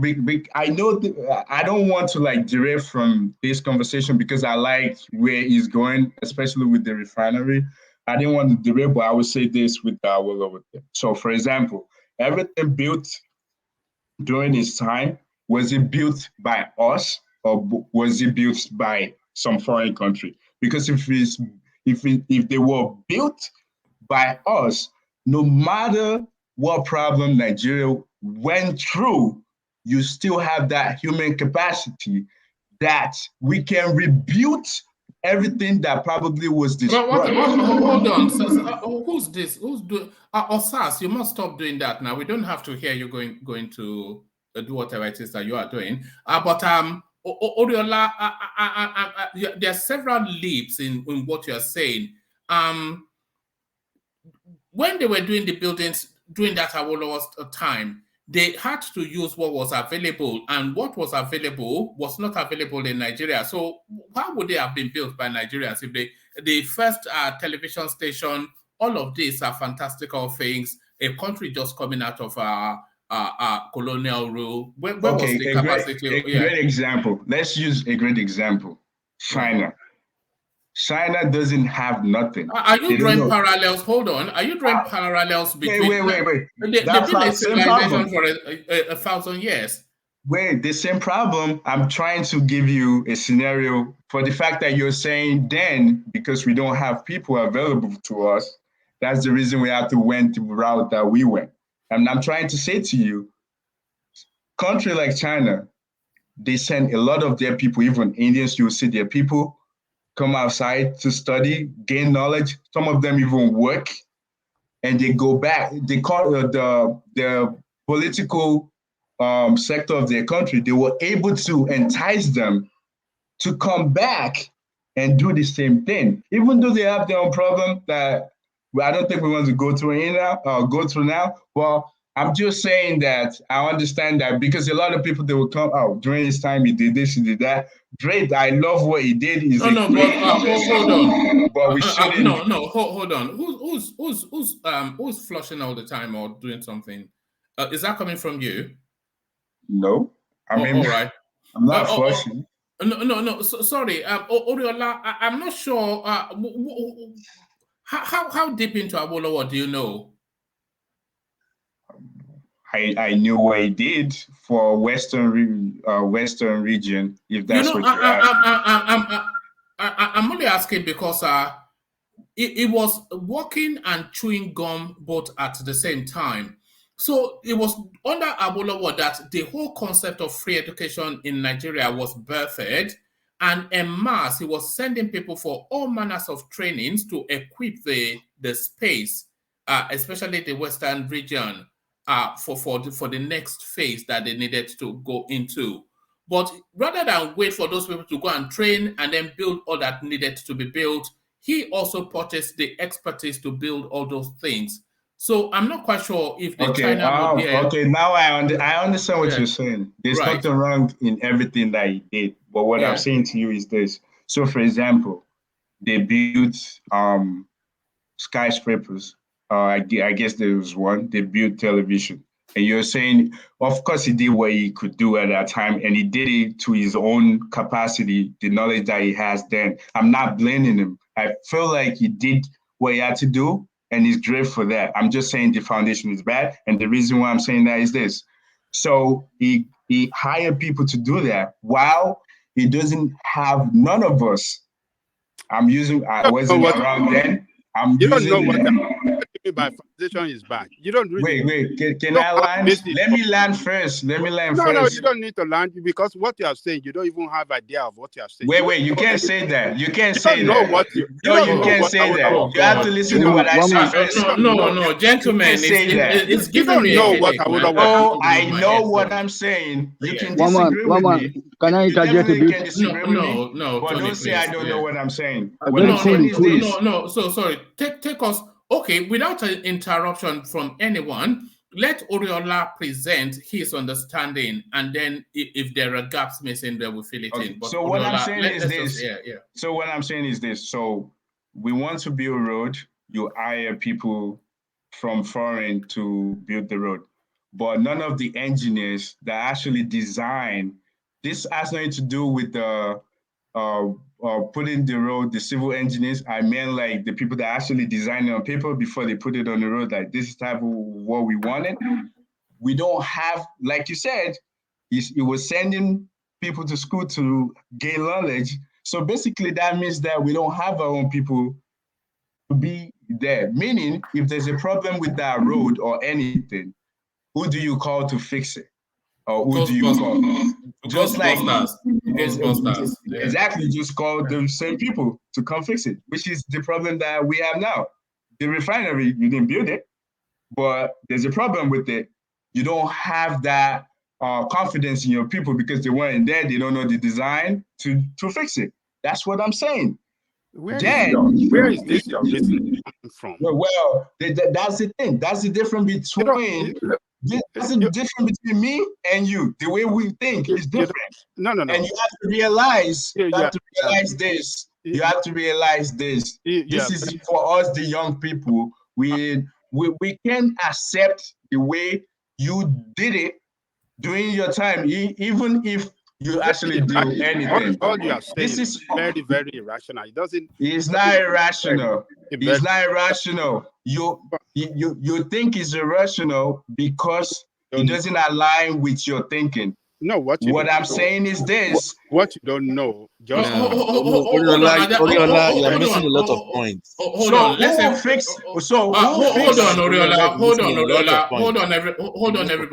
Hold on, everybody. Adanle Koko included.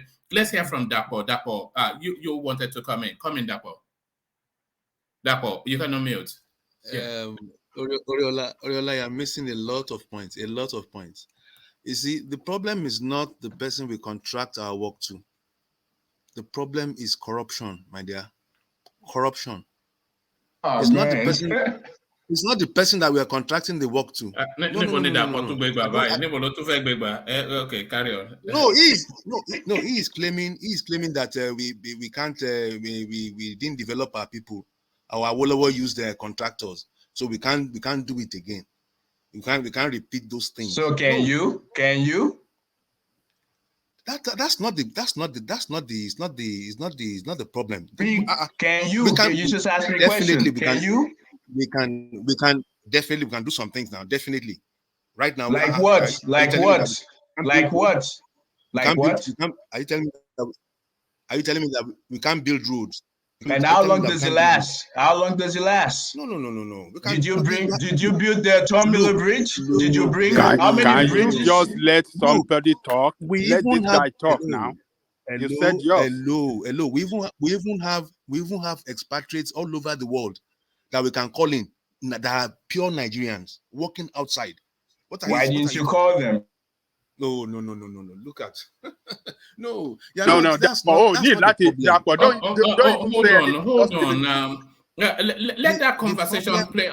Because I think. Sorry, Dapo. I think I'm with you that there are gaps within Oriola's narrative, but I want him to. I want him to land where he needs to land by himself. But walk him through it, fill in the gaps for him, Dapo. A lot of gaps. I mean, it's not the problem is not the person we are giving the contract to. There are nations that don't have the technology and they still thrive. If we had the technology and there's still corruption, name one. Hold on now, Oriola. Let him present to you. Yeah. If we had the technology and there's no fund to fund it, I mean, there's a brain drain, for instance. People are not getting the funds to survive in the country, and they are moving out. So how do you fund that thing? You have the human resources. Your people are already left the country. So the leaders have stolen the money one way or the other. I mean, and they are still stealing it. And you are saying that is because we lack the technology. No, I don't believe that. I believe it's because of corruption. Endemic is endemic. And if he raised one thing, he said the technology. Look, it is human beings that will run the technology now. There's you see all these countries that you are referring to, there's no incentive to steal. There's no all these your foreign countries that you reside. There's no incentive to steal. That's a lie. Don't talk about what you don't know. In Nigeria, that's a lie. No. They're still everywhere. They were still here. Well, fine, but the degree. There's a degree. There's the degree. No. Degree. They have the technology and they have the right resources in place to catch you on time. No, I don't believe in that. It's human beings. Hello, it's human beings that will monitor the technology. You don't know it, so don't say you don't believe in it. That's because you don't know it. Don't say you don't. Okay. That's the thing with us. We don't accept what we don't know. It's accepting. Oh, let me do more research. Let me do more things to understand. Don't just say you don't know it. No, hold on. I think that comment actually applies to yourself in this instance, Oriola. Look, it's not. Then let me know where I'm at fault. Tell me the problem from what I said. Tell me where I was wrong. As in the technology. No. I think Oriola's argument, and correct me if I'm wrong, is that there's a foundational fault in the early phases of Nigeria where they should have acquired expertise either to build by themselves or to understand what is being built for them. Is that your point? Part of it. You're making part of it. Which part is missing? So basically, if I want to condense it, though, don't give us the I'm not going. So basically, we don't understand what is built for us. We have to actually initiate it. So if we initiate it, we should be part of the process, have the right people to be there. So when there's a problem, and when somebody is telling you something is A, because you already have the idea. Okay. Hold it right there. To use enigmatic language, accepting without conceding. Let's accept without conceding that is the case. So let's say they are building something for us, but we don't understand it. But we are also sending people to be trained to understand it. So once they've acquired the knowledge to understand it, then it is understood. All right. So do you realize that there's so many different ways? So there's different routes, but you can get to the same destination. You can go different route and still get to the same destination. Right. Carry on. Right. So if that's the case, so you can understand that if I'm working on something, you ask me to do something, but you do have no knowledge of it. And you now after I finish that thing, you have somebody else go acquire knowledge to understand what I did. You know that it's not the same thing as the person that you sent to acquire that knowledge already acquired it before I was working on it, and we both work on it together. Looking through, we both join we both join first to bring ideas. Hold on. Okay, hold on. So what you are suggesting then is that they should have held on any developmental projects until they've acquired the knowledge and then built it themselves. Is that what you're saying? To be honest with you, it doesn't matter. What I'm just the point I'm making, making to you is the fact that every infrastructure that is being built for us, we have no understanding of what exactly is being done. No, that's not the point. No, you have no basis for that because you've not been able to. You have no basis to make that statement. Okay, so let's say we're there. We have the knowledge. How come we can't replicate what? Let me show you this. Replicate it? How come we can't build it? So it's more like somebody tell you, "Oh, I'm the reason why you're rich," and the person is you don't get it. You don't get it at all. Let me show you this cup. Look at this cup and look at this cup. So I put this cup on top of this cup, but you don't know how to put this cup on top of this cup. So if you then go and find and acquire the knowledge of how to put this cup on top of this cup, then you know how that is done. So what are you saying? Because I'm confused. Maybe I'm not. Maybe I'm not clever enough to understand. The way you explain it, I actually understand. I definitely understand that you don't just jumping from pillar to post. No, let's just move away from here, Gary. Wait. The politics of it. Wait. One man. You just told me. Hello, one man. I will get to the topic. I want to interject. No, hold on. You just told me you put a cup on top of one another. Right. Now, what I'm saying to you is the way you put it, where you just raise your hand, you use one of your hands to put it on. You know, I can use my mouth to put that same cup on top of one another. Right. Exactly. So, meaning we go different route, but we get to the same destination. But sometimes, the way you use your hand to put it on it, because I wasn't there with you, I may not have that understanding. No, but we're talking about engineering now. It's all engineering is the same thing. All right, forget it. I think you're looping around. I don't want to say you're looping around in a circle of ignorance. I'm not looping, but that's the point I'm making. Because you don't. No, your point does not cohere. No, I do understand. It just does not. It doesn't cohere. It's not. And when you're talking about when you're talking about engineering, that's how engineering works. Let me put another view. That's how engineering works. Because I'm one, and I understand how it works. There are about 3 engineers here, so be careful. Ola is an engineer, and quite a few others. So. All right. I don't know what happened in the last 20 minutes, but I don't. Make that the final point, and then we move on because I'm not sure if we're. Adale Koko will just go round and round, won't we? But I make that final point. Oriola talks as if Oriola talks as if it talks as if it's only labor that you need in the factors of production. No, it's not only labor. I mean, there are about 3 or 4. You have land, capital, labor, capital, equipment, and maybe one other one. When you are talking of only labor, what of capital? You're not talking of capital. If it's not complete, then how do you move forward? How do you move forward? The capital is in the pocket of the leaders. They are not willing to release it, except for elections.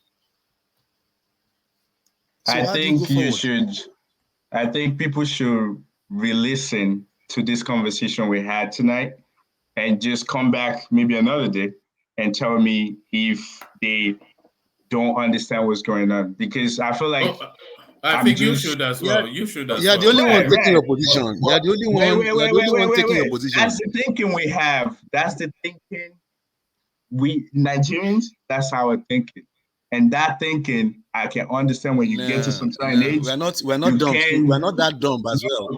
In this case, I don't see it like that. In this case, I don't see it like that. Sorry. We're not that dumb, bro. We're not that dumb.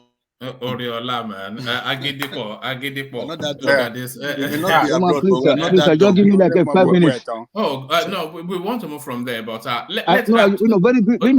will stick to the topic. Yeah. Have your say, Tony, and then we'll move on. Thank you very much. Oriola, you disappoint me because I've been able to ask of you the first day when I had Wallace's voice, So first of all, Awolowo was not our president. At a point in time of our life, I know that you was born maybe around 86 or whatever. So, but Awolowo already laid the foundation for us. That is why you see people from a Western region today, including Edo, that they are in abroad, because the government was short-lived. Was short-lived. So then there was a federal government, a unity system that didn't allow those processes to continue. So, but I want to indicate, for your statement on not be able to, building infrastructure without providing the technical know-how locally. He did that already. If you go to the University of Ibadan Teaching Hospital, he was able to train the doctors. And then the University of Benin that he also set up, as a Minister of Finance under Yakubu Gowon. So he made sure that university was especially for petroleum engineering training. And then we had a lot of petroleum engineers. I have 3 uncles that went to that university as petroleum engineers, but they didn't get job because the government was hijacked by the federal government. Like they took over the TV stations and the sport, our Liberty Stadium, everything. Then to the point that brought me tonight, because Ajani Koko was really hammering on that, is that with ordinary GSM, we can monitor the oil theft, wahala. We don't need any special rocket science technology. Just Google is enough to just track any movement of tankers or whatever. Many guys they just come here and be speaking grammar, and taking the time. Sometimes look, I do feel for one man like 7 hours. You know what I'm saying? Even when you are watching alone, you get tired. All your joints, you will feel pain. But you guys you don't just come in to hit the nail on the center, on the set. You start to beat around the bush and talking that look, Awolowo is greater than Mandela. Make I tell you today, it's greater than Martin Luther King Jr. You understand me? It's greater than any black person that has been born on earth, because he gave us all the necessary foundation. Industrial estates, you talk of a cocoa house, you are talking of a cocoa house. We don't give a damn about a tall building, but we're talking about Cocoa Research Institute, then empowerment of the city villagers. All those roads were built and constructed by the PWDs. I'm in Germany, so I do miss my English sometimes, So, you see, when you are grown up, even in 1986, you see the public work department people, they are working. If you go to LA, we have the Ministry of Work. They are the one who are, repairing roads in Molete Ring Road. All those ring roads, they were all built by local engineers. That's what I mean, in Ibadan. That's what I mean. So then so then you go to Benin, he had it right now for the oil palm research. You know what I'm saying? So there are a lot of things, the foundation that he laid, but the government was hijacked. Regional government went off. There was a commotion, from your guy, Akitola. I know that you are from Akitola's village. You know what I mean? So that is where I always say here that in Yoruba land, we have big problem. You know what I mean? Awolowo also produce fertilizer, natural fertilizer they call Awolowo leaf today. If you go to all the western region, including Edo Delta, you have this, Awolowo leaves. You can squeeze it. It fertilizes the land for plantation. And every villages in the western region were with cooperative offices. So please, sir. So don't let us go to that place. Then we can monitor our oil theft. But the wrong people, we are putting round objects in square holes. That's why Nigeria is not working, which is the northern, the northerners. You know what? So the power must shift all the time. So they want to born to rule. That's why things just got damaged like that. Awolowo was never a president. He will be a president for just 1 week. We could have been, on American level today. Thank you, one man. No, all right, brilliant. Thank you. I'm sorry. Before you leave, first thing, I'm not disrespecting Awolowo. He was the best that we could ever had. I was just saying that we could have done better.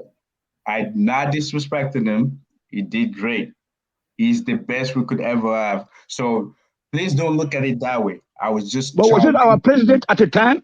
That's what you have considered before, giving your input. What he did, he did.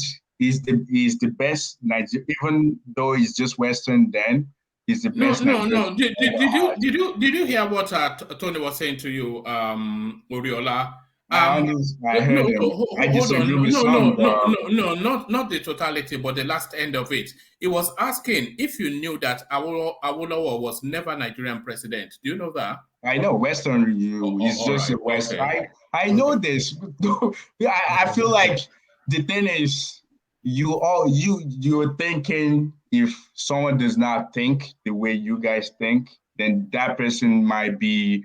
He's not up to standard. Just like the last time I spoke to you and you're asking me, I wouldn't know who Prince was. Like I was looking. The thing is, if the way I'm speaking, the way I had to speak like this is the fact that I respect all the people, but they have to understand that they didn't do what they had to do during their time, and their time is already past. If they don't have anything factual, they can back it up with any source.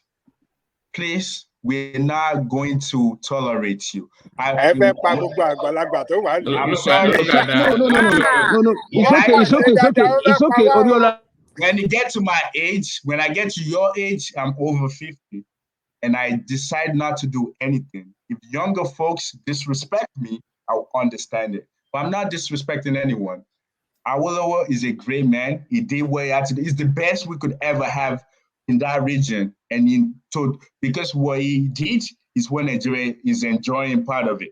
So I'm not saying that, I'm just challenging the fact that we would have done better. But don't think I'm disrespecting him. I read about him. I read about Nnamdi Azikiwe as well, all of them.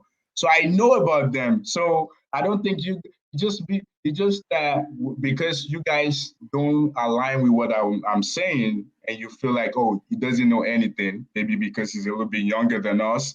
No. It's not. No, hold on. It's not because you are younger. So none of the ageism. It's because there's huge gaps in what you're saying. No gaps. But you can't tell me what the gaps is. It doesn't cohere with reason. Tell me what the gaps is. No, it's been pointed out severally, but you did not. What you're saying, it doesn't cohere with reason and logic. That's really? Just it. So, really? We have Tally Boy. He comes here. He's younger than you. If it's sure? You sure? You said somebody knows better. How do you know what I know? How do you know what I know? From what you have said so far, yes. It does not cohere with logic and reason. Logic at all? Oh my God! Yes. I can't believe you said that. No. Because you are trying to put the cart before the horse, or I don't know, but it doesn't rhyme. There's no. Yeah, it doesn't rhyme with. You didn't get it. No. Because it wasn't to be gotten. That's the thing. You are getting to a point that you know something your whole life, and if somebody puts you to challenge, look at this guy. You can't stand that because you feel like now you're personalizing it. Don't personalize it now. No, I'm not personalizing. I'm talking in general. Hold on. Forget all of that. In this space, that's why we insist on people just referring to people by the name or on their screens. So no sirs, no madams. Just the name. It's just so you stand and fall by the logic of what you have to say. No. Hold on. You see, you don't listen. That's the thing. you stand or fall by the logic of what you have to say, not you personally, but that is the unique selling point of the platform. So it's nothing personal. It's just the logic and reason of what you have to say. Whether you're young, old, male, female, it doesn't come into the equation. So you stand or fall by the logic of it. So forget that, there is a generational divide and there's some chasm in and people are curmudgeons and all of that kind of. Maybe now this platform, but in general, like you're not. Are you sufficient in? Oh God, Africans, look at that stereotyping now. Think one man, please, sir. This man went to school. Tony, now, please, now, don't do this. Okay. Yeah. Our own thing is, the older you are, you know better. If I say this, you should accept it, and that's the problem. That I didn't want to go because I'm just gonna go into another thing, history now. I don't want to go there because that's what is creating our downfall here. Like we don't have any database for anything. People just say it, and when they say it, they believe that you should just accept it. But there's nothing to back it up. Anything you said. And everything I just said tonight, anybody can go ahead, just research what I said. I'm not lying. You are now setting us homework. Look at this guy. It's not homework. If I don't, there's a lot of things that people will say here that I knew something about it, but I wasn't sure. And somebody said something, I would just keep quiet and just try to confirm. And that's it. Like I don't see anything. We learn every day. But what I could say is nobody is able to tell me what I said wrong or what, like I said, once again, I'm not disrespecting our Lord. He did good. He did what is best for us. Then I was just saying that this is what I think could have been better. And I would just bring in another point of view. But it looks like nobody get that part. Just like Ajale Kuku was saying that we have the technology to do anything right now, where we don't have anything. No. That's what. Communication in Nigeria. Hold on. Ajale Koko never said that. He didn't say we had the technology. He said the technology is available. So those are two different things. No. But in order for us to get this technology, we don't have the foundation for those things to actually run. That's what I meant. All right. All right. Do you have a screen? Do you have a screen in front of you? Yeah, I'm looking at it. All right. If you look at this, Sunday school. Yes, I'm going to be teaching Sunday school in about let me see, at 10 o'clock, and we're 3 a.m. now. So I need yes, this is no, I have to go and get ready. You don't have to agree with me, but don't insult my knowledge. You don't have to insult my knowledge. You don't have to agree. No. What I was about to say is I have to start to round off. That's where I was heading with that. Yeah. So I have to start to round off. To land on Ajale Koko, of course. I think this has been not to you personally, but from beginning to end, is probably the wildest session. Ajale Koko, have you had it wilder? It's been the wildest session we've had so far, Ajale Koko. Oh, I think what did you say? No, I was saying that I have to start to round off because I have to do Sunday school. Oh, yeah. It's okay. But I was saying that this is the wildest session we've had so far. When we started from Beta B, it's Buru Gwagwara. And then Oriola wa pẹ̀lú nǹkan tí òye tó ń sọ tó Buru Gwagwara. But it's been fun. Oh yeah, now look at that.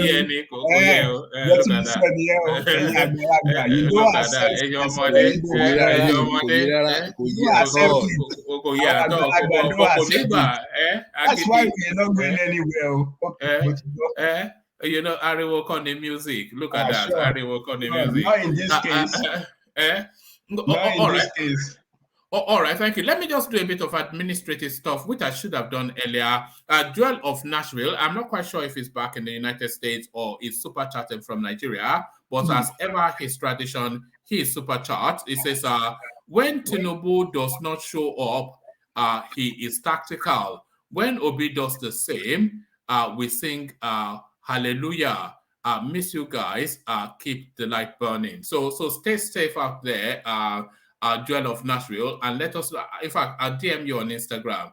Let us know when you're back in the United States. So thank you, Joel of Nashville. And as ever, the buy the coffee thing, I think it's probably just going to be renamed the Ayo space, because only he keeps the fire burning in that space. So Ayo, as ever, he does how he always does. So let me just acknowledge that by popping it on the screen. So that you can see it right there. So singularly Ayo in that space. So that was today. It's not singularly Ayo actually.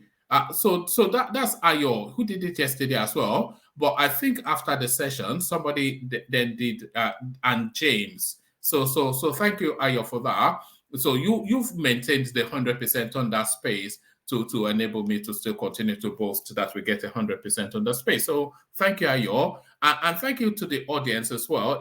Hopefully it's not been too traumatic. In between, you see, it's the passion, it's not really, and anybody that comes, they think we're having a quarrel. We are having a conversation, and this is conversation Nigerian style. No quarter taking, none giving. This is my position, present yours, and let's duke it out. So we duked it out, only to reduke it again tomorrow, but we seek to start to round off, to park it with Ajanle Koko. Echo joins us at the very last minute. So let's kick the rounding off with let's kick it off with Tony as we start to wind down. So Tony, another wild session. Thank you very much, sir, for letting me in also at a very later stage period. Yeah, thank you very much, sir. So I was really missing this guy, Riola, but today he just come and cut my head off. So he just gone to Baruma Uri me. So no wahala, sha. But don't forget that it is not about age, because we don't know how we are, how old we are here, but we have got history to learn from. Or your uncle, my uncle do educate me every day about our steel. He do call me and tell me what happened even in 1979, how my daddy's neighbor, the father of my best friends, that whenever I go there, so no, don't go there. This is an enemy of your dad because of politics. Okay, so Awolowo is the greatest black man that has ever been born, and then he lived, and they contributed to the betterment of black people across the world. Because once they said Nigeria gets it right, then all the other nations of the world, black people, will get it right. So whenever you are talking, don't forget, always remember that Awolowo is greater than Mandela, greater than Obama. All this, not be here now. Call it talk grammar. I'm going to talk sometimes in our language, also like broken English or whatever. Or you speak Yoruba here, no wahala. Let me say, you say no. I know if you speak again in our language, we can we can't wahala with that. Your uncle must educate you. My uncle calls me every day and tell me more about my dad, politics, and and Awolowo. So don't forget that. So that's what I want to say tonight. That we can always monitor our oil through just simple Google. This Google, whether you call it Google or whatever you call it, GSM, Assuming Obasanjo did not give us a GSM now, would have said that, okay, we take another 20 years, 100 years. We can provide light. We can produce our oil within 3 months.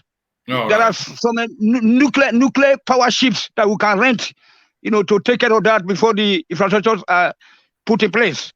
And all those oil distributors, get them. And then we need a restructure that either we restructure the country or we divide the country peacefully. Goodness, sir. All right, thank you, Tony. Thank you, sir. All right. Thank you, Tony. So thank you, Tony. So thank you, Tony. So let's go on from Tony. Let's go to Dapo next. So Dapo, we are not always this loud, but today, the passion about Obi'S manifesto kicked it off. So Dapo, final words, Dapo. Dapo, on mute. Yeah. Sorry. Yes, we are taking closing remarks. Yeah. Okay. Final words. Yeah, well, it's okay. It's been a nice session, except for towards the end for me. Anyway, yeah. I feel some of the things we're talking about. Some of them, I mean, we didn't need to really stress on things. Something No, that's no, just so obvious, but well, maybe you are for too old to you are too old to understand it. According to Oriola, yeah, you are too old. This is what well, he's telling all. maybe it's okay. But technology and all that. At least I read electronics from. I finished electronics from university. So what's the big deal? But it's okay. But I think basically I think we still address the session so that it will be a little compacted and meaningful. It's not the how long for me anyway. It's not how long, but how well. That's the points that we discuss. Thank you very much. All right, brilliant. Thank you, Dapo. Dapo, join us again because I think every time you join us, we always want to hear more from you. So that's Dapo, of course, an evolving voice within the space. So thank you, Dapo, a real delight. So thank you, Dapo. So let's go on from Dapo to Ola. Ola, you didn't even get a moment, but you know how it goes sometimes. Yeah, I know. So thank you, everyone, and congratulations to Obedient. At least they've been able to get something out, the manifesto. So that's what we demanded for. And I don't write anybody off until the person cannot defend the manifesto very well. From what I've read from that manifesto, I think it's a very good one, to be honest. So whether you can implement, defend it is another thing. So keep it up and let us discuss something about the manifesto going forward instead of hand the shake and head the shake all those stories. Then one thing like in what Oriola was saying the other times, please. One thing I know about Nigeria is that when we say infrastructure is not there, we have to put this in context. If you can use POS in gas station, then you can use the measuring equipment that is driven by network in the flow station, in all those gas stations. So the infrastructure is not when you have to lay fiber cable. You can use Visa. There are so many. You can even use their smaller SIM card to even drive all those things that you get. But the thing we are saying is this: it is still human being that still monitor that. There was something that some controllers of a company told us in an attempt for an organization to boost their capital assets so that they can deceive people to buy more. You know, these guys, they went ahead to fill their tank with 3/4 of water and they now put olive oil for the remaining 1/4. So that the inspector that will come and inspect the asset, by the time they use the measuring equipment, including the electronics, they will see that thing as full. So they will still think, oh, these people have good current assets, and people were buying and they were defrauding people of the hard money. So that's an example of technology, and yes, they misbehave. This thing didn't happen in Nigeria, for your information. It happened in the Western world. I just don't want to mention the name of the company because those people that told me, they told me because it was like information from a financial controller in an organization. So what am I saying is this: technology itself is not what is going to solve the problem, but the policy, the implementation and the monitoring of that technology. That's where the problem is. That is why government prefer to use price as a control tool. So something that is tradable like oil and gas that you sell at the international community, you don't use technology alone to monitor it. You put the deterrent in place, because anything that can motivate you to smuggle that thing, you take the thing away. That's how it's being done. That's why that if you like smuggle or gas from here to America, you are not going to make money. So it doesn't make sense. That is why when you see America raise their interest rate, immediately Canada will raise the interest rate so that people will not just move money from Canada to America. So that's how government operates. So they could have deployed technology to monitor all those things. So to me, deregulation and removal of subsidy, anybody that can do that, I'm in support of that person. So engineers in Nigeria, contrary to what Oriola said, we are very competent. Corruption is the reason we are not moving forward. I have a friend here that designed and supervised a 12-story building in Nigeria before he came. And this guy graduated from Federal University of Technology, Akure. So see, we are but we are very competent. It is corruption that limits us. So other than that, like I keep saying, there's no way you can't learn, you won't learn here, but don't let just learn free. Don't let us be doing your show free. Let us appreciate the forum. Thumb up, share the forum, and we can even have people to come and share the experience with us. Thank you, everyone. See you later. All right, brilliant. Thank you, Ola. So thank you, Ola. So thank you, Ola. So let's go on. Let me remove that from the screen.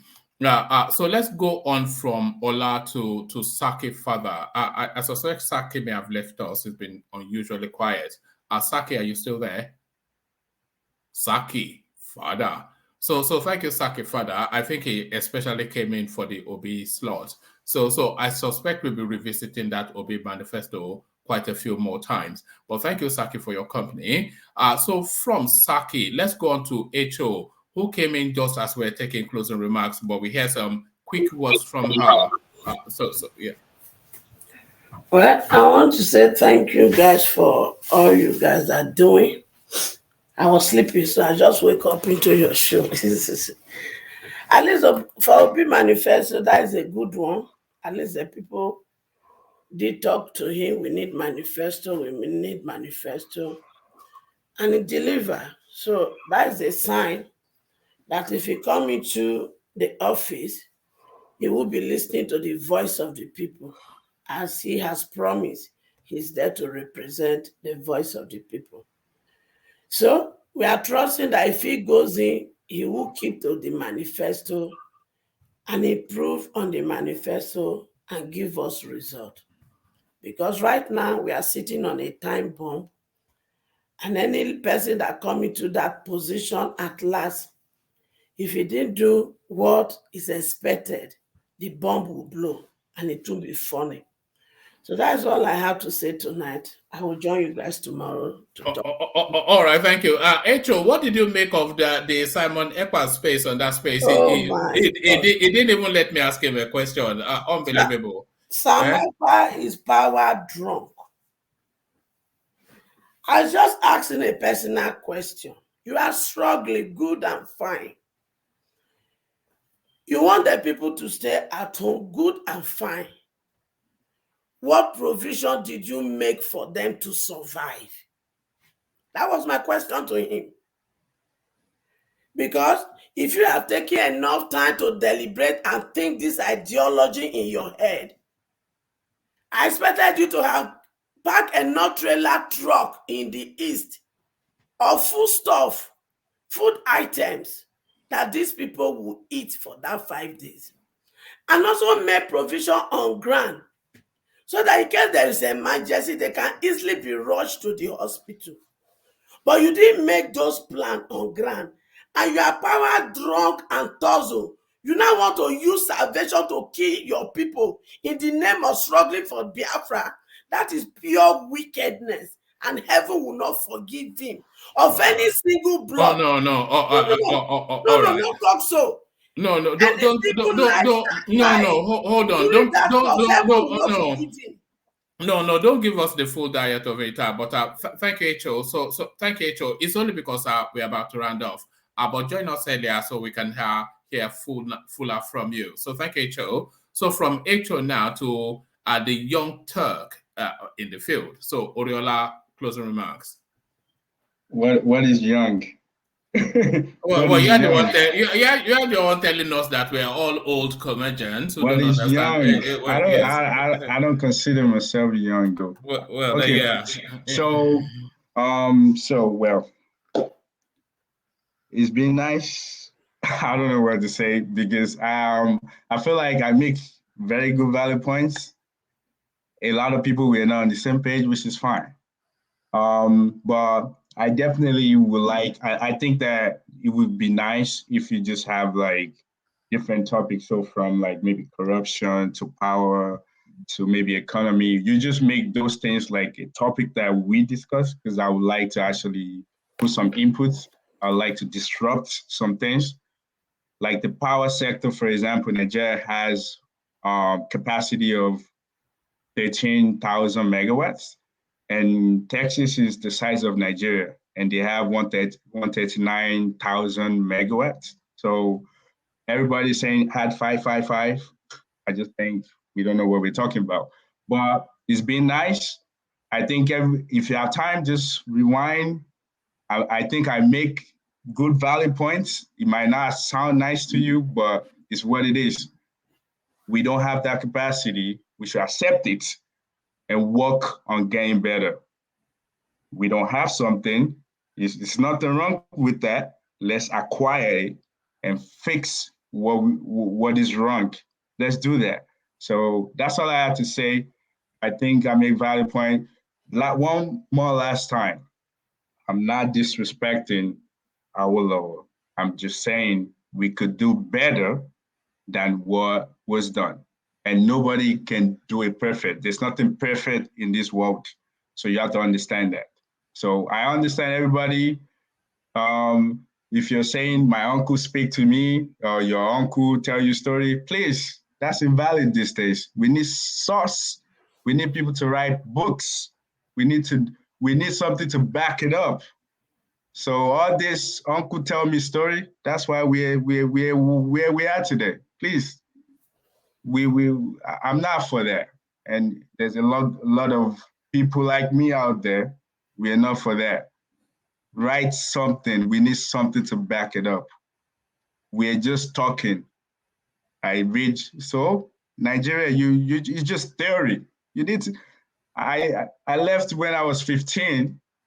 I went to secondary school. I see the comparison when I went to high school. It was like, what? So please, I'm sorry, I don't want to talk for so long. Whatever you're saying, we like to talk. We just run our mouths. I saw you. But so thank you for giving me platform to talk. When I have time another time, I would like to come in as well. Thank you very much. You must come in more frequently, Oriola, because as controversial as your thoughts are, certainly it engages the comment section who are interacting with everything that you say. It's not controversial. It's the right. No. I only said controversial because I did not want to say misguided, but so I thought that was but there are people like they say it's not misguided. I'm sorry. There's a JJ Laye that seems to be championing your cause in the comment section. One man, it's not misguided. I think. Well, see, I need your email. I'll be emailing you a lot of things. You should have my Instagram. Everybody must have my Instagram.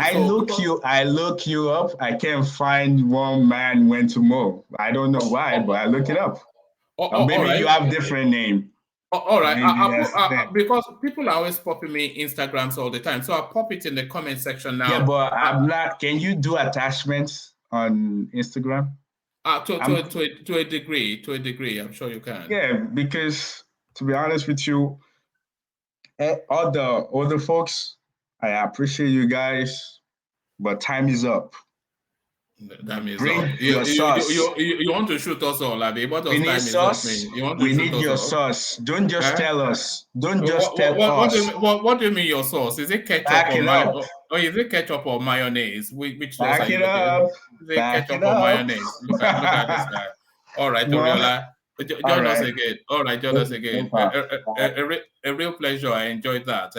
So thank you. So a man of his own timing, Babati, of course, joins us just as we're saying goodbye, but Babati doesn't turn up without having a say. So Babati, in the absence of the mighty one, a man of equal might, the prince, Babati, the final word. Oh, thank you for having me, one man. Thank you, everybody, for the session. I was coming in and out, but I hope I heard some of the intense debate. And I did go back to watch your little scuffle with the great Simon. What did you make of that?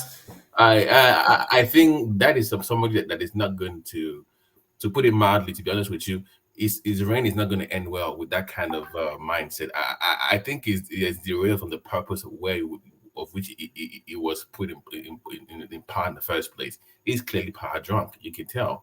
So I don't think that's the kind of person that you want. Any movement. So when you live in a bubble for so long, where people kind of bow to your wishes and what you want, it's very hard for you to even accept being challenged on anything at all. So I those kind of person, we've talked about it in terms of story where revolutionaries don't make great leaders. And that's one of the things you see. You can't put this kind of person in leadership position if they eventually get their country, because it will lay claim to that having fought for the struggle, right? If you want to have some kind of role in their new country. And if you have this kind of people in leadership, it's going to end up in disaster. So, but I think it was all in fun. I didn't really think it's there was nothing too interesting, in my opinion, about that.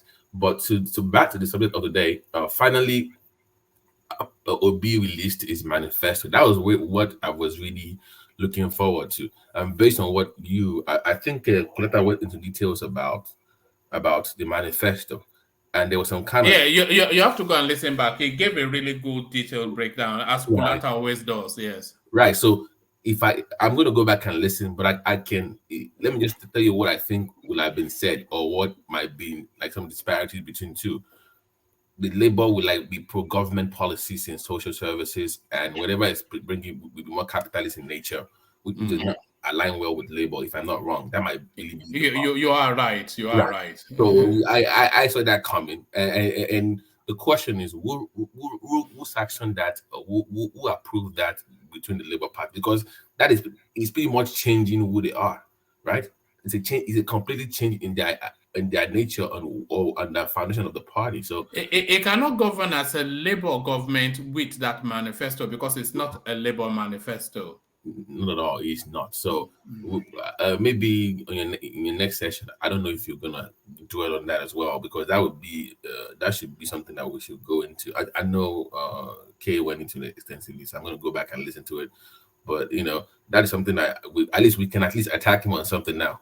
Yes.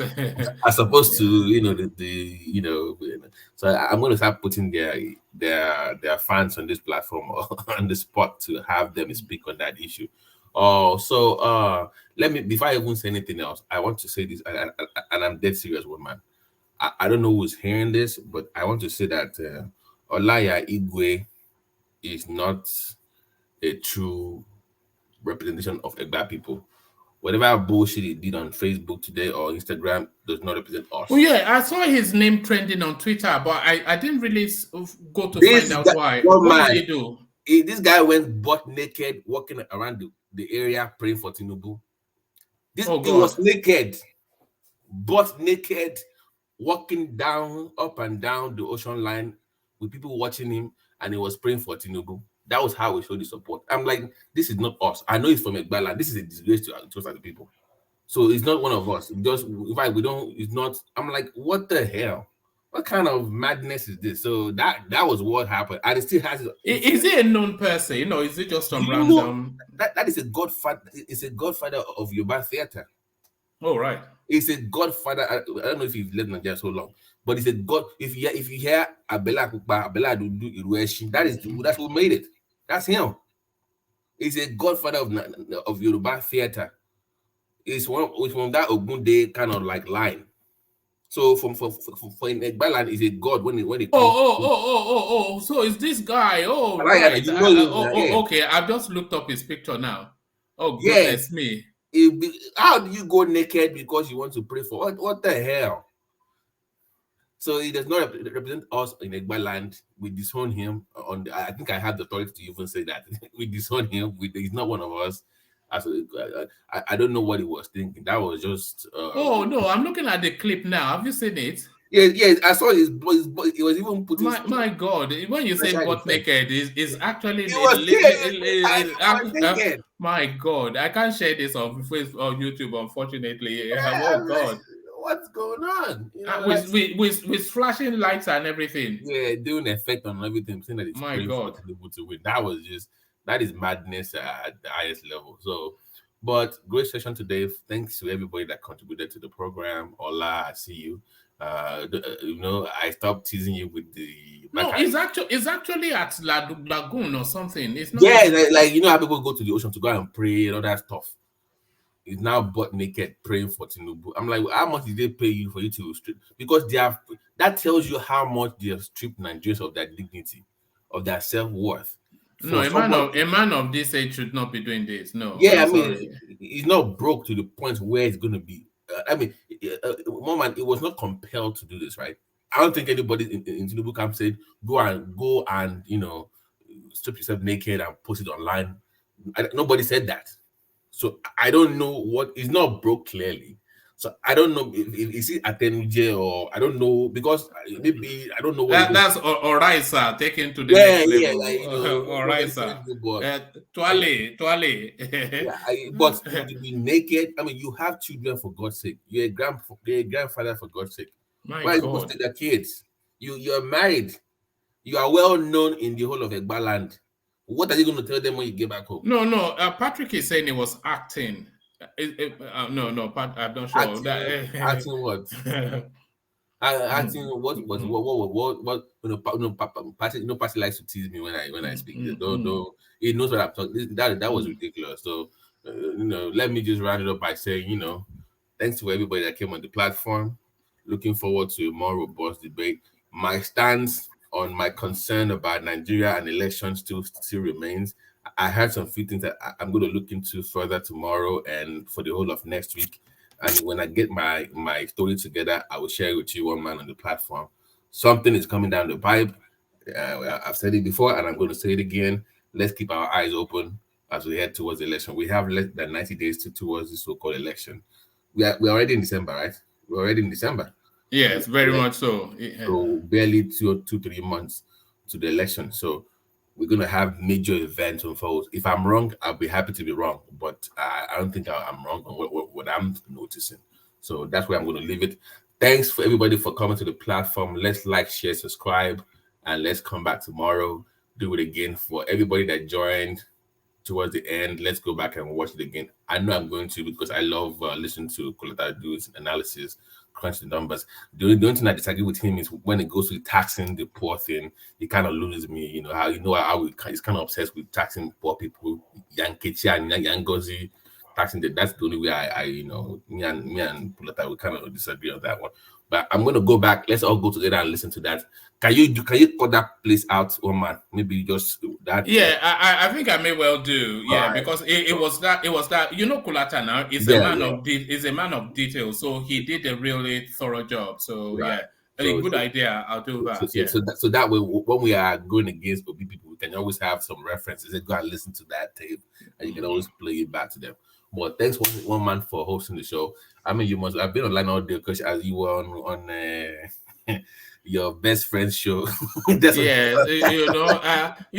every time I go there, I promise myself I won't go back because I want to go there to have a conversation. But I think they already have preconception. Every single one of them, they've been here and out again. So they already have preconception. So as soon as I say hello, the knives are out. The knives are out. Yeah.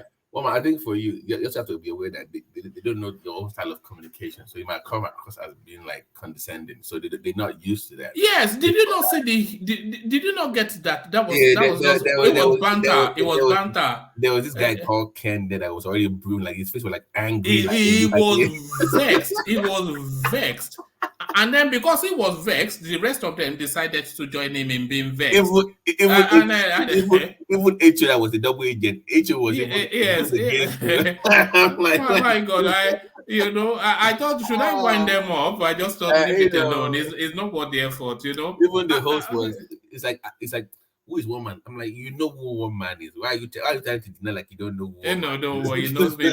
You know this guy. He has been subscribed to me for years. And he claims that is the games people play. On a more serious note, you two should have like a robust, like just one-on-one, maybe for. I've invited him to come here. I hope he does. It's also that when he does, we'll be willing to just calm down and just have you to go at it for couple of hours. And I'm always civil, so it's not going to be anything, but he will be pushed on his views. That's just the only thing.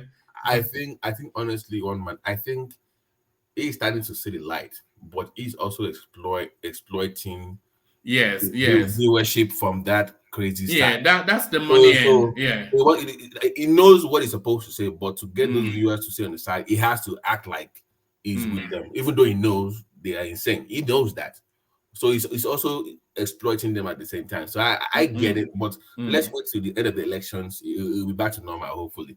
But once again, one man, thank you for having us. We'll see you tomorrow. God bless everybody for coming on the platform. See you later. Good night. All right, brilliant. So that's Babati. It's a prince, not a pauper, a prince. So that's a prince right there. And what more elegance to round off a session that, and by the way, it's a proper prince. So because every little settlement has like some ballet. So it's not from the ballet, it's from the upper grade, So that's Babati, and he's a prince. So that's the prince, and I'm not going to claim that I am the pauper because I am not a pauper. So there it is. So it's been a session where we try to dissect, and with some degree of success, the Peter Obi manifesto.